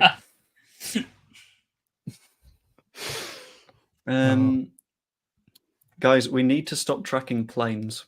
We were tracking one from Karlsruhe earlier. I saw that. I think I can't remember. It's not what a transfer window tracking. unless someone's tracking a plane, is it? I mean, there's no point in having a transfer window unless someone's going to track a plane at some point.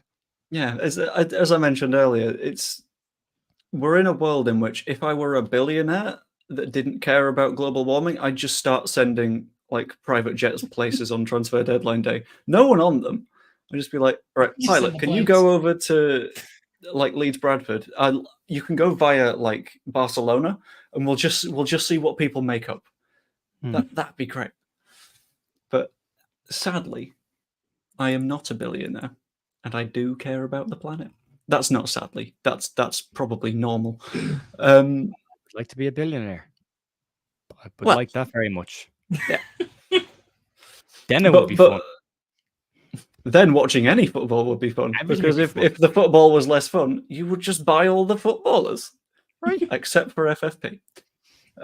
Plane trackers are next level Leeds madness. I think there's a tier list to be made here in which we try and work out what the top tier madness Leeds fan is. And I definitely think the plane trackers are up there. It has to be. What's Pervader's best position? I am winger. Right, think he's 10. he can be 10. a 10. Can be a 10, yeah. Hey, But and I you know what? think he's- The games he played at the start of the season when he came on the 10, he actually looked really good. And it was the first time I'd seen him in the league shirt go, actually, hang on, this could be a season where he actually gets a couple of minutes. But then Gio Rutter goes into number 10. You're like, well, that's the end of that. That was an option for a minute. Now it's not. So conversation done. They've both it's got pretty tricky easy, yeah. footwork. Rutter can do assists. He's got end product as well. And he scores goals and gets assists. Yeah, there you go. It's Glenn- like if you Glenn- had Pervader, but good. Yeah, taller, stronger, and with more assists. Yeah, more end product. I wish him well. I do like Paveda. He said I always said it before. Ian Paveda's biggest problem was Ian Paveda. He was the only one that stopped him from doing anything. He just got in his own way. And I hope he goes on and has a really good career. He's a good footballer, and as you said, he is fun to watch. And I wish him the best. I hope he goes on. All the lads that left Leeds this summer, this winter, I hope they all go and do really, really good things. Yeah. Sugarath, I want to know why you want to take a plane from Leeds to Sheffield. That's probably the bigger question. Unless you're a billionaire and you're flying people to various places on deadline day. I didn't even know there was an airport in Sheffield. I didn't know there was an airport in Sheffield. I just know it's like not very far down the road. It's not worth it, is it really? Probably get a taxi. Paveda outsaves Leeds transfer money to Man City, I read somewhere. I imagine they had a sell on. Possibly, yeah. And I can see, because I did think it could be some like accounting trickery if it was like, this is the only way that we can make sure we get as much money as possible is in the form of a loan fee, because it might be if we sell him, it's this much. But that feels like it's a big old loophole that Man City wouldn't necessarily leave open. Also, I'm going to try and refix the microphone-y stuff. So speak on legal loopholes. There was a comment in the chat, if you could throw it up, from Glenn about... He made a comment to me earlier on, and I wanted to get more detail on it. Do you see Liverpool last night? Yeah. No. Yeah. No, the other one about his source. You probably can't say more, Glenn. There it is. Stand by what I told. Credible source earlier. We have 50-50 on a player and a guaranteed from abroad. Thought it would be late. Maybe my credible source is wrong. First time, if so. What position, Glenn? I won't make you tell us what your source has told us, but if you have a position, I'd be really interested. I did hear something earlier on today as well that there was a potential of a player coming in from abroad, but I thought it was a player coming back. Turned out that I was wrong. I'd be really interested to see if there's more on that, but I'll take the one. I'm happy with the one.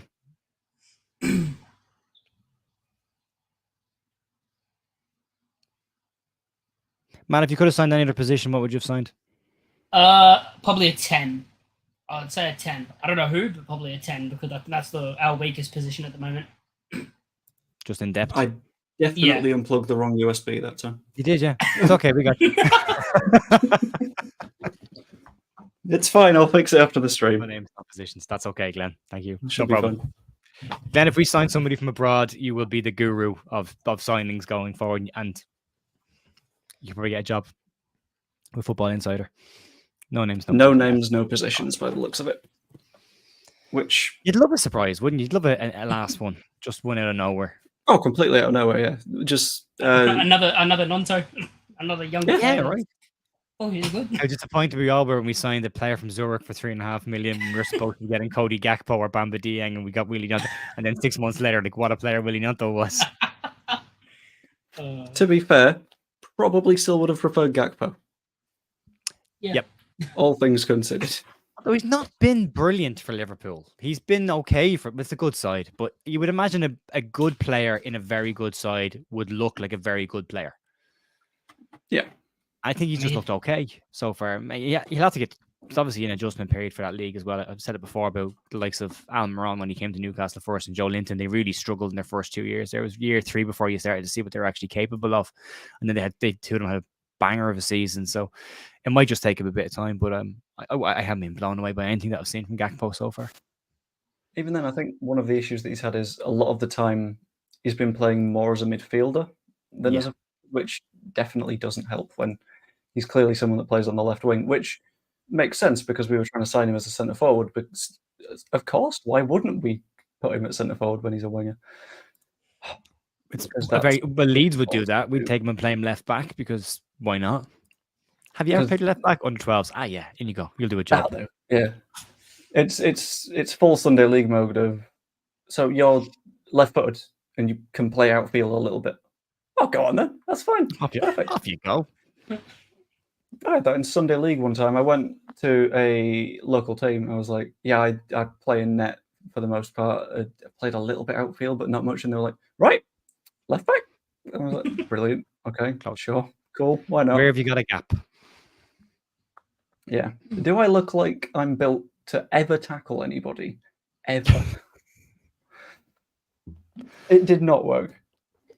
I conceded 3 or 4 goals down my side. Very good. Why is nobody outside Ellen Road with a camera yet? I don't know. I imagine maybe they are, but the 49ers are that efficient. They've just had them shot.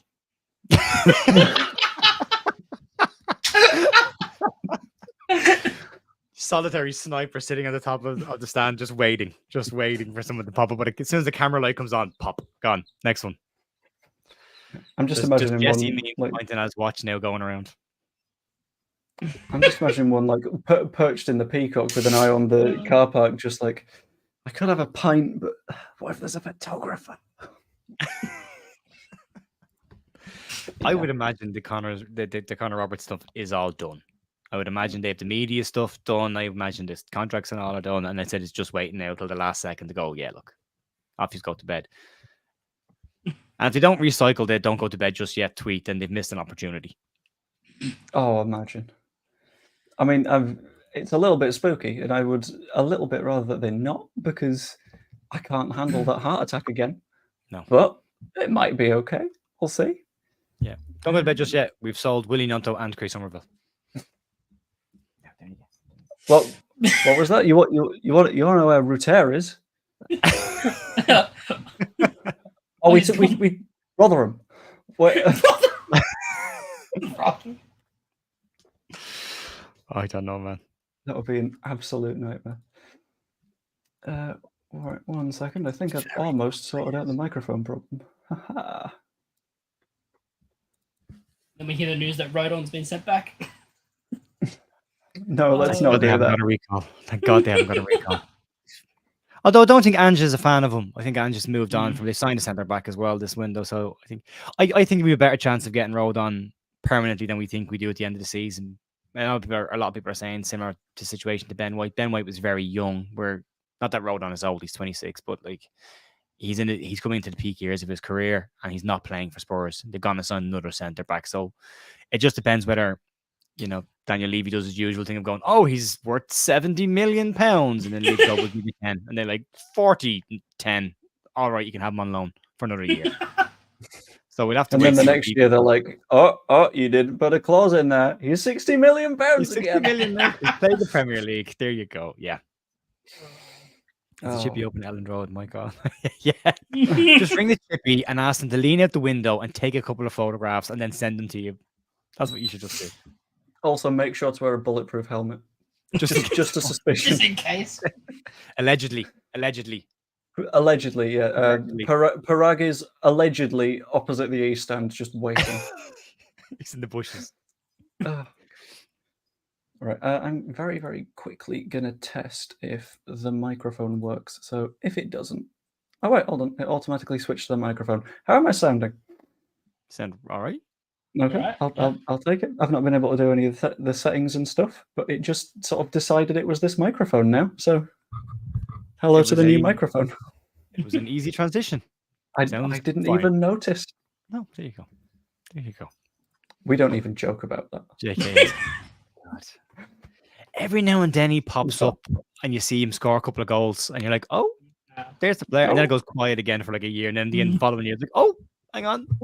No, there's not a player there. He's gone. That poor man's been ruined by injuries. You need to pay attention to the quiet period where it's like, is he quiet because he's injured or is he quiet because he's bad? Because it could be both. I want to look at it. I want to find out now. What if he was injured? If he was out because he was injured, or he was out because he was bad? I just want to see what he's currently up to. He's over in Bal, I think he's in.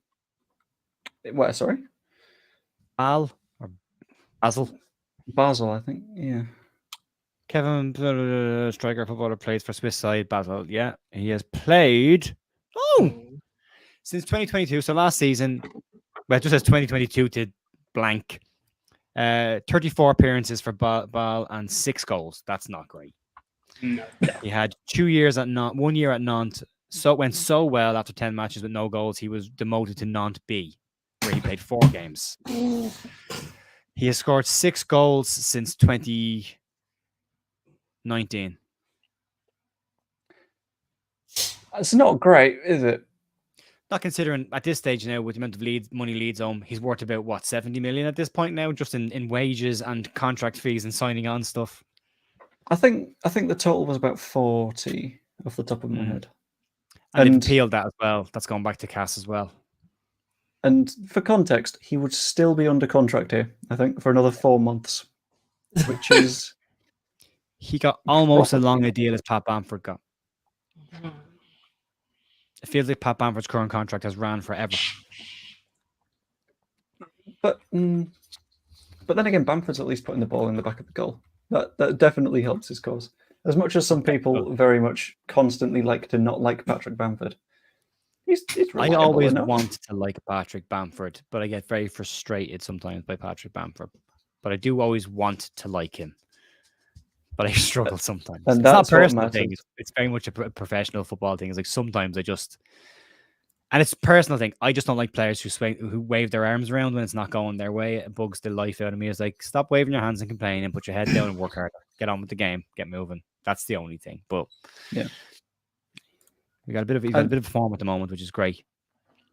I'm in the same sort of spot whenever I'm like playing football, because I think it was this Monday in our 7-a-side, we're against the top of the league, and they're really good at passing the ball, but awful when they're being pressed. So, being the skinny small boy in my team, my job is run lots. I'm knackered 10 minutes in. My teammate trips over his own laces, wants a free kick, and stops pressing with me at some point. And I'm just like, can we, please? I'm trying You're so playing up front, hard. Joe, are you? What? Are you playing up front? Yeah. I've described myself as the 7-a-side Pat Bamford because I can't finish. It's not about finishing. It's not about finishing. It's about being in the right place. There's an old saying they used to call playing up front on your own was ploughing a lone furrow. It was basically you're up there on your own and best of luck. You know, no one else is coming to help you. You're on your own, pal.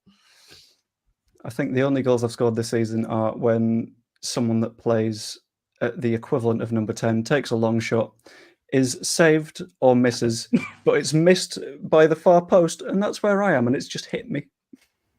But they all count. Some would say that's a very good poacher. Yeah. Some would say it's accident. Some would. If they were telling the truth. Everyone's getting a bit antsy now. Everyone that's Twitter's starting to wake up again. Everyone's had a cup of tea, gone away for a little walk, have come back and went, "Where's the signing? Where's the signing?" Yeah, I've just seen a Phil. If you're pausing for dramatic effect, we're not going to be happy, and I feel like I'm checking Burnley now. I'm still feeling fine enough, to be honest. Burnley have signed Esteve. That's done. Was that the one they needed in though? Because I thought it was a Ren right back. He is. No, you're right. You're correct. The Ren right back is. Checks his notes. I think it starts with an A off the top of my head. Oh, it's a very Frenchish sounding name, isn't it? There we go. Oh, that was yesterday's waffle. Oh, here we go. Connor Roberts. Nope, don't have it. There it is. Assignon. Okay. Assignon. I'm guessing we're still waiting on him, unless we've created some very, very weird conspiracy with Burnley to both announce the signing at 11 o'clock, which would be cursed. That would be horrifying. Wouldn't be a great idea. It wouldn't be a great idea, and that's why I fully expect us to have done it. Because until we're able to prove that we're sensible on a deadline day, I'm not going to assume that we're sensible on a deadline day. I just think we should stop waiting until deadline day. Yeah, no, it's not our choice. I know it's But not. but our in this choice. case, we're waiting on Burnley to do something. And Burnley weren't yeah. selling Roberts unless they got a replacement. But 4 minutes ago, this is in French. Translate it. Burnley right back and central defender CJ Egan Riley, 21, has joined Young PSV. So they've let a That's one that I defensive wasn't midfielder quite go. expecting to hear. They've let another player go out. There's nothing at all. Nothing. On Burnley Are we either. sure this man exists? The problem is, Oh, the God. benchmark for me, and this is the last post, is James Marshman saying that signing of Connor Roberts is moving along nicely. And the problem with that is that's coming from Team Talk, who very much have a swing and you miss kind of policy on updates. I keep going back to the Leeds have been bought over by QSI exclusive that lasted 15 minutes before Phil Hay said. Oh yes. Yeah, as someone that used to write stuff like that, it was firmly in the category of, I mean, it's probably progressing in the background, and I'm not lying if I say that it's progressing. So Could be regressing in the background also. it could also be regressing in the background, but that's where you say that it's moving, because movement is just anywhere. Any direction. Yeah. So as long as a conversation has happened since a point in time, you're fine. You're good. No problems. The Dan James tweets have started to appear. Yep. Oh no. 31st of January 2019, Daniel James deal off. They're all popping up again. Come on. Now Wilson's being tagged and stuff. That's the end of today. There you go. There's your level, right? That's where we're at. Tracking planes, sitting outside Ellen Road and tweeting Wilson going, what's the story? The descent has occurred. Oh. Holgate has officially gone to Sheffield United, so that's one move that we definitely weren't doing anyway, sorted out. I felt like that was out of the blue as well. That was a proper kind of big swing. It feels a little bit like one of those where Sheffield United have seen that they have defensive problems. They've seen that Everton desperately need players off the books and gone, he's quite good. Do you mind? Because he's costing you money. So, but that feels like, I think, a clever move for them from what I've seen of Mason Holgate. But then again, most of the time I've seen Mason Holgate play, it was against us, and we made everyone look quite good last season. We're not a benchmark for success. Yeah, you're right. It's quite hard to say. A lot of their fans don't rate Mason Holgate. They don't rate Ben Godfrey either, but they rate him slightly more than they rate Mason Holgate. So, it's a good move for him to get a Premier League move. To be fair to him, well, for how long it's a Premier League move, but it is a Premier League move. The other one there, Michael got saying it in the chat there. Joe Worrell dead. That went very quiet, very early today. Did he get paragged as well? He possibly did. Yeah. It's kind of a common thing. Yeah, paragged. Yeah, that looked like it died earlier on today. Yeah, not officially. Nobody people just stopped talking about him and it went away. The last I heard of that one was something along the lines of, we had a bid rejected for him last night at some point, and that's long bid rejected. Yeah, the last I'd heard of anything. Agree regarding Gakpo, Jer. What was it that you said about Gakpo? That he's been a bit average so far.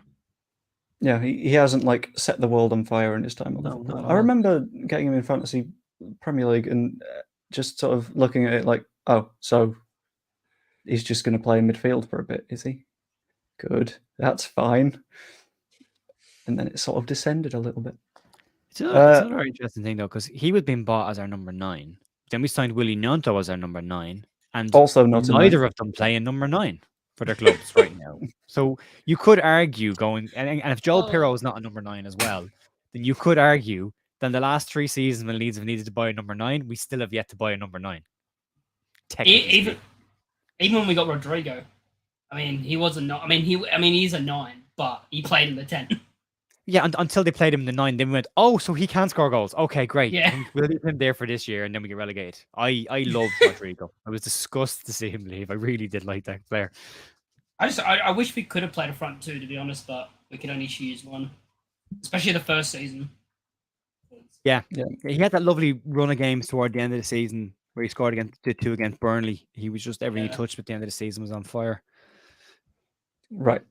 Important question. Has anyone been keeping track of Ipswich? Which I'm just having a look. Any other day isn't an important question.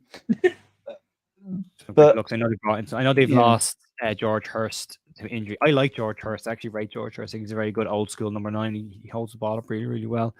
I don't know what huge business they've done at the moment. I know they replaced him with somebody.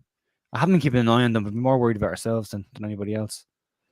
Someone has just resurfaced the "Don't go to bed just yet" tweet. Yeah. We're at People that keep stage. retweeting stuff. Some of it comes up, I'm like, oh no. We're spiraling, guys. Yeah. Okay. Yeah, I do remember now. They signed Al Hamadi from AFC Wimbledon, who, Oh, if he replicates the form that he has with Wimbledon, it's a 2-division jump. If he can replicate that form, they've signed a really decent striker there. Lewis It's a Travers hell on of a loan. step, though. Blackburn. Kiefer Moore's come in as well. So they've signed Kiefer Moore's like a like-for-like replacement for George Hurst. They're very similar. Yeah. So yeah, that's an interesting one. They've done okay. Yeah, they've done all right, but they needed to strengthen up a little bit. But the question around Ipswich hasn't been necessarily the quality of their players. The question around Ipswich has been, are the legs getting a bit heavy? Is the pace of the league starting to catch up with them in the run that they started the season on, just starting to catch up with the stamina a little bit? Have they, they come out of the blocks sprinting, and have they just ran out of pace now? We'll find over the next couple of weeks. But yeah, Glenn is right. It is, from an attacking perspective, on paper, it looks like a very strong attacking transfer window for them. Whether it materializes into anything, we'll find out over the next couple of weeks. But Al Hamadi was linked with Leeds earlier on in the window. Leeds had a good look at him. Apparently Leeds did like him, but I don't think he did enough to basically for them to believe that he would be a player that could challenge for number 9 position week in and week out. So they backed away from it. But it'll be an interesting one. As I said, if he does replicate the form, it's League 2 to the Championship, though. It's a big jump. Yeah. I'm just trying to have a look at his numbers now. 13 goals, 6 assists, 19 combined in 23 matches. That is colossal. But there is the issue of translating that into 2 divisions higher, which, being 21, he's going to be adaptable, but I don't know if he's going to be that adaptable. Now, it was a different division because we were in League 1 at the time, but when we signed Jermaine Beckford initially, we sent him on loan to Scunthorpe for a year. He went down a division and he smashed goals in there. Then he came back and went into the Leeds team. I think we did the same with David Sama as well. We took him on loan and we bought him and then we sent him out on loan straight away. And then when he came back, he was sensational until his career ended. Another player I loved, thought was going to be a cracking player for us, and a great player to watch. Talking about players that were fun to watch, David Sama was fantastic at watching. But again, there was that thing about you bought them, then you loaned them back down in division just to get that bridge between the two, the gap between the divisions. So if he can replicate it, he does look like a good finisher, and he clearly creates an awful lot as well. So yeah, could be interesting. Hurst kind of did replicate his form when he came up this year with Ipswich. He's kind of, then the whole squad kind of did. So yeah, I'm off the ear on camera. Great. Gail, you're incredibly brave. We salute you. Stay in the bushes and stay behind Don. Take your photographs from. If Prague is anywhere, he's right there. That's the way to do it. What I like about a new board is they don't throw money at it like other clubs. They engage gear first, think about it carefully, and plan well ahead. I'd rather have that than bring in trust. I think that's right. I think throughout this transfer window, you've had too many people saying, "Why don't we have any signings yet? We should have made a signing." Sort of spiraling into that immediate panic. And when it comes down to it, bless you.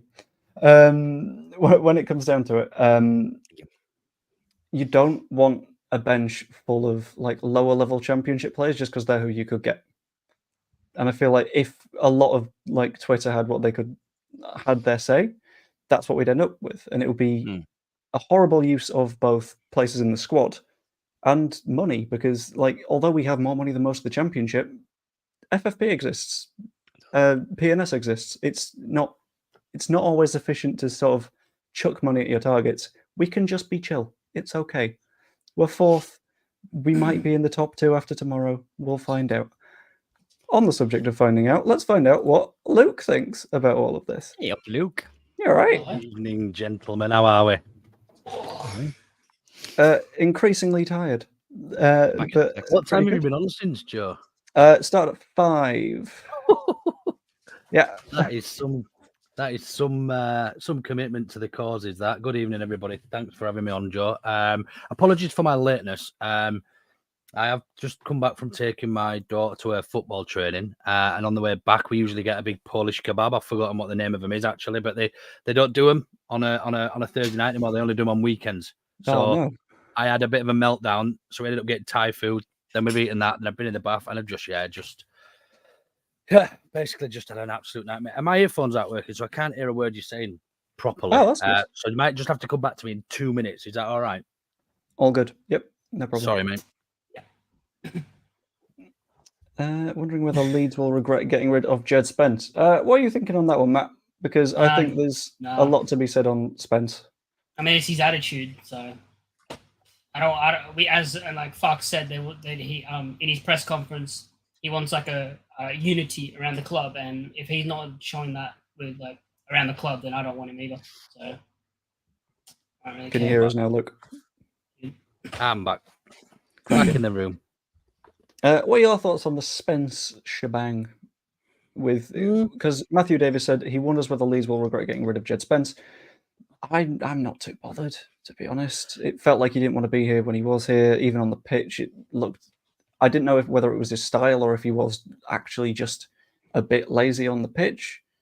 But No, what are your I mean, I was quite premature in it on with Joe when the news came out that it was going to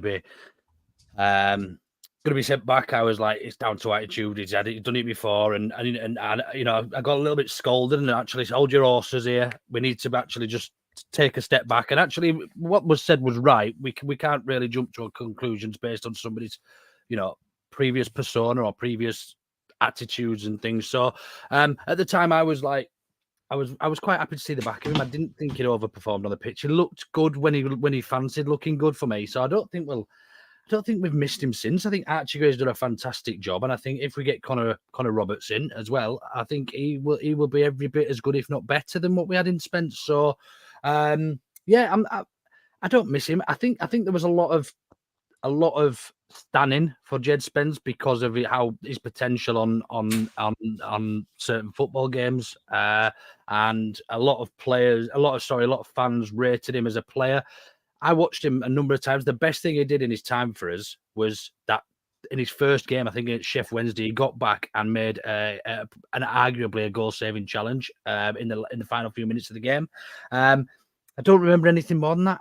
I'd totally forgotten he was even here, to be honest. I know we can count him as an outgoing this window, but truthfully, I don't really. Other than the funds he's cost us to release back to Spurs, who then threw him straight back out anyway.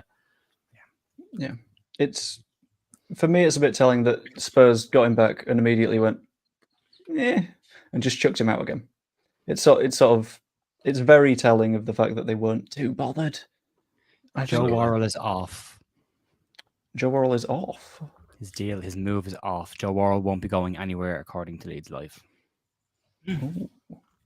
So unless Leeds make a last minute dash to get him in now, that there's no movement, but he's not going to Sheffield United. The Holgate deal has put that off. Okay. I don't think there's a desperate need for him, but would we need a centre back, do we think? I really don't think so. No. Who's not gonna play? Unless Pascal Stroke's injury is worse than they're letting on. No, we don't need him. Yeah. And it would have to be season-ending injury, wouldn't it?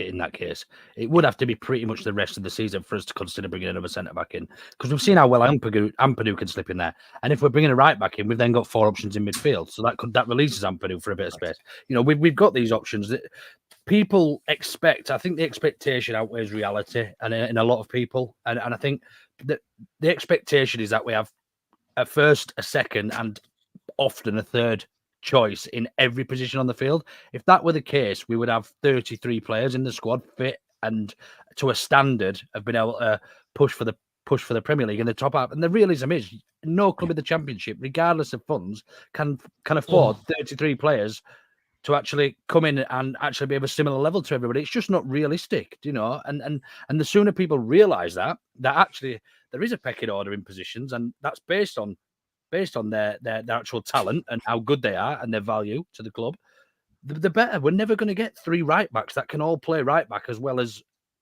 Archie Gray at the moment. Do you know what I mean?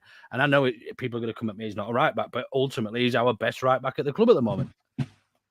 That's the point about Archie. People can keep, and I've said it as well. We've got square pegs and round holes in some parts, but that only stands up if they're not playing well. And Archie's been very good at right back. Arguably, I mean, and the big one was Liam Miller. Did we see growth between the 2 performances against Preston?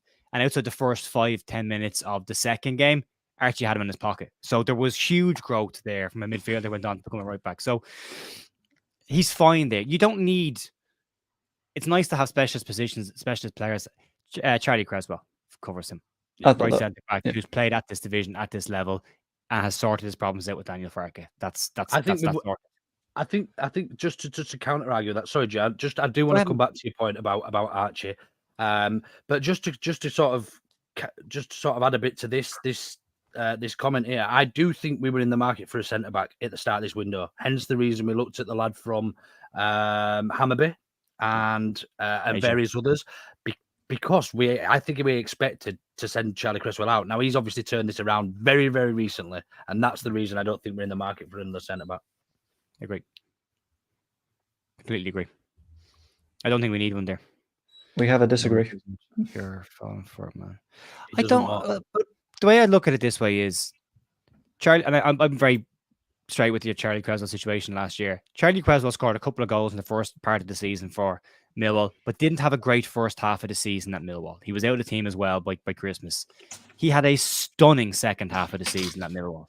He seemed to sort out his head a little bit. He got into the team. He was an ever-present in that side. He went to the Euros with the England under-20 side as well, which is now referred as the England elite squad, and he played. Now, we didn't play all the games, but he played in that as well. That's not a bad player. Charlie Cresswell is proved, and bearing in mind when he got injured playing for Millwall, I think they were 6th or 5th. They were just on the edge of the playoffs, and when he got injured, they dropped down to 7th, and they missed out in the playoffs in the last week of the season. So Charlie was very good in the second half of the season. I'm not somebody to just blow smoke up somebody's backside because they came through the Leeds United youth system, because I have no issue with Leo Hjelde going, Jack Jenkins going, Lewis Bate. I would have liked to see him stick around a bit longer, but he's gone because he wasn't playing. And again, to what Luke said, there's no point in hanging on to lots of players. You need to have the ones that are there. We need 2 options in every position, whether they're bespoke players or they're players who can play in there. Example being Ampadu playing centre back, Archie playing at right back. There are options there. Bielsa was exactly the same. He didn't want necessarily loads of players in positions. He wanted players that could play in multiple positions if he needed to move them around. Keeps the squad small. Worst thing you'll have is you'll have a ton of lads sitting around in the reserves, not in the reserves, but on the bench and in the stands, not playing, being annoyed that they're not playing, which causes a bad vibe in the camp. And Farke clearly wants a very happy, relaxed camp with no issues. Anyone who's caused any problems, he's just turfed them out straight away. So I think we're okay in that position as well. I mean, and it could be just a situation where if it is the case that Rodon gets injured and Stroke is back, Ampadu goes right side centre back. So there's options there as well. So there is cover there. I think we're stocked for centre backs. I'd like Joe Worrell, but just till the end of the season. He hasn't been injured all season. Yeah, it is. He hasn't been injured all season, Joe Rodon. I do think there'll be injuries this year because it's a long season. People will pick up knocks, and the fact that we've had a lot of injuries recently kind of says that the miles do start to catch up on you a little bit. But at the same time, they're not all going to get injured at the same time. We're not going. And again, I like Joe Worrell in this division, but what's the point in buying him or loaning him with an obligation to buy for next season when he probably won't be what they want next season in the Premier League? So if you don't need him, don't waste the money on him, because we do have FFP to consider as well. And if Leeds don't go up, next year is trickier because there's less parachute payments. And if we've been smart this year and kept our bib clean and not wasted money, then maybe next year we're in a position to maybe tell other teams again that Chris Somerville's not for sale and Georgie's not for sale. So there's a lot of other factors in that as well. I do understand the nerves with that from people, but I think we're okay. Yeah, I agree. Yeah. I thought we were okay before even if we hadn't signed anybody this window, I would have still been comfortable. That was obviously before we knew Perfedo was going. But I think we've got to be realistic. People have said it's 6 out. How many times have we seen those 6 feature this season? Realistically, barely ever. Apart from Ailing, most people didn't want Ailing in the team. Let's not ignore the fact that everyone was saying, "Why is Luke Ayling playing? Why is Luke Ayling playing?" So great, he's not playing anymore. He was 4th choice right back, and then people complained that we've let him go. Yeah, exactly. You can't win. You can't win. That's absolutely okay that you disagree with me, Glenn. You're entitled to your own opinion, mate. And I do understand where you're coming from with it, so no issue. I had a thought a moment ago and it's just disappeared. And I've completely lost what it was. I've got a question for all the people really quickly watching, Joe. I've got a question. Do you not trust? Do you think that the board are trying to sabotage this squad? Is that what you think is going on? Why do you think we haven't signed 10 players? Why do you think we haven't signed Neymar and You know, throw money at Premier League players. He's to come injured, and isn't drop he? down the Cruz is league. available. Yeah. But do you know what I mean? What do you think the ulterior motive is? Why don't you think the board's doing it? Do you think they're doing it for the fun, or because they're skint, or because they're chances, or what? Because I'll tell you now, they're not skint. I mean, if we spend less money, surely that means we can spend more if we get promoted. When we get promoted. Exactly. Interesting Exactly. you say that, Matt, because you look at Leicester's turnover this last window and how much money they made, and they are struggling to bring in Sensei based on financial fair play this window. Right now they're struggling, and they're talking about whether or not to sign him and whether to push that button. They're still panicking about they're not. I mean, they're already 10 points clear. I think are they of second? Something silly. And they're still panicking about making this one particular signing because he might not add value to them in the Premier League next season. And if they don't get up, which they probably will, financial fair play. Yeah, they've added nobody currently. Nobody, and they've lost Cassidy. Yeah, they'll tell you Cassidy wasn't any good to them. That's what. And come here, actually, I did watch Joe's show earlier on, and Locks was on it, and what Locks was saying was Cassidy is fine in the Championship, but they signed him last season. He wasn't any good in the Premier League. So, you know that you're in that exact same position. Did they bring in another centre back that might not be any good in the Premier League? So why do it? And they're having a similar thought process, obviously, to what Leeds are having, as well as if there isn't value in bringing the player in, then don't bring the player in. There's no point in adding. And again, as well, the other point is, if the players available are not stronger than what you've got, then there's no point in signing them because they're not even going to make the bench. If they do make the bench, they're going to sit there, and in 2 months' time, we're going to be sitting here saying, why is he not playing? Why is he not playing? Why is he not playing? He's not good enough. We'll have had offers. I think it's worth noting this. I think Richard just mentioned something there, and it just brought a thought to me. It's worth mentioning how there will have been inquiries about some of our better players this window, and we've probably fought those off. People like Cree, I would imagine. We said very early on there was offers on the table for players, and Leeds have said no. Yeah. We were discussing this a little bit earlier, and basically the feeling is, well, people will have asked, but we'll have immediately gone, no. So it won't have even become a rumour because the club has already gone, no, because we want to get promoted and we need the good players to get promoted. I've also popped a quick poll in the chat. So if you are chatting along or if you're full screen and haven't seen it, how are you feeling about the window? We've got great, good, not good, and terrible. Whoever's saying terrible, I am confused by you, but I respect your opinion. I always say this, and I don't mean to be insulting in any way, but there is a portion of our fan base who want everything done early, and I'm one of them. I'm right in there with that. Get it done, get it out of the way, and I would like to have a transfer deadline day where I'm like, I'm not going to stream for the last hour because don't have to. We're done. There is also a portion of our fan base that don't believe we've done any business in the transfer window unless it's on deadline day. So unless you pop up on Sky Sports News, we did nothing. I mean, if you go back to last year when we did sign players, the year before last, we had last year we had a good summer. We signed a lot of players in the summer, and then come the window, we were still complaining on the deadline day that we weren't doing enough business. I think we brought Weston McKennie on the final day in the end, and we saw how that one turned out. You know, so. And I remember sitting in doing a stream for the last hour last year, and I remember looking at what Leeds had brought in and saying, "Yeah, these are good players. We have enough. We should be fine." And we saw what happened. So you can get it completely wrong as well. Like the players don't always work out the way you think they're going to work out. So right now we've got a squad that we know what they're capable of. We know what they're able to do. We've seen it week in and week out. And now they've got a nice rhythm, a nice flow to what they're doing. There's no point upsetting that apple cart either. Bringing in one player to fill a gap is the right move to do, and just keep it steady and relaxed. Crack on and get promoted. Yeah. I think there's also a question to be asked there with the poll actually, Joe. How are you basing this window? Because there's two ways you can look at this window, and the first one is based on transfers in and out alone, simply, and the other way you can look at it is how we started January and what we've seen come back into the squad since the start of January. We've seen Paddy come into form. We've seen that Firpo can play at left back. We've seen Amford who can fill in at centre back. We've seen Gruev who can more than do a job in midfield. We hadn't seen that before January, so it's very easy to look at it very one dimensional and say, look, we've lost 6 fringe players and we're potentially only bringing 1 in. Or you can look at it and you can actually say, there's 3 players there we thought were pretty much dead in Bamford, Firpo, and Gruev, because we hadn't seen a lot of, who've actually shown that they could be in a promotion pushing team and add value to that team.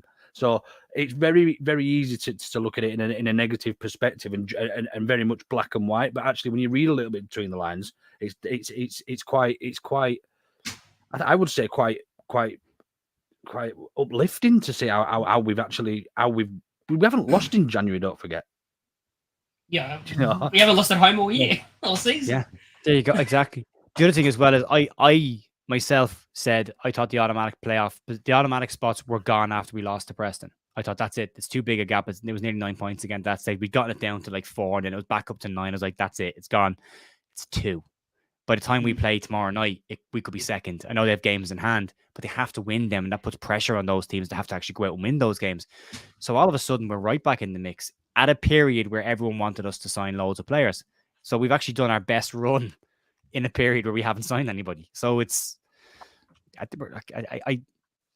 think we're just bruised mentally from previous windows and previous ownerships, if I'm being honest. Yeah, I think the fan base in general feels like it's uncomfortable with the idea of being comfortable. We're so used to chaos and something going wrong that when something doesn't go wrong for a while, like, hang on, it's a little bit suspicious. Why haven't we screwed up yet? And it's like we're waiting for the next screw up. And it'll come eventually, and someone will say, look, told you so, this was going to happen. But if this happens in like December, and we have a weird injury crisis where Byram and Gray get injured in the Premier League, and they're like, look, we've only got Connor Roberts at right back. It's like, well, yeah, that was ages ago. That's not, it's fine. We don't need to sign everyone that is like mentioned in a tabloid. It's okay.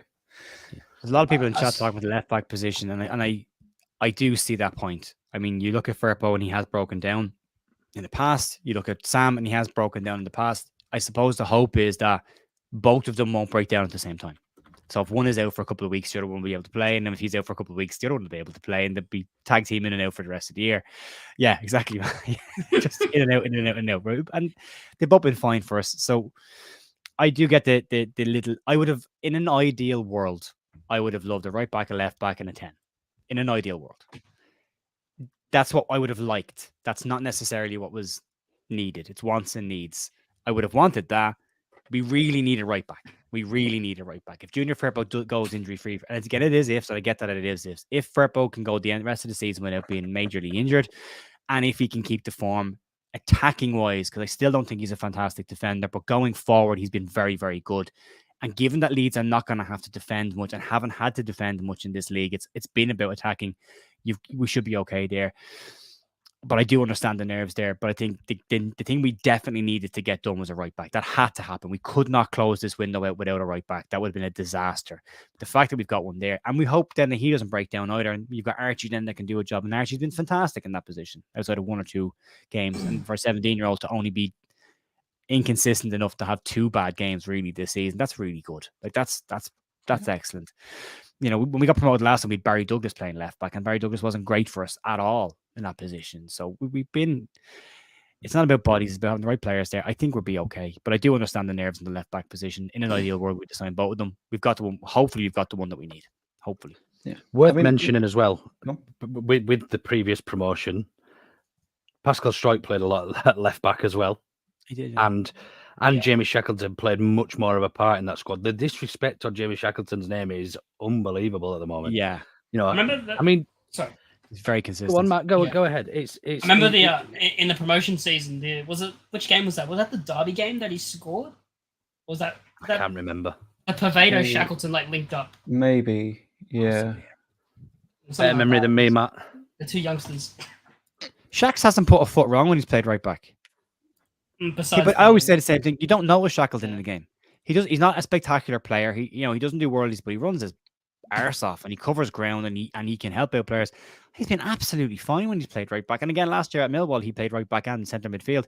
Arguably at Millwall, he was better as a right back than he was as a centre midfielder. I still think he's a better right back than he is a midfielder. I think if the player himself decided, I'm going to play right back from now and knuckle down in that position, he might actually get into the team. So you've got that. That's another. I actually forgot about Shax. That's a third option there, right back as well. So and he can play left back as well. I left back. Yeah. Even when he played this season, like early on, when he had to come in, he wasn't that bad. He actually had decent performances. He almost scored.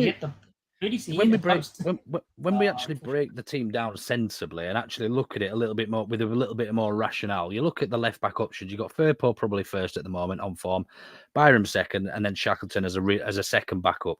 At right back, we arguably may have Connor Roberts. We may have We've then got Archie, who can fill in at right back, probably second choice, and then Byram, third choice, and Shackleton, fourth choice. We're not short of options. Do you know what I mean? As long as Connor Roberts goes through. Does anyone know what Darren Whitcoop or who Darren Whitcoop is? Whitcup. I half recognise the name, but I don't know why. Same as he's a journalist. He's got about 9,000 followers on Twitter, but he basically is one that's saying that Isaac Hayden's gone to QPR. Well, they're also after Wolves midfielder Joe Hodge, and then somebody's asked him, "Are Leeds still trying to do Manuel Benson?" And he said, "Roberts and a centre back are wanted. Benson could still happen. Paveda's gone." But I don't see that happening. I don't see it. I feel like Benson could still happen is the least committal way that you could possibly say that, in all fairness. I think you're clinging on to it, yeah, by saying it that way, yeah. Yeah. I think it's if it does happen, I'm covered, but it's probably not going to happen. He's been so on, off with every single club he's gone to. At this stage, you couldn't say, well, actually, no, it's not. He's definitely not going somewhere, or he definitely is going somewhere. So you are hedging your bets with it, very much hedging your bets.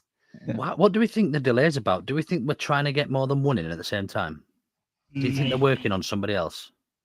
I hope it's not because Burnley haven't confirmed Assignon yet. That's the fullback that they're bringing in to replace him. But again, Vincent Kompany in his press conference earlier on said he was in Manchester doing his medical and everything was going fine. But he said until it's done and dusted, you never know. But it looks like it's fine. And he confirmed that Connor Roberts had headed to Leeds. So there are reports from earlier on that said Roberts was done and dusted. There are reports saying that the medical was booked at like 4 o'clock or 5 o'clock. The medical was booked for. So that medical's well over and done by now. So it could just be a case of waiting until the window's closed and then going, here you go. Or last year, they do it the following. There was a picture went up in McKenny, and the following morning, all the video stuff came out about the player being signed. So they could do that again. I hope they don't. I think this is just how it feels being at like the back end of a domino run, because we're just waiting for everything else to fall over, and then eventually it'll get to us. If something goes wrong, then there's nothing that we can really do about it. But I feel like it probably won't go wrong because he's in the building. In theory, there's nothing that can stop him signing the paperwork until you think Dan James. But I like to not think Dan James because that makes me sad. If they really are working really hard on somebody else, they've kept it very, very quiet because there's not been any murmurs of anybody else turning up to Ellen Road or having a medical or do you know what I mean? It's very 49ers though. That's very 49ers. Yeah. Hashioka, it was out of nowhere. And then it was off. But then Farke confirms in the press conference that they had two. And I thought Charlie Taylor was the second player because Charlie Taylor's out with a shoulder injury. And they were linked with Charlie Taylor earlier this week as well. But Hashioka was definitely a player they wanted and they were after. Phil Hayes confirmed that as well. But they saw the injury and went, no, we're not taking a chance with that. Has he been announced by Luton? Yeah, he was announced yesterday by Luton. Sorry, he was announced at the weekend by Luton. Pretty much straight after we linked with him. At the end of the day, he was announced. The picture on Sunday or Monday. But Leeds were interested in the player, and it said that Leeds were afraid of a reoccurrence of the ankle injury that he had, and they just, what's the point in buying another injured player? They've already got injured players, so they backed away from it. Again, the point being, there's no point in bringing anybody right now unless they're going to add value to the team. I've seen Ben Davis mentioned in the chat as well, and Ben Davis was mentioned again this morning because he was an unused sub for Spurs yesterday as well. So, but he's on monstrous wages for the Championship. He's on, I think, 80 to 100 grand with Spurs. Leeds, there's no way, even at a 50-50 split, Leeds will be able to cover those wages. Yeah. That'd have to be a conversation of, well, if Spurs can keep paying most of the wages, because that's a big chunk of the wage savings that we made with loaning people out over the summer, which makes all of that feel a little bit pointless. People are also saying that the fact that we loaned these players out in the summer meant that we had more bandwidth to bring players in and stuff, but we're still paying off the transfer fees that we paid for them last year in the Championship with a lot less money. So FFP isn't just this year, it's over a 3-year period. So the money we spent last year still has to be taken into the equation as well. We're still paying that off. We're not paying their wages right now, which is a 40% reduction, but we're still paying the transfer fees that we have to pay. So we have to be smart with that. They were getting him out of Parag's scope. I feel like was the answer for that one. If a deal is being done, is there a loophole where a team can go slightly over? There are deal sheets where you can have it basically written down between the two clubs, get a form of agreement down on paper. As long as that is in by the deadline, then you've got, I think, an hour or two to get everything across the line and announced. You can apply for an extension. You get, it's until 12, isn't it? You get an hour, yeah. But the Get deal out. she has to be in before 11, which says that the move is being finalised and will be done. Has to be a guarantee that it'll be completed. Hope we just get it done by 11. Just get it over. Yeah, it feels a lot safer being over the line, I think. Yeah, we still have an hour and 10 minutes just in the window, and then if you have to extend even another hour on top of that, there's still time. Yeah. I'm trying to be. There is that voice in the back of my head that's going, "Not Dan James again. Not Dan James again. Not Dan." Like it is there, and until it's confirmed, it will be there. But I'm trying to keep it calm and go. I can't see that happening twice. If it happens twice, Jesus, it's the most Leeds team that could ever happen. But I might as well sign him the year after. I'm losing it to Manchester United. They'll sign him instead. What could go wrong with a well shining that we rather need going into a deadline day? It's taking its time to get across the line. That could never go bad, right? And a club the wrong side of the Pennines getting involved. Oh no. The other situation with your man Assignon would be it's an outside Brexit transfer, so there would be a visa needed for the player, which might take that deal slightly longer to go through. But you would imagine again they would have got some guarantees on that before they went for the move. But they would have been sorted a while ago, I think. Usually in the process of defeat, there's also they've spoken to the Home Office as well about visas and stuff like that, and if they can get them in, so that's usually done. I know we had that conversation from. He's coming in from France, and it sounds like a very French name. It does. No, not one I've heard of. To be fair, I don't know much about him. No, not a lot either. But then again, he's not really our problem until he doesn't go to Burnley. Yep. Where are you in terms of nervousness with this then, lads? In if you were to rate it as a percentage of the deal going through, because I have to admit I expected it by now. I've been out all evening and I haven't looked at my phone. I picked up Twitter when I got back, probably about 8:30, and there was nothing there. Text Wainman, and it was like nothing. There's nothing out. Like, do you know what I mean? So I don't know. I mean, I'm probably not much higher than 65% of it actually happening. About 70, 80. I think it'll be done. Yeah. And I'd be happy with this. I'm gonna go. I'll go 90 because I said earlier on when the medical was being announced and stuff like that. I specifically said I think we'll get shithoused by the social media team who will wait as long as they can just to try and make it a little bit more tense, just to build stuff up a little bit, build up a bit of hype. Enjoys a bit of drama, doesn't he? Yeah. And if I'm wrong, I'm wrong. I'm not going to make any bets that involve apologizing because that's another Joe's domain rather than mine. Yeah. Joe, I'm going to drop off now because I have my stream starting in 7 minutes. So I want your prep for that. But massive thanks for having me on. Really appreciate it. Thank you for popping in. It's much appreciated. I will see you later. All the best, Jess. In a bit. See you, buddy. Bye. Oh, well. Oh, hello. That's a bit different. That'll do it. There we go. To move over there. If it does see how untidy my room is. Oh, no. I mean, if you like, we can go back to this. I've We've got lots of options. It's not that untidy. It's not that untidy. Yeah. So yeah, I'm. What about you, Matt? Where are you in terms of percentages? Probably 90%. I think we'll get it done. I think we'll get it done. Can't just want it to be done already. Yeah. Get it over and done with. Make us. Yeah. As I said before, I don't think I'm overly worried or concerned if he didn't sign because I've identified that we've got two starting right backs that are half decent in Byram and in Archie Gray if needed. And then we've still got two left backs in Firpo and Archie Gray. Then we've got Shackleton to back either up. So I'm not overly bothered. And I know people are going to keep telling me Shaq's garbage, but if you've been and watched him at Ellen Road, he works so hard. And look, whilst he might not have the strength and the reading of a game, he doesn't really let you down. Do you know what I mean? He doesn't add that much, but he doesn't do much wrong. So as a third choice left and right back, it's not a bad option. It's not a bad option. Obviously, we'd prefer somebody to sort of bolster the starting lineup, and I think Connor Roberts probably does that. But I mean, look, what sort of state we're in where we're actually clambering after Burnley rejects. You know what I mean? It's a sad state of affairs as a Leeds fan when actually somebody who can't get in the Burnley team, we're gagging for and get. You know what I mean? It's a weird one for me. I don't know how I feel about it. Just spotted a comment. Matt wants the deal done so he can finally sleep. What time is it there, Matt? 9 a.m. 9 a.m. What time have you been on since? 4 In the morning? 4 a.m. Yeah.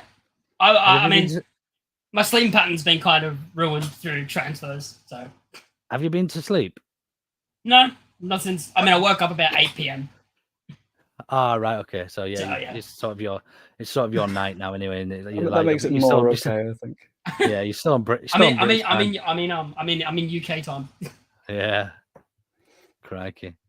This is a bit of a wild comment. 1 out of 10 this window for me if we only get Roberts if we want automatic promotion. That's a little bit for context.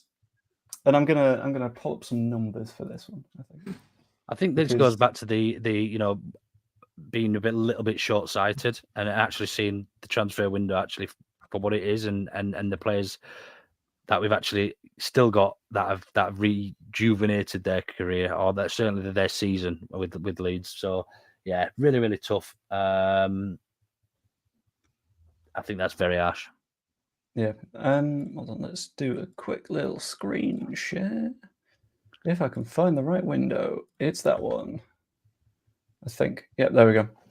So having a quick look at the table. This is on points. Points, we are 4th place, which is still really, really good.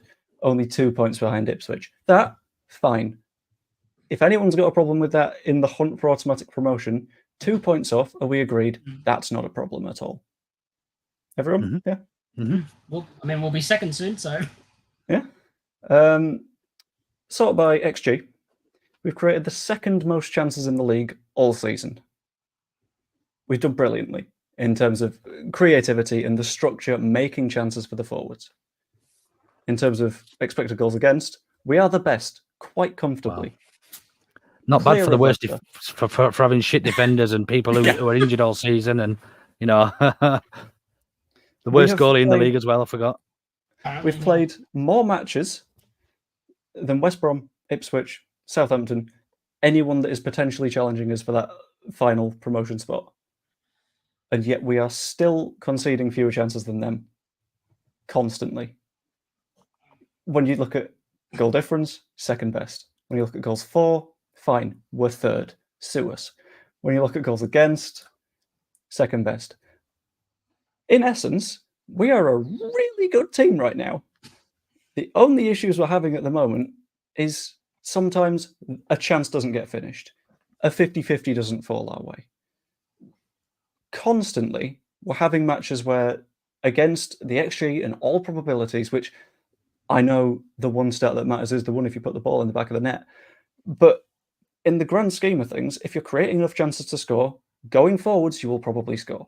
So far, that little bit of variance has gone against us. We've lost points where we should have picked them up. Over a season, it balances out. That data actually shows that defensively we're not poor at all. It's actually conversions and actually the other end of the field where we're actually suggesting we've been good all season and where people aren't even considering replacing players is actually where we've dropped down some. Do you know what I mean? So if we convert all our chances, we'd comfortably be in that top 2. Is that arguably is what you're saying, isn't it, with that data? Not even that, because I am Spawarticus. It says the conversion rate is poor. Our goals for this season, 51. Our expected goals, 51.4. Right. We've missed 0.4 of a chance. It's completely fine. And you look at our goal scorers. You look at our goal scorers. Some of us like 16. Is it just the other teams that are overperforming their XG then? Is that why we're having is that why we are where we are? Hold on, I'm just going to sort the league by the league. Ipswich, they've scored 7.5 more than they should have done, and they've conceded 6 more, but that's fine. They've scored more to make up for it. Southampton have scored 4 more than they should have, and conceding about what they should do. So, the fact is, currently, Leeds fans are complaining because we're not overperforming, and we're still on a points per game that any other season gets you promoted very comfortably. We're on track for 90 points at the moment, and the fact that we've fallen a touch behind it Everyone seems to be losing their nut because we're just not at the very top of the division right now against a club that's going to break the record for points gained in the league. And I just think it's a little bit daft. Yeah, I completely agree. Glenn thinks we better both Leicester and Southampton at home, just like Ipswich. How does that affect clubs? I think it's good for us, to be honest, because Southampton, as I keep on mentioning, still have to play the rest of the top 7 away from home. Which, when they're on a run like that, they've not had any of those fixtures yet. And that's why they're on that run, because they've not played the difficult matches. Yeah. But, yeah. Joe, I'm going to have to shoot. Sorry, it's so brief. I did promise Joe I'd be on from 10, and I wanted an That's early all night good. tonight. So thanks ever so much for having me on. Matt, great to see you as always. Let's keep our fingers crossed and hope for an announcement in the next 30 seconds or so. cracking. I will see you later. Take it easy. Cheers, Joe. Thanks Yeah. for having me. No problem. Anytime. And then there were 2. Plus a chat. But the chat is various levels of insane all the time. It was relying on 4 injury-prone players staying fit. Let's take a guess. That's going to be Pat Bamford, Junior Firpo, Sam Byram. Somerville. Some is he injury-prone? I don't think Somerville's injury prone. Somerville's missed like a match this season because of injury. I mean, then you can look at the others, like Junior Firpo hasn't had a run of games, and maybe he's got the run of games, maybe his legs will be more fit. Bamford's just suffered with being brought back so early every single time, which kind of ruined him. But I remember before Bielsa got sacked all the way back against Spurs, he said Bamford won't be back for the rest of the season, or he said he'd be back maybe in the final game. And then Marsh comes in, all of a sudden he's starting against Wolves, gets injured 20 minutes in, and I kind of went. Potentially big update. Sky Sports says Connor Roberts from Burnley loan done on Sky Sports Transfer News. Let's have a very quick look at that. Also, Scum are currently winning 3-2, but could be losing very soon, which is very exciting. Let's pop Twitter open and have a look. First thing I saw was a Fabrizio Romano tweet. Fantastic. Both Joe and Joe doing a final hour. I don't know where to go. You could stay here, Chris. That'd be appreciated. If you want, that is. Let's have a quick look. I can't see anything on the Connor Roberts move being done. Nope. This is a big one, though. From Alan Nixon, who is fairly reliable when it comes to transfer stuff. Manuel Benson is staying at Burnley to the disappointment of a handful of championship clubs. Borough, Leeds and Sunderland were interested, but Benson didn't want the move. I'm not too sure I'm that bothered about that one. What are you thinking, Matt? Not really. I mean, no, not really. I wasn't really worried about Benson. It was more just, get the defender in, and that's all we really need, really. Get the defender in, we'll probably be fine. There's not the biggest of problems there. Outside of that, it's still fairly quiet. We're still waiting for confirmation of the Connor Roberts move. Sky TV says it's done again, which would be very nice if it was done. But we're still waiting on that nice little bit of confirmation. Andrea is live with Joe. I'm gonna guess Luke is live with Joe. Go to Transfer Center and scroll down. Let's have a quick look. Sky Sports Transfer Center. Lingard set for a shock move to South Korea. That is one that is very confusing to me. Although he's got to go somewhere, I guess, and he probably destroys the league over in South Korea knowing that standard. I am scrolling and scrolling and scrolling, and I'm yet to find it. Are we 100% sure? I can't see Sorry, it. I deleted it. You bugger. Alan Partridge and Luke Littler do transfer deadline day. Anyone but Alan Partridge. I'm looking for any potential lookalike that isn't Alan Partridge that anyone can come up with. If you manage, good on you. 10 out of 10. However, no one's thought of one yet. So that's what we'll do. That's the next quiz. Which celebrity do I look most like and you're not allowed Alan Partridge?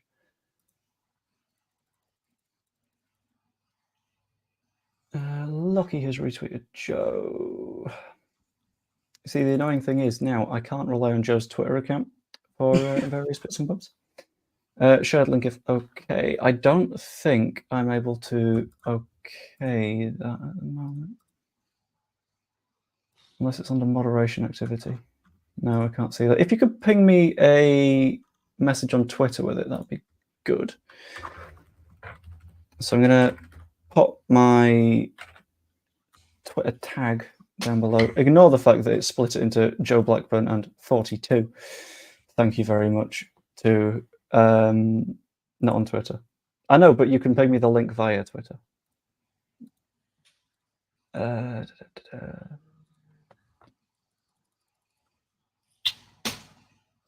No, still not much. Although we do have under an hour to go at this point, I believe, which makes it a little bit spooky. I think what we do, what sort of time are you thinking we get a confirmation? Because I've got no idea.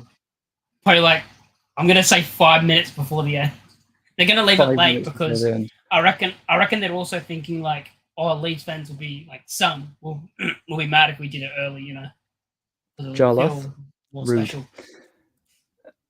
Yeah, why are we allergic to getting business done when it makes sense, man? Can't we be sensible for once? Can't we be a sane football club? I mean, I know the answer is no. The answer has always been no. It's Leeds United. But looks like Robert's medical done. Says Gail, I'm gonna need the deets. I'm gonna need some little bit of like verification on that. Because I can't just go saying it as much as I want to. Hi Joe, could you have a banner with confirmed incomings, outgoings for those popping in or out of the stream? That is a very good idea and a very, very kind super chat. Thank you very much, Mr. P. I'll get that done now. So, off the top of my head, deadline day has been Jan Poveda, Sheffield Wednesday loan, and there's only outside of that Connor Roberts, right? Yes. Connor Roberts in from Burnley on loan.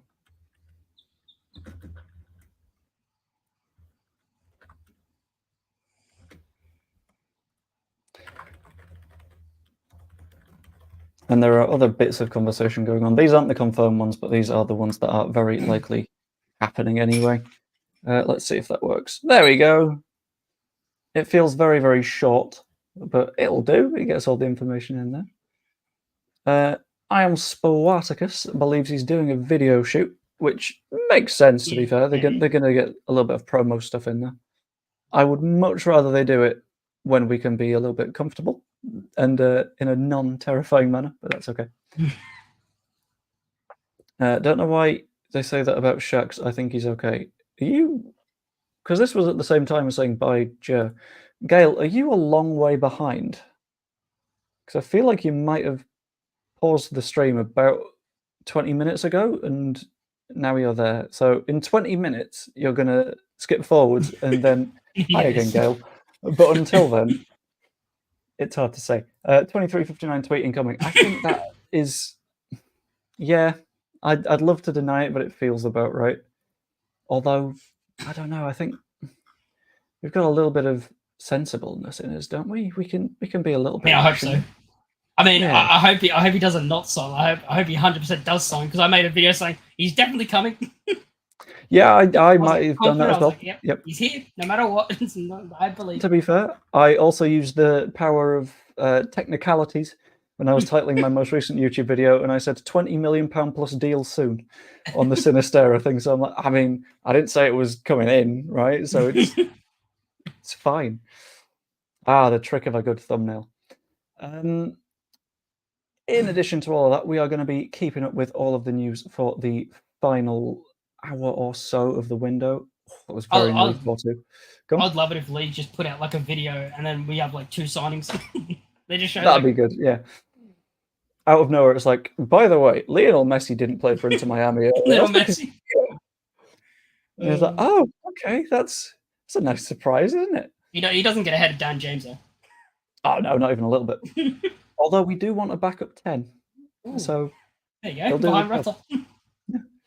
As mentioned earlier, by the way, if you have something to say, if you disagree with us on anything, just let me know. Ping me a DM on Twitter. I will, and if you can't ping me a DM, follow me on Twitter, and I will get back to you and potentially drag you on here if you are nice about it. Let's be kind. We have a good vibe stream here. That's how Matt's on here in the first place. But it's been good to natter for the last 5 hours or so. Jesus, it's been 5 hours. Leeds will have a video with the new signings and release them all at the same time. I think that is very optimistic. Don't say it's 3-all Wolves. I've got a very legal stream going on the site. It's delicious. I've just seen it. Scum are no longer winning. Are they not? No, it's 3-3. Yes! God, it's even better. What a better with 5 minutes of added time to go as well. Do you reckon Man United right now are like, you know what? I think we might need some signings. And Ten Hag is just like, yeah. It's one of your signings, a manager by any chance. And a goalkeeper, yeah. Onana is unique, I think, is what I'd say with his style. He got dropped, didn't he, for like the African Cup, whatever. Oh, I can't quite. I think he a second league player that played in like some league. Wasn't just that, he was dropped by his cousin, I think. Was it? Yeah. It was either it was like his cousin or his brother-in-law or something like that. But it was a bizarre little replacement. I was like, how? Come on. You were one of the best goalkeepers in the world last year. Was he the keeper that like touched the board dead and gave the other team a corner and they scored from it and knocked him out? Was that a different country? Oh, I'm not entirely sure. I've not been keeping track of the African Cup of Nations. I'm going to say goodnight. Cheers, guys. If you are hearing this, Gale, rather than being in the past, it's been good having you in chat. It's much appreciated. Pop in the future if you like. I'm considering doing a few more watch-alongs and stuff like that. But yeah, it's been good having you. Correction, Leeds will have a video of the one signing. There we go, Mr. P. That sounds about right. Been a top-class stream, Joe. Thank you very much, Robin Fairhurst. It's been very good having you and having more folks around. Don't do this, Matthew Davis. No. No. I don't like that they have the ball in Wolves' half right now. Oh, don't be a good goal. Well, we're ending the stream there. Because I am... Oh, that's not happened. That's annoying. I'm getting absolutely spammed in Discord, but thankfully it is a Discord where I get a bunch of various rumours and bits and bobs like that, which is very good to have. But nothing interesting regarding Leeds at this very moment. It's looking like, however, Sensi's Leicester transfer might be falling through. It's apparently hit some legal issues, which is not what I expected to see right now. I'm not completely sure what those legal issues could be. As far as I know, Italy has had a big change in its tax law recently, which is why, for example, with the Ben Godfrey thing, a lot of Italian clubs backed out. A lot of them were like, well, no, we don't have the budget for that anymore, because suddenly the wage they would be paying, which would have been his gross wages, net wages, sorry, were pumped up to his gross wages, so added tax to it. That put him out of a lot of clubs' budgets, so it could be something like that, but I don't see why that would happen that way around. Good night and good luck. I hope there's some confirmed news by morning. Likewise, to be honest with you, Jalath, that would be very nice if we have confirmation by morning, because that means that anything has happened. Wolves have the ball now. Never mind. No, they don't. Guessing no more outgoings bar Poveda loan. We haven't heard any outgoings bar the Poveda loan. The only thing that we've particularly heard around the Poveda thing is probably a loan to stop Man City getting a sell-on fee. But again, that is effectively unconfirmed, and it's just a theory. It's a fun theory. It's a theory I quite like, but there's no guarantee on that either way, to be completely honest with you. Time's ticking. Yep. That outgoing isn't guaranteed either, so you never know. We might not lose anyone. We might not gain anyone. Maybe Poveda can play it right back. Who knows? Leeds like the dramatic player reveal. I'm hoping that there is just more than the one signing. That would be good. However, I think to get it so incredibly silent for this long would genuinely be the biggest achievement of any football executive's career. And I can't see them pulling that off. It would be a little bit of a miracle to be able to go, actually, we've not had any conversation about any players for a long time, and we've had the Manuel Benson move confirmed as off. That's the only one that it feasibly could have been, in my opinion. Actually, we've got Adam Forshaw back again. I did, in fact, spot him outside Elland Road ahead of the Plymouth match, which, admittedly, because he's a Plymouth player, but who knows? I mean, I have picture evidence of him outside Elland Road, so maybe, who knows? Great chat, Joe. Enjoyed the quiz, spoiled by the scum goal. I mean, it's not that spoiled. It's been a good vibe from start to finish, I think. Scum have scored again. Don't say it's 5-3. I might have a breakdown. No, because I feel like your very legal viewing method might be ahead of mine. So I'll just open flash score. No, it's still 4. It's fine. However, Wolves have won the second half, and if you're talking Sunday league logic, that's what matters. Just need to win the second half, lads. Is Roberts confirmed? Roberts isn't confirmed yet. However, we know that hours ago he came to Leeds, did a medical. I think this was 2-3-ish, maybe. It was a little bit before I started the stream. There was also discussion around a potential permanent departure for Sinisterra for 20-ish million quid. However, the rumour on that one was that that will come later in a little while because it doesn't need to be done in a transfer window. It's a permanent move for a player that's already on loan, so he's already registered there. It could be made permanent, but there's no real guarantee of it. And if it did, it'd be very nice because that's 20-odd million quid. You look distraught for some reason.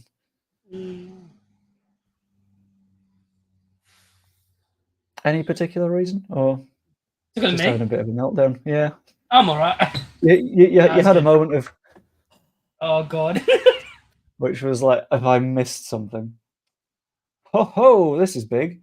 Laurens Assignon is now official to Burnley. That's the move that we needed. That's the next domino up the line that we needed to fall. So hopefully by past, please. Just get it done. Hopefully, yeah. I'm not entirely... Burnley announcing it at 15:15, a little bit annoying. Because you could have done it sooner, lads. We didn't need this little bit of chaos. But... oh, God. Sorry, I have... in total, because I've streamed more than I expected today. Before this stream, I did an hour on Joe's stream. Before that one, I did another half hour on Joe's stream. So at the moment, I'm on 7 hours of streams today.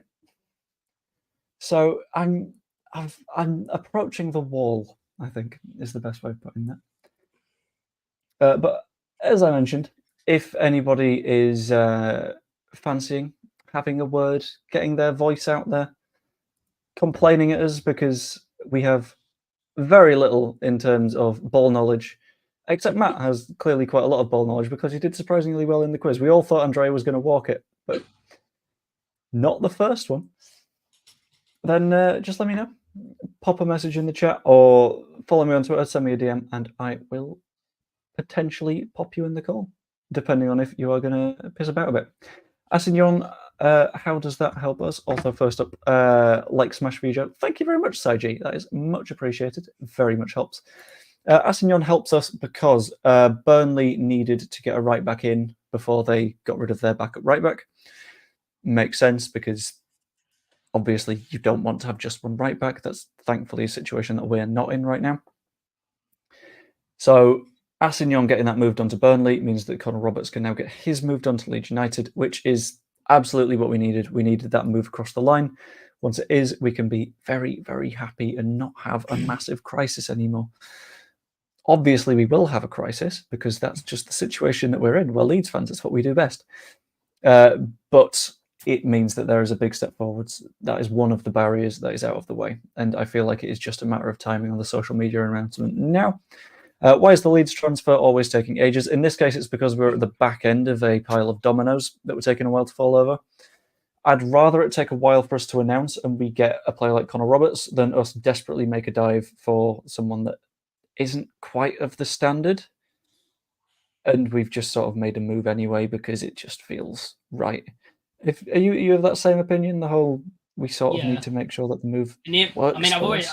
I've said this the whole window. Like, we have to make sure we sign players that actually are going to improve the team, because there's no use buying some young players that are going to be either on the bench or in the under 23s. That's not going to help for promotion. Adam Link has also said that we had all day. That is true. We did have all day, but then again, as did Burnley. And we couldn't get our move done until Burnley got theirs done.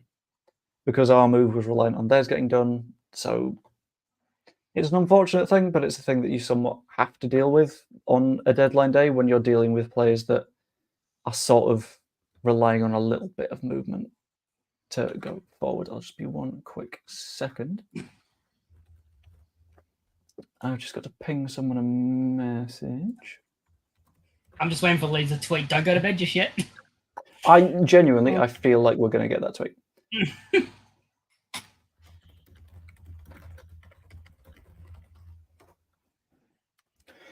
We could have had a Dan James situation. Few.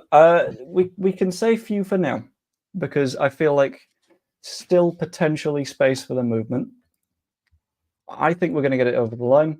There will be people that are scared.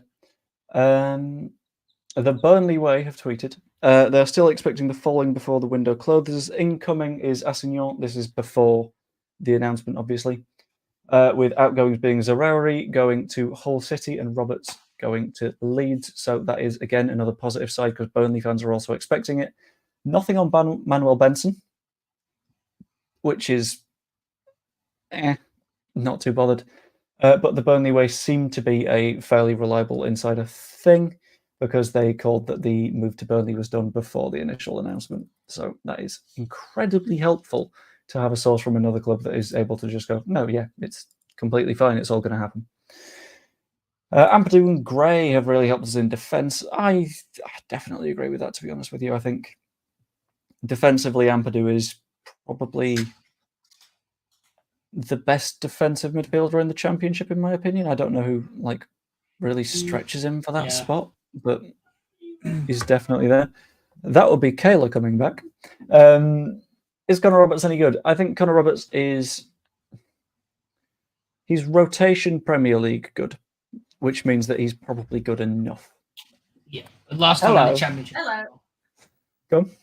Last time in the Championship, I think he got 4 goals and 6 assists, and he had an average rating of 7. So he's a good player. And he's a lot of people talk about you need someone that is rugged and used to the Championship. He got promoted last season. It's really hard to look at him and go, that's not what we need, when he's someone that has done exactly what we need to do less than 12 months ago. He can get the job done, and he won't necessarily even start game after game after game because Archie Gray's there. There could be a chance that Leeds may have permission for an extension to get the deals completed, so may not get the full position until tomorrow. I think that'll be a deal sheet job, but that tends to be something that you find out on the night. You'll know if there is something or not something at the time, I think, and then it sort of develops into more official stuff and announcements.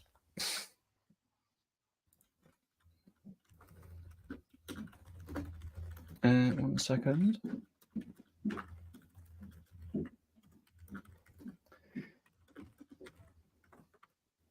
Right. 4-3 Man United game finished. I have it on my second monitor at the moment, which irritating, but it happened.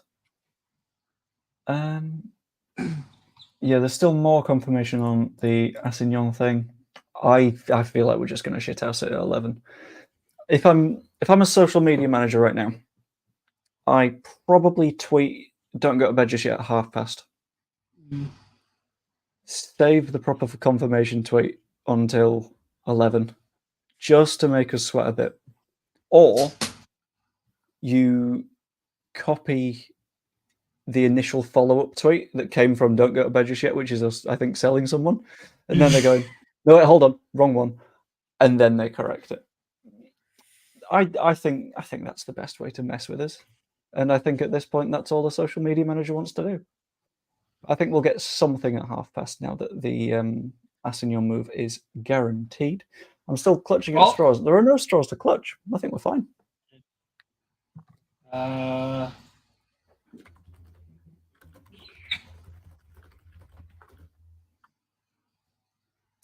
Update on the Leeds United site, seemingly. Yeah, Jan Paveda joins Sheffield Wednesday on loan, which feels weird considering his contract's up in the summer. So that, I think, is going to be us getting a loan fee and then out of contract in the summer as a way of avoiding a permanent buy clause. Never forget, we have a chairman who negotiates contracts in his sleep. I mean, as much as people are like making comments about why have I completely forgotten Parag Marathe's name? There we go. As much as people take the mick out of him, he is part of the management unit that have got the 49ers to the Super Bowl this year. Apparently, the medical's done. Ooh. I don't know who. I don't know if this is real. Let's have a look. Do you have a Twitter account? What said that? Because Give Me Sports said it. I don't know if that's viable. They tend to be fairly consistent, but they're a bit on and off. If I remember right, is that the one off the top of my head? It might be the one that Fabrizio Romano writes for sometimes, but anything that isn't by him is fairly like flexible on reliability and a bit hard to trust. But in this case, I'd say they've waited for the Assignon thing, which effectively guarantees the move, because if we don't get him now, then Connor Roberts isn't getting any minutes at Burnley. Another tweet from Phil Hay, which isn't loading. Thank you very much, Elon Musk, for destroying your app. That's not in Paveda. It's just Jan Paveda, yeah. Move on loan to the end of the season when his contract expires. I'm going to assume not a new contract, but that's fine. I think we're waiting until the club actually say something, which I feel will be 2:30, maybe 1:45. Hard to say, though. Leeds United have put the Elland Road floodlights on ahead of the 11 p.m. transfer deadline, with activity potentially brewing in LS11. Why does that read like it's AI generated? Like, I know it isn't, but it feels like it could be. That makes sense. That feels like it's a recording a video job, which adds up to the probably 11 o'clock video, maybe, because it doesn't take that long to edit that together. Leeds after Callum Chambers. Is that true? I have heard nothing about Callum Chambers since we started the stream. No. Which was a long time ago. I feel like there were discussions about it as a maybe in case we need a spare backup, but I don't think that's going to happen. Hope it's only loan. Silver Fox, he done better than Nonto when he was asked this season, in my opinion. That's fair, I think. But then again, there are a couple of questions around could he do it consistently? Because you've got to remember, the most recent match when he was asked to do it, he was against Plymouth. A tired Plymouth as a fresh winger. And I think Plymouth, not very good. Wingers tend to outrun defenders no matter what. It'd be quite hard for him to look bad in that situation, I think, especially when a lot of people are very, very angry with Willie Nonto during that match because they felt he wasn't quite doing enough, he wasn't pressing, which, fair, yeah. But I feel like Nonto had a little bit of ring rust about him that was causing problems. Very dramatic. I wonder how many seasons it's going to take for us to finally sign a striker that can press. Oh, that's a good question. Maybe next season? We don't need one. It's fine. No, we'll just keep Bamford. Give him another 4-year deal. That's a new signing, right? AC1 had a proposal in the works to move for Leeds United defender Charlie Crosswell ahead of the transfer deadline, according to an update from Fabrizio Romano and his team. That doesn't feel true. No, it doesn't. That doesn't feel true in the slightest. Unless there was something earlier in the window, but we said no or something like that. I don't think there was any international interest in Crosswell at all. I don't think so either, but not that I saw. Let's have a quick look though.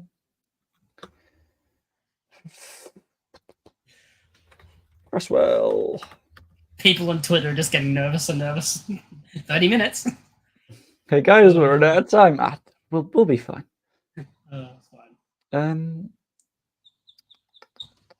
the last thing I can find that Romano has said in the slightest that could even slightly relate to Charlie Cresswell. Source MOT News. That'll be on Romano's stream. That would be very surprising if that happened. Yeah, the last thing that I've seen that has anything to do with Charlie Cresswell is a update from a few days ago when it was confirmed that Tanganga at Spurs was going to Millwall, because that basically made sure that that wasn't where Charlie Cresswell was going, and there was more conversation around that. Yeah, there's the 30 minutes to go tweet. Oh God. Yeah, I know. There's going to be people getting touchy, but I'm still sitting at my 95% at the moment. I think we're fine. We'll get it done. Have you increased from your earlier percentage? I can't remember what yours was. I was 90. 90. Yeah, I think I'm back up at a 95. I'm feeling comfy. The only issue that I saw was Asignon. If the floodlights thing is correct, which I think it will be because it just makes sense, then brilliant. That's probably going to be that done. That just boosts the confidence even more. I don't see any reason for it to fall through at the moment. But let's have a quick look. Let's search hashtag LUFC and see if anyone is having a mental breakdown. Someone is about Jan Poveda leaving. Is this just to save a measly bit of salary? It makes no sense to thin the squad when pushing for promotion when a couple of injuries would mean we need him. Baffling. Do we need Poveda? We're not using him. We don't really need him. No. I mean, where does he? Where would you say he's playing if he was here? 10, or would he be more on the wing, which we don't need? Yeah, it's 10 or wing. I think. Well, wingers we got 2 on each side. If you're saying that we'd need him in case of injuries, would we? Because at the same time, we can move Rutter out wide. And then if we can move one of the wingers inside. If Rutter gets injured, you can move Nonto into the 10. Again, as much as I don't like it, Peru back in the 10, we were winning matches with that, but it's fine enough, I think. Oh, that's a fun one. LUFC fans happy about the transfer window? I'm not. It's a disgrace when we're pushing for promotion. Why not go for it and invest in players to really push on? Do people understand FFP and like stuff like that? Like, we don't want to get in trouble for overspending. Yeah, you can't just like chuck money at things. It's not always going to work that way. But that's a good question. When it comes to looking at the current starting lineup and potential places for improvement, and I'm going to ask this to the chat as well. What sort of positions would you say that we actually need reinforcing? Is there anyone in the lineup right now that you could possibly see? Are we going off now, or are we going off like if we go up or next season? Going off right now. Right now? In the event that we do bring in Charlie Taylor. Not Charlie Taylor, the other one, Conor Roberts. Charlie Taylor. Outside of left back, which is pretty obvious, but again, we've got some cover there. What are the positions where you would say we actively needed someone to sign there? Why didn't we? Because I think I'm struggling to think of many spots.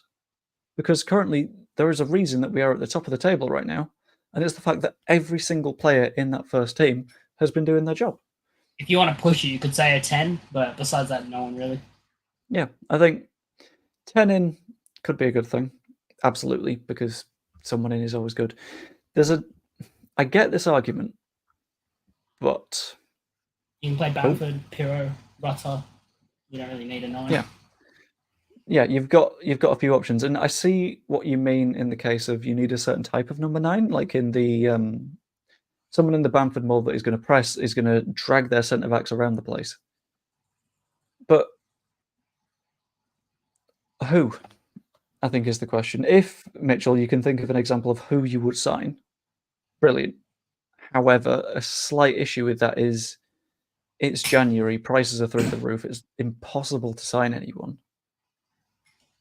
It'd have to be on loan. Like the only person I can think in terms of centre forward that's moved is Kiefer Moore, maybe. Even then, would you want him? But no, not hugely, because then again, does Kiefer Moore press enough? I don't know. I don't think I've seen him do any pressing. The thing is, I don't know if there's like many strikers that don't do the job that Bamford does that we could sign, because most of the people that do the work Bamford does are also world-class finishers. Yeah.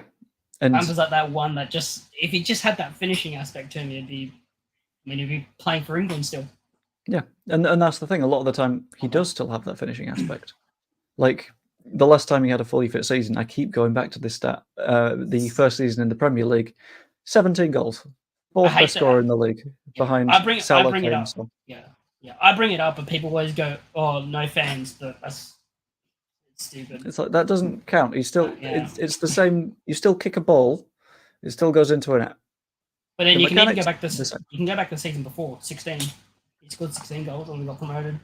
Yeah, he's always he needs a couple of games to get into gear. Absolutely, whenever he comes back from an injury, and that is fine. That is, I understand, infuriating, but once he does, it's okay. It's all good. It's all vibes. Robin Fairhurst, none as it is. Who gets dropped in favour of Roberts beside freeing up Gray to cover for the midfield? That's another good question, because a lot of what people don't quite realise about the squad is someone will go, we've only got 2 right backs, or like we've only got Byram and Shackleton at right back. Well, Gray has been playing there all season. When it comes to left back, Byram, Firpo, Shackleton can play there. It's very, very difficult to say that we don't have the players there, because at the end of the day, we do. It's just they're all very versatile and they don't need to fit into these little specific boxes that a lot of people like to put players in, because you don't have to be one specific type of player. You can do all sorts. It's all good. Yeah, my words disappeared then, but we definitely are 5 hours and 36 minutes into a stream, aren't we? And nothing's really happened besides he's coming. Return Peru 11. What do you mean 11? Isn't 11 a wing? We had this discussion a little bit earlier, didn't we? Of what counts as a number 11. I think I agree with this as well, though. Gray needs rests. We can't play a 17-year-old for every single game. That makes sense. I get it. Because eventually you're going to wear them down and you're going to cause a little bit of damage. But I think that's... If I had one critique of Daniel Farke so far this season, it would be rotationally he's missing out a little bit. Sometimes we don't make the changes when a player isn't quite in the right shape. Yeah. But it's something that I think will come if and when they actually need rest. I remember something he said earlier in the season at a press conference, and it was off the top of my head, the professional athletes, if they can't play a game every week, they shouldn't be footballers. And that makes sense. When it comes to 2-game weeks, sure, do your rotation, but I do get that attitude. I think it makes sense. When we play in the cup, right? Like that week sort of time, don't we have 4 games in 15 days, or is it 11 days or something like that? Something daft like that, yeah. I can have a very quick look. 1 second. Ben Jacobs of... I keep forgetting who he works for, but it's fairly reputable. Connor Roberts has completed his medical and is about to join from Burnley, a top target Leeds wanted for the past few weeks of the window. There was a need to bring in a fullback, and Roberts fits the bill.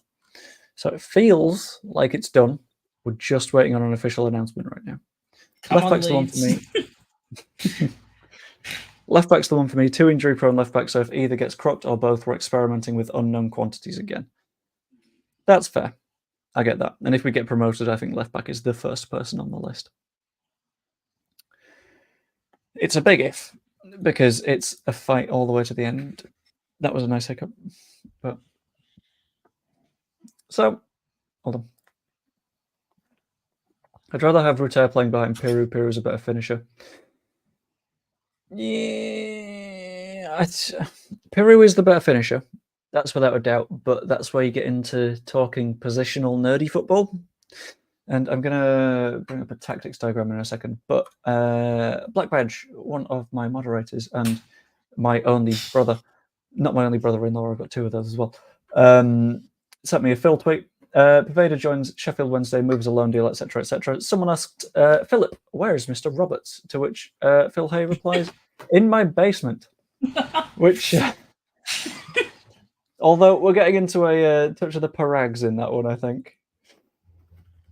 Maybe he's in the basement to keep him safe from the snipers. Who knows? Sniper. Oh. Right, let's bring up a quick little tactics board so I can pop that out there. Present, share screen, and it would be this Chrome tab. There we go. Are we seeing that okay, just to check? Good, bad, middle?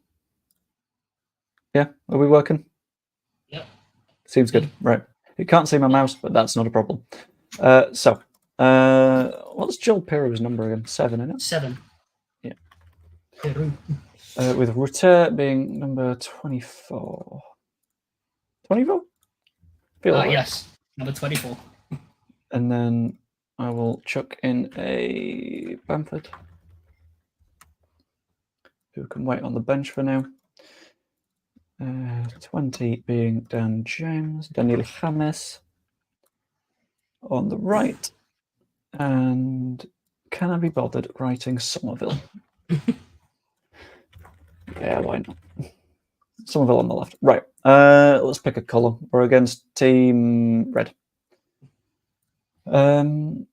Keeper, right back, left back, centre back 1, centre back 2, and 2 central midfielders. And what I'm going to do is I'm going to whack 2 central midfielders on here for us as well. So the issue with putting... That's very good. Yes, I am using Adblock. The issue with using Piru and Rutter at the same time is, as Daniel Farke mentioned earlier in the season, Piru is best when he arrives late in the box, which means he's sat a little bit deeper. Rutter is already in this 10-ish position. That's fine.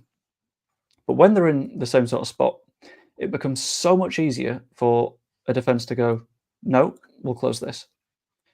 And the defensive midfielders will drop in, and they can sit in a little bit deeper because they know for a fact they're not getting the ball to Piru, they're not getting the ball to Rutter. And it doesn't matter how much of the ball Ampadu has, how much of the ball Gray has, Kamara, sorry, we can just piss it about in this horseshoe, nothing happens. However, change it up a bit. Rutter goes deeper because that's what he does. Let's squidge you to there. Let's get everyone back to where they were. I don't know why I made a mess of this. Bamford in instead of Piru. Bamford naturally likes to sit higher up the pitch, which is good because that means Bamford is attracting the centre-backs. It can just be one of them, but the second centre-back isn't going to come up the pitch for Rutter because then he's left his teammate back in a 1v1 against Bamford, which pretty dreadful thing to do. That's how you lose matches, which means that now you've got these 2 central midfielders that need to deal with Kamara, Ampadu, Rutter simultaneously, unless you've got your wingers. Sorry, 8 is a midfielder number. We've done this already. Unless you get your wingers dropping in as well, which means that they have less of a threat on the counter-attack. So playing Bamford instead of Piru doesn't just add to our attacking strength, but it adds to our defence at the same time, because it means that they have a lot more to think about. And that means getting wingers back, that means providing more support, and that low block is forced out a little bit because they need to come out to match Rutter at the same time. So not only are we opening up the other team, we are making ourselves a little bit more secure at the same time. And I think the addition of Connor Roberts will really help here as well, because I have got no idea what number he's going to be, so I'll just say 99. Why not? But the benefit of this for Roberts is he's a very attacking right back. And that means that you can have James tucking inside, Roberts does an overlap, and then you've attracted another defensive player. Number 5 needs to come out, and then you've got Bamford in that one-on-one. Compared to Archie Gray, who likes to invert a little bit. He will occasionally make these nice, underlapping runs. But I think compared to Gray, what you get with Connor Roberts is you get someone that is comfortable attacking, doing it consistently, and making sure that he's going to make chance after chance after chance and forces a little bit more pressure. Also, has Haribo, don't like this theory. Now we have a right back, Gray can learn left back. No, we're not teaching him how to do absolutely everything. That feels like a bad idea. Do you think we bring Roberts not straight in, obviously, but do you think he gets into the team ahead of Gray, or do you think Gray's been playing that well? Do you drop him? I don't think he's instantly droppable. I think it takes a little bit of time to sort of make that decision. The deadline is 11, yes, unless we get a deal sheet done. Because with Roberts, like because he's an attacking, he's kind of like Firpo, as in like attacking. You can have both of them going up, and then you have the midfielder, and they're just going to drop into a back three basically, which is and that's effectively what we do a lot of the time anyway. It's what we did at the end of the FA Cup match against Plymouth. We had, I think it was Ampadu dropped into a 3 with the other 2 centre backs, and we just said, Firpo, you're a winger, go. And he would still drop back in, and that's completely fine. But we were able to have that flexibility because we do have a lot of versatile players to say, well, we can just get more attacking. It's fine. Very positive sign, by the way. I keep alluding to a source in some of my videos and people get annoyed at it, but it's accurate, so sod it. A source person has just basically said, it's done. It's just waiting for the official announcement now, which is very good because he's not done me wrong yet. Off the top of my head, I can't remember any time that he's been inaccurate. So having Connor Roberts across the line effectively is a very, very nice thing. Did I go a little bit janky there for a moment? It said my connection went a little bit funny. But no, you're good. Okay, that's all good. So I feel like we're just awaiting these final announcements. Did you have the "Don't Go to Bed Just Yet" tweet to hand? Because I've got half an idea of what they might be doing, but if I've got the timings wrong, that could be completely thrown off. I just keep saying the "Don't go to bed just yet" because people keep retweeting it.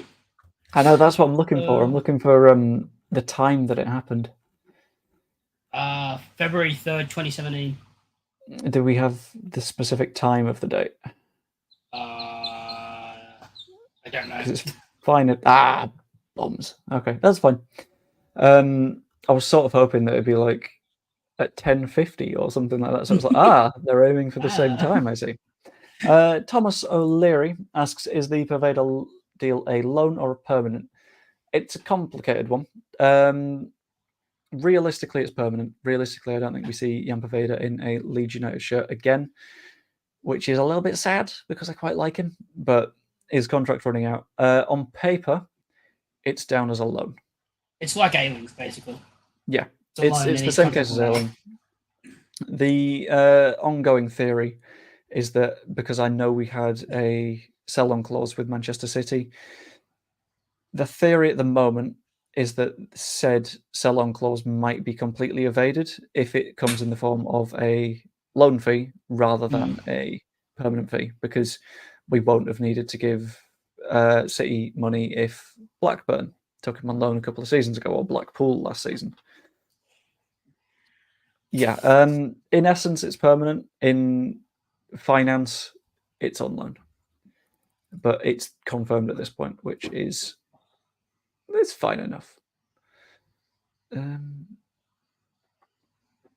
Okay, that is a little bit annoying because I thought it was a Leeds-related tweet, but no, it's a Luke Humphreys tweet. NFT investments. I thought you went out of fashion a year ago. Poveda's out of contract and some are so irrelevant he won't be coming back. Yeah, basically this. It's only relevant to the financials. It's a shame. I thought it was better than Nonto when played this year. A lot of people have been saying that, and I kind of get it, but I mean, he had a good preseason. Yeah.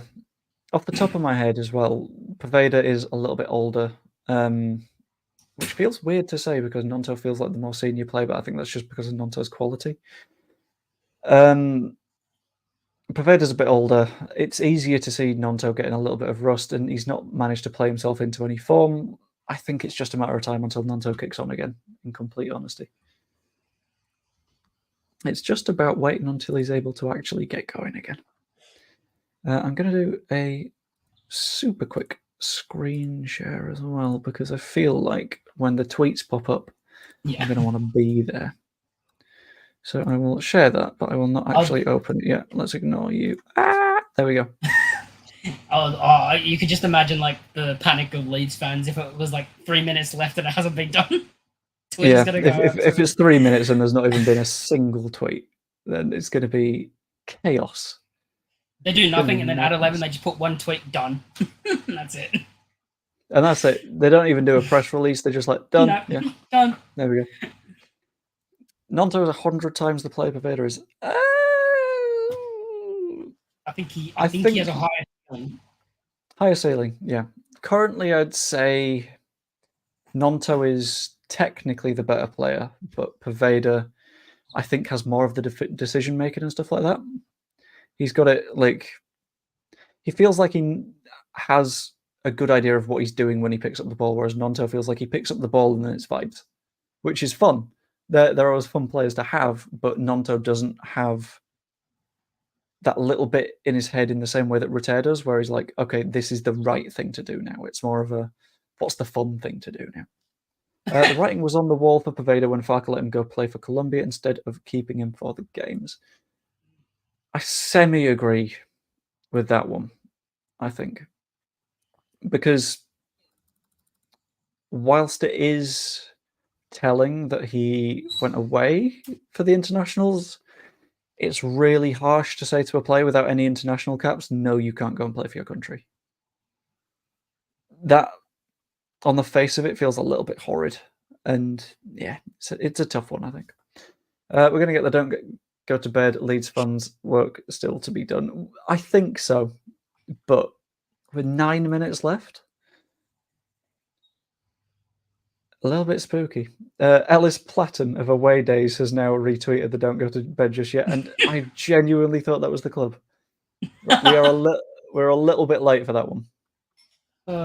Because that was initially tweeted at 9 p.m, which is not too bad. Loan, it is on loan, yeah. If Paveda was Italian, he wouldn't get in the training team, never mind the full national side. You've got to remember that a lot of the time that Nonto was brought into the side, it was because they were hugely rotating and changing things up, because you've got to remember that they had just failed to qualify for a World Cup. Yeah. They were like, the current talent, not going to do it. Let's try some youngsters. And to be fair, brilliant. He's their youngest ever goal scorer, I think, off the top of my head. One of their youngest capped players in a long time. But there's a pretty big question over whether he stays in their national team side, because that fully relies on him playing consistently, performing at a high level. I don't think Nonto makes the Italian side for the Euros unless he has a batshit second half of the season. Well, didn't unless he he get put outdoes back? Somerville. Didn't he get put Say back again? in the under 20? Didn't he get put back in the under 23s or whatever? Not that long after. Probably. It was the next call up or something. I'm just going to search Nonto Italy and hope that the right thing comes up. That is the weirdest bit of transfer news I've seen all day. So we've been saying that we want a number 9. Okay. Oh boy, do I have the number 9 for you. Dwight Gale, anyone? I forgot he was still playing. I didn't even know he still played. I thought Dwight Gale? Joe Donahue has now reposted "Don't go to bed just yet." It feels like everyone's going to do that at this point, which is getting stressful. Because I'd quite like this just announced. I don't. 7 minutes. Every minute ticks by. Ooh, hello. Someone that's a source that isn't mine, but seems to be fairly accurate a lot of the time. Perkins now is the cover that Paveda was. Yeah, Perkins can... Well, it's more Joseph, I think. Because Paveda didn't get that many minutes anyway. Joe's sweating. Joe isn't sweating. Joe is chill vibes. Joe is very close to having a nap, but it'll do. Do you think 49ers want us to go straight up or more bothered about sprucing up the ground to create more revenue? We've not been aggressive enough in the market yet again. I think we've been fine. Realistically, we've got what we needed. I mean, there's going to be people saying that we needed a left back, but I think we've got enough cover to take us out the season. Then if we go up and we have signed a new left back, then it feels like that could be money wasted that could have been spent at a different time. Please get the deal done. I absolutely feel that. John Percy, Stefano Sensi to Leicester is off. That is a big one. They've lost Cassidy. They have now not got Sensi in as a replacement. That is very nice.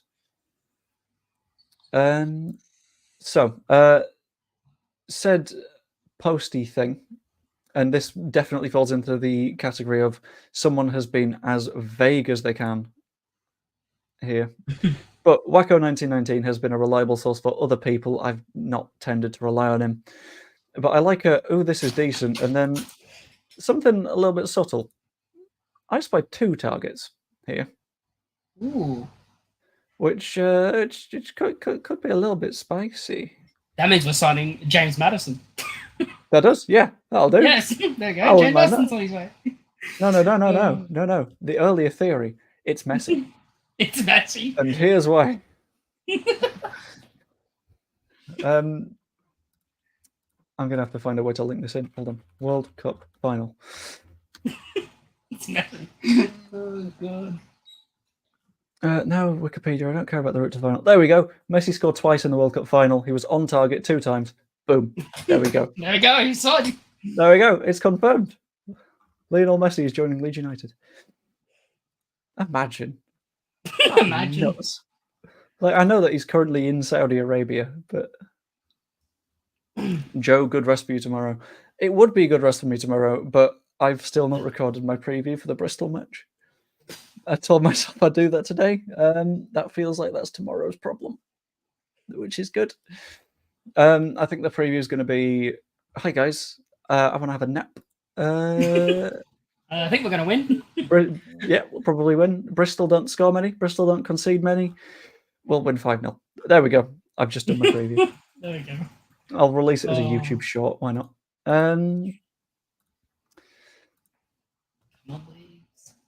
I don't want to be the bringer of bad news, but it's 4 minutes. It could be another hour. They could be still finalising it. They could be, but there's only 4 minutes. Come on, Leeds. It feels like this should... 3 minutes. Is Roberts walking from Thorpe Arch to Elland Road? Like, announce it already. Yeah, I get that. I'd rather we were done. But that's not the world we're living in right now. Leeds United fans' optimism just gone. Starting to go down. I don't like seeing that. I don't like seeing that one bit. That feels like it's not true, considering I've not seen anyone say that. I think he's just saying like that would be typical Leeds. It would, yeah. This is tense. It is. I mean, it's a little bit more tense than the Sinistera thing, because at least in that case, we knew that no matter what, we'd be disappointed. We haven't signed him, but we got Archie Gray, so it doesn't matter. It's another foreshore thing. New signing. No internet at Elland Road to confirm it. Whoa. I can confirm that the press box internet is good. That's some good stuff. I was watching a different football match prior to a Leeds match kicking off one time. So it works. They can post things. Apparently the medical got confirmed 21 minutes ago. they're just trolling us at this point. Yeah, they're just vibing at this point. 2 minutes. I would tell you the password. However, Parag would have to shoot you. So that's not going to happen. Seen 2 retweets of Don't Go to Bed Just Yet. Only 2? I'm on about 4. I've also just had a repost of this one. The guys have signed Rafinha. Oh, Rafinha's back. Yes. It's okay. Barcelona keep disrespecting him a little bit too much. Oh God, yeah. They're fans sometimes. Can Leeds apply for an extension time-wise? Yes. It's a deal sheet. You just have to say that you have an agreement in principle with the other club. So, for example, we would need to sign off on it. Burnley would need to sign off on it, but it gives you a little bit of time to get all the paperwork done. Would the club tell us? Probably not. They did for the Nonto deal, off the top of my head. Fear not, it's all been signed and sealed, just needs to be delivered, have faith. I'm still... is my 95% still there? It's 1 minute.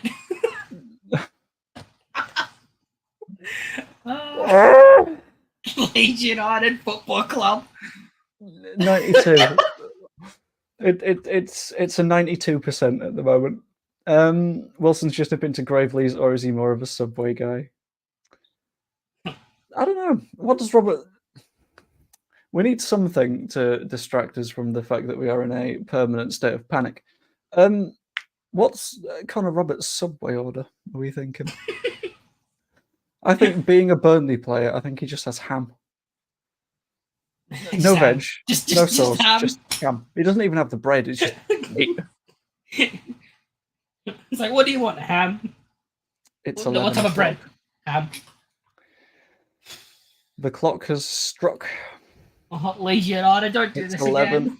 We've not had any noises. Leeds United. Have we had noises? Have we had noises? Oh, they just posted transfer window with a tick done.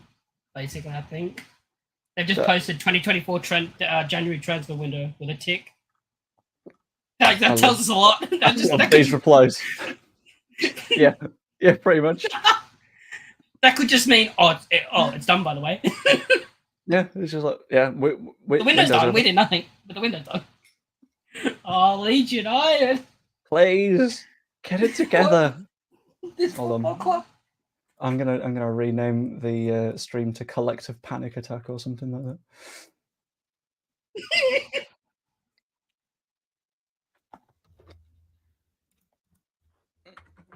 Panic attack on deadline day. There we go. Very much not going to bed just yet. Yeah, this. Imagine if they've just not done anything. If they're like, what? Oh God, Leeds United. Who the hell's Connor Roberts? We've never heard of that guy. Leeds. Oh, Leeds. Oh, we need. Please, can we get the move done? The window has been closed. 2-hour extension. Please don't be 2 hours long. Oh, don't be 2 hours Leeds. I don't want this stream to go for 8 hours. That'd be like 10 hours today that I will have done streams. Oh, this club. Yeah, very much not going to bed just yet. Why can't they just put like, oh yeah, it's about to happen. Stay calm. No, they got to troll us for the whole. Oh, Where's the transfer Connor window's done. Ryan Cherky to Fulham deal was never concrete or close, and it won't happen. Well, obviously it won't happen if it was never concrete or close. This is why I don't like Fabrizio Romano very much, because he's just said it was never close to happening. By the way, it won't happen, and it's like that's the same words. January window check. Ruter's gone to City, Peru to Leicester. God. Joe's trying to stay calm. Could you imagine we do nothing? Oh, yes, that's the problem. Farke fell asleep with 10 minutes to go. Farke, wake up. He had to get a deal sheet whilst he was having a nap. Let's have a look at the replies on this one again. I feel like that's just got to be a troll to like make, Oh, they're just baiting us. They're baiting us, surely. They're just baiting us. They've hooked us. They've got the hook out and we're in. They took they threw the bait out and we have all caught onto the bait. Yeah, I get this. Just want to go to bed, Will. I just want to go to bed. Please. We're nearly there. Oh, come on. Fuck off, Fabrizio. Stop tweeting. Oh, Leeds United. I don't care that he's turned 18.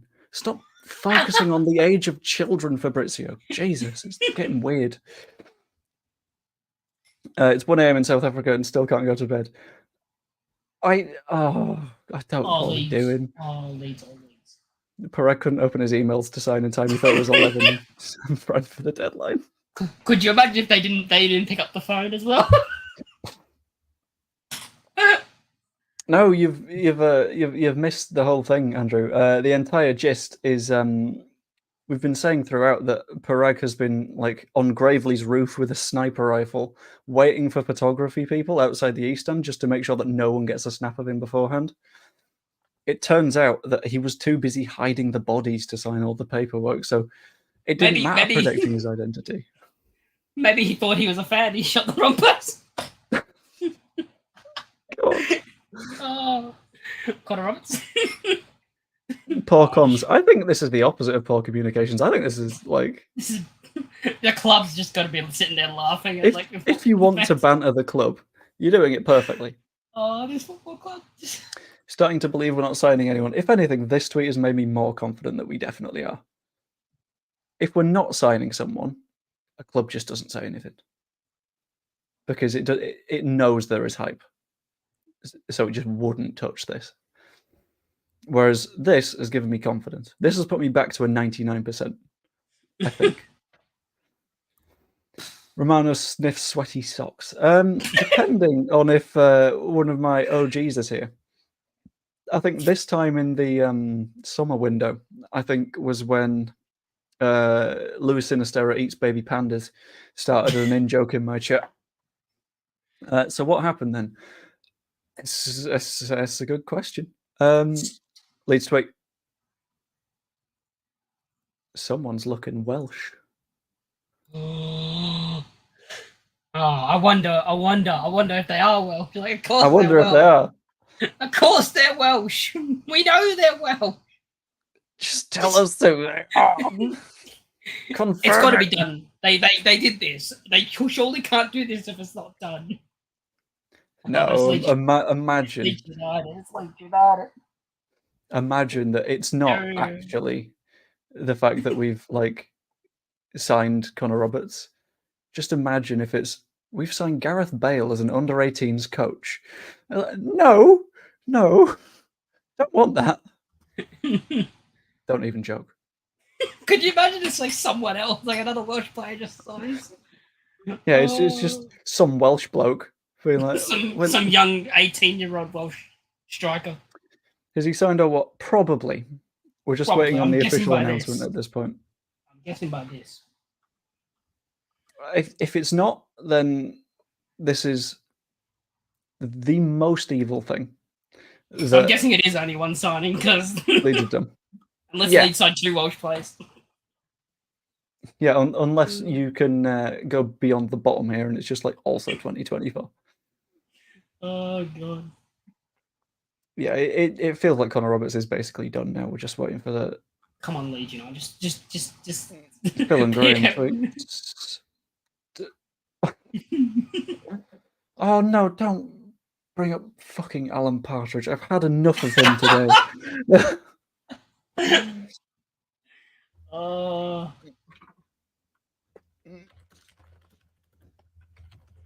No, Oh, sorry. it's so Leeds. This is so Leeds. They just don't want fans to go to bed. They want them all to stay awake. I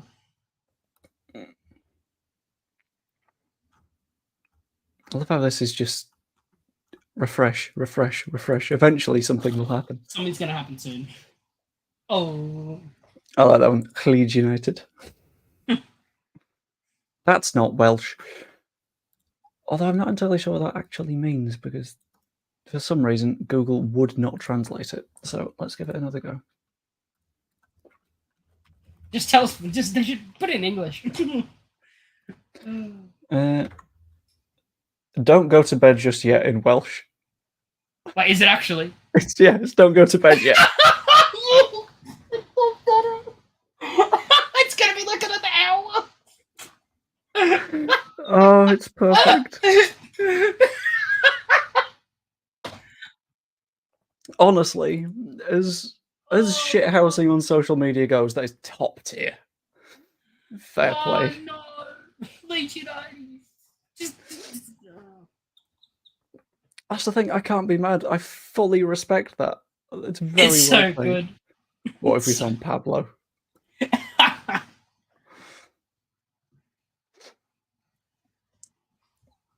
Pablo could be 70. He'll still be able to find a pass without on the other side of the pitch. We've still got word from Phil Hayes' basement. Is Connor Roberts in fact down there? Good question. More notifications. Send us a picture of him in the basement. No, that you don't even follow me. You're not that. Oh wait, you do follow me. Okay, that's more okay then.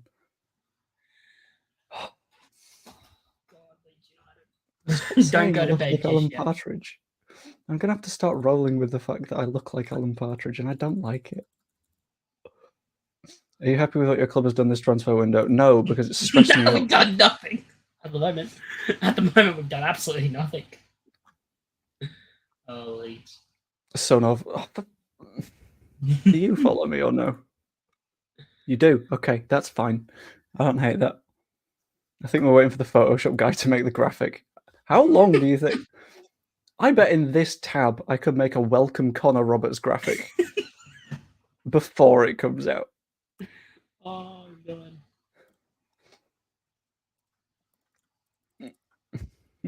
It's not a basement, it's a lair. It's a lair of rumours. Thanks, Lee. Oh, this football club. Welcome to Leeds, Gareth Bale. Gareth Bale.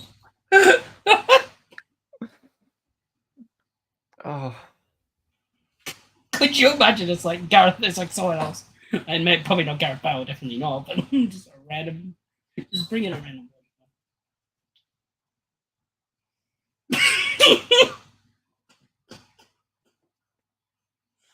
oh dear. I love this football club. Which it's chaos and it's perfect. I wouldn't have it any other way. It's Leeds United. Oh, hello. Joe Wainman has dropped the apology video. Someone let me know if there's Flurry a of big business tweet in the towards meantime. What's going on? Where's the signing? Can you hear it, by the way? Just to check. Yeah. I'm expecting a flurry of business towards the end of the window. I still think we get 2. I'm going to say now with chest, I'm confident that we get Connor Roberts. Connor Roberts will be a Leeds United player. I would like to sincerely apologise for doubting 49ers and their ability to bring in transfers. I have learned from my mistakes and I respect your opinions. I wish you all the best, Daniel Farke. I'm so sorry. Ladies and gentlemen, we got it. Could you imagine he doesn't sign now? That'd be Oh, it'd be so good. Still Snoop Dogg and D.I. Watch it be. And the best bit is I know he bookmarked these tweets so long ago. He did, They've been ready for a while. For a month. My dreams would be complete with a one-legged Bale at Elland Road. I mean, Lee, I know how Welsh you are. So I know. Trust me. I know. Oh, imagine. Please let it just be a completely different Wales Nico fullback. Williams. I only know him because he's like fast in FIFA.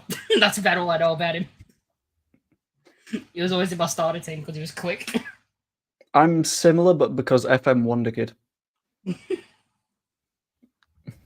Go on, Joe. I will. And it turns out we're dropping out of the Championship and going into the Welsh League. To be fair, we might actually win that and people wouldn't be complaining so much. I mean, you probably would. Oh, people would. No one would stop complaining. Right, what are we thinking on timing? Because oh god, I don't know when do you think he'll sign? I mean, what? I think 1 hour? he's already signed. It's just when Mr. Pissing social media man decides to send. What if the club just say nothing? That's the joke. Everyone's waiting here. Yeah, the club are just like, I mean, there's someone Welsh. You'll find out who. Notification from completed medical at Leicester City, but the problem between the clubs was on loan fee and payment terms. Ooh, that's a bit bad for them. And the best bit is they've lost Cassaday, and I'm just going to check how many minutes Cassaday played for Leicester. Because it was lots. Or could you imagine they go, we got Connor Roberts, and then he walks out or whatever the hell the thing is, and then next second Rodon walks out. It's like, I've signed permanently. Ooh, that'd be very nice. We'd be like, yes. Skybet Championship tweet. Oh, hello. I don't think I even follow the Championship on Twitter, so I probably should. Oh, hello. Oh, hello. Oh. He's going to do that again. He's going to steal that promotion. EFL Championship. I feel like it's probably not your place to drop that tweet. I feel like someone else. Stop focusing on fucking children, Fabrizio. It's getting dodgy. Yeah, I think. Come on, Leeds. Just announce it. How does the Also- championship announce something before the club? I don't know. That's the thing. The whole 2 targets, 2 ticks thing is still throwing me. Because I feel like 2 targets sounds like 2 players. Maybe that is Rodon.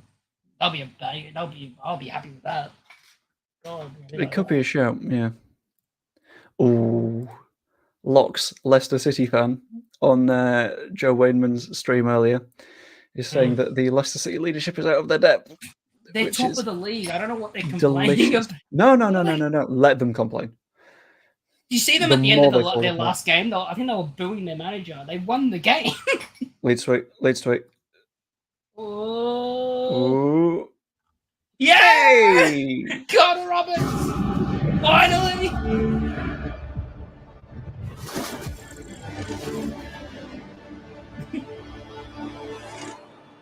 Oh, it looks beautiful.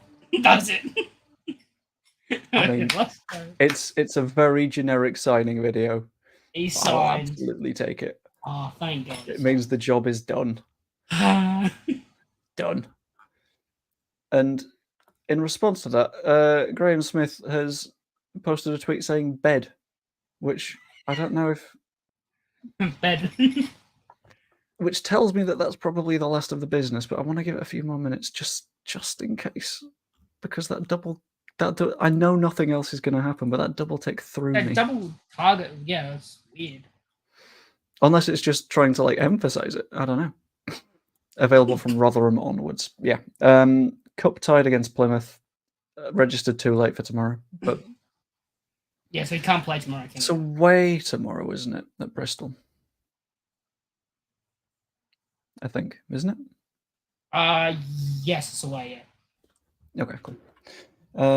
Right, let's go to the Leeds United website. Please have a look at the article. I think that's still showing. Connor Roberts joins Leeds on them. There we go. Let's find it. There we go. Premier League defender joins the Whites. That is, as someone that's done a lot of clickbait writing for football, that is up there. Even if they're not playing, even if it's a youngster, you got to say Premier League defender. Different tweet from someone that is a fairly reliable source for other people had a thing where it was tick and then a archery target, tick, archery target. So the implication was 2 potential moves, but I'm not going to complain about one, to be honest. We all thought there was one going into this. Leeds United are delighted to confirm the arrival of Connor Roberts on loan from Premier League side Burnley until the end of the 2023-24 campaign. Moves with experience of playing in the Championship, won the division, secured promotion last season. At the end of the campaign, the Welshman was named in both the EFL Championship Team of the Season along with the PFA Team of the Year. That is very good. I didn't know that bit. Got him indeed, Michael got. 50 caps at international level. Importantly, 40 of those caps are with Ethan Ampadu and the players around him. I think Ampadu is of the James Rodon Ampadu set. He's played with Ampadu the least amount of times, and even that is 40 times internationally. So far, he's made 16 appearances in all competitions for Burnley, deployed on the right and left-hand side of defence. What was that? Do we need to sign a left-back? Or have we just accidentally done one? I wouldn't mind an accidental left-back, that's quite good. In his early career, he progressed through the academy at Swansea, playing alongside Dan James and Joe Rodon. He's got about 60, 70 appearances with both of those at Swansea, who he now links back up with, as well as international teammate Ethan Ampadu. He'll wear the number 33. Is that the number that Spence had? Or was Spence 39? And could make his Whites debut against Rotherham in the Championship next weekend. I'm not sure what number Jed Spence had, to be honest with you. It's not coming to mind.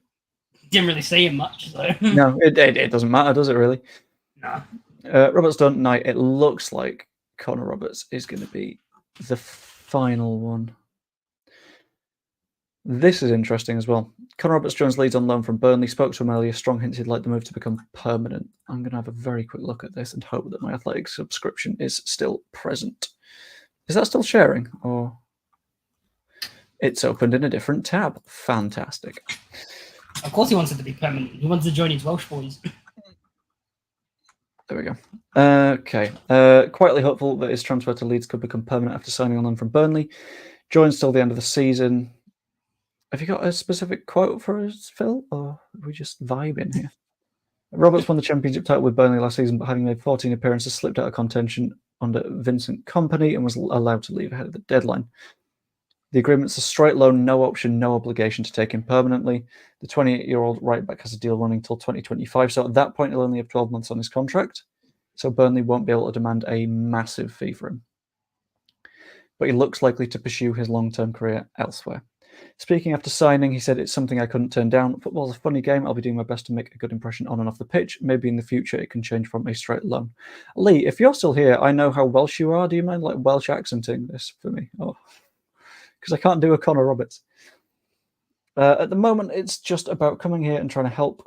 To be a bit part player for Burnley this year has been a slight disappointment. That tells me that, because I feel like he would have said to be a bit part player has been a disappointment. The fact that he specified Burnley tells me that there's a potential move on there. Well, that's good. Create a free account. Okay, that's a problem. I wasn't logged in. No one docks me. 17-year-old Archie Gray has occupied the right side of the defence, and Roberts insisted he's been given no firm assurances of game time by Farke. That means that he's not just been told, "Sure, the position's yours." Very good thing in this competition. I spoke with the manager. No manager would say you're going to play every single game straight away. I want to be here and contribute in every way I can, whether that's playing games, coming off the bench, or not playing at all. I'll always contribute. I've got a lot of experience compared to a lot of lads in this squad off the back of last season and knowing what it takes to get out of the league. As a collective and group, the aim is to get promoted, whether that means playing. It doesn't really bother me. Just want to be smiling with the rest of the lads come the end of the season. I think this is a nice, positive, wholesome deal. Great deal. Where we have dragged him from the basement of Burnley and freed him, which I think is quite nice. Yeah. It's a good deal to have made. And yeah, do we have anything more to add on that? Or no. Are we just going to be satisfied with the fact it's one deal and that'll probably do it? That'll be enough. We'll I get think rolling. that'll do, yeah. I'm not going to say it with that much chest yet, but it's coming. There's a hope. I'm just going to have a very quick check of Twitter to make sure there's... Don't do this. I deeply apologise. This is a Twitter account that I believe is fairly reliable. Don't do this. Wait, when they say that, like right now. Hello. Did you see? Did I see what?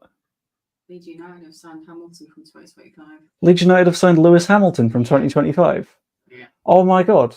And did Ferrari get a Welshman from Burnley? Yeah, actually. Shit.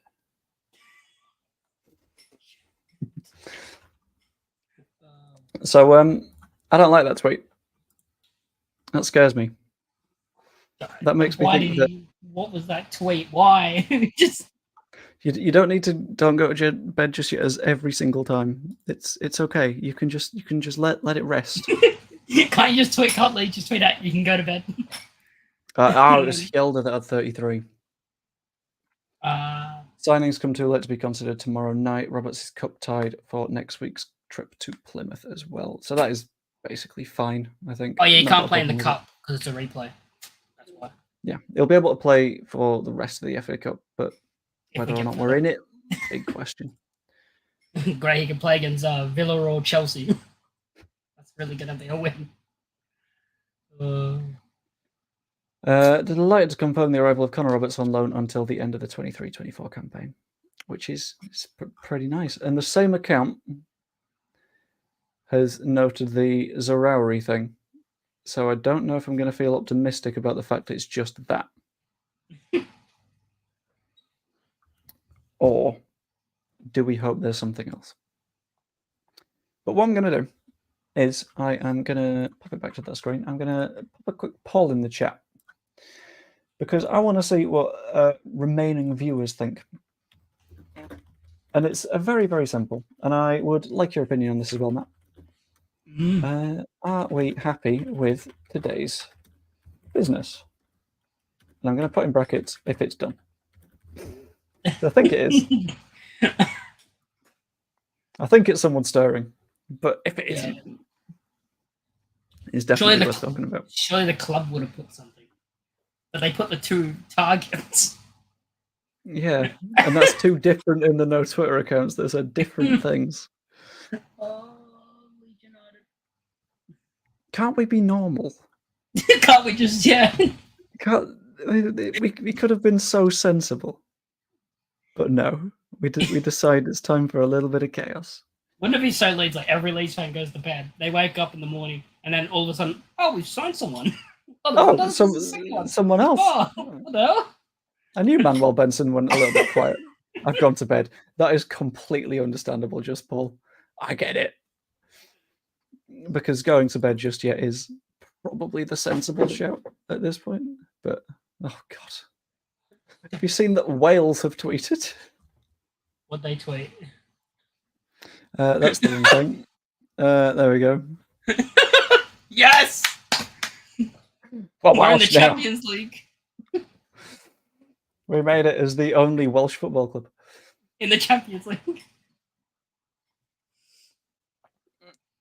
Oh, I don't like it being those moments where you just have to keep refreshing Twitter and hoping that there's more. Because I feel like there might be more. I just don't think so. Because No, I don't. I mean, you don't think so, but then you think 2 targets. They're not like together. They're like separate. With like, what was it between them? Like thumbs up. That makes it seem like deal done, target, deal done, target. I'm in that spot where I don't think we do any more business. Yeah. But if we do, I don't want to miss it. This football club. So I think no matter what, I'm going to be up for a bit longer. Are we happy with today's business? We have 40% voting no. I'm a little bit curious about that. Is it the want for a right back that has you voting no, or is there something else that has you a little bit like, well, could have done a little bit more? Because I think we've done what we needed to. Yeah. The fact of the matter is, if Connor Roberts can play on the right and the left, as mentioned in the signing tweet, he can do a job.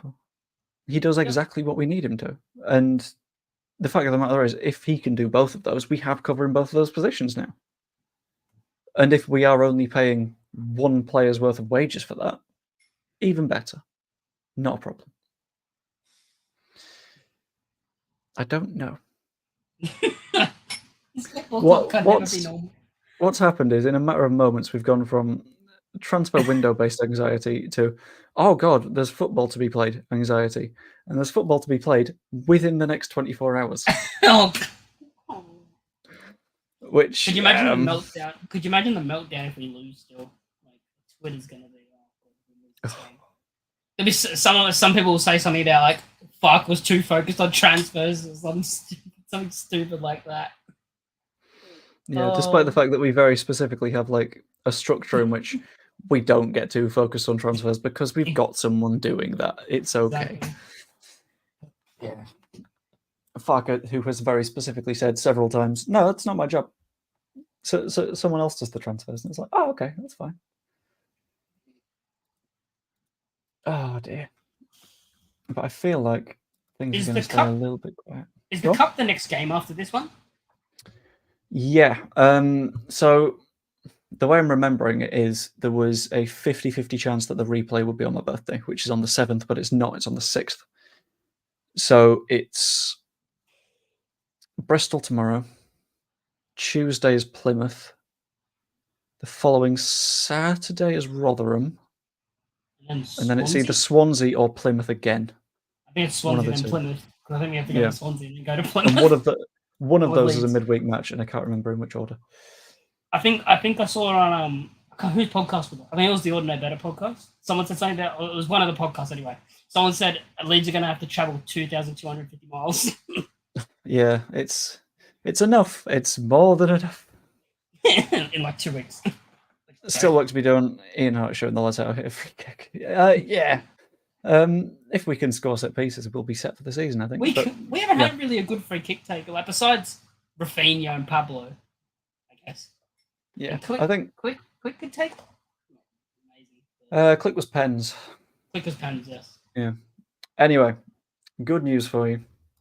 Finally, we have reached some. We have another tweet. The final Oh. tweet. Yes. The one in the know that had me a little bit scared. That's all, folks. Freedom.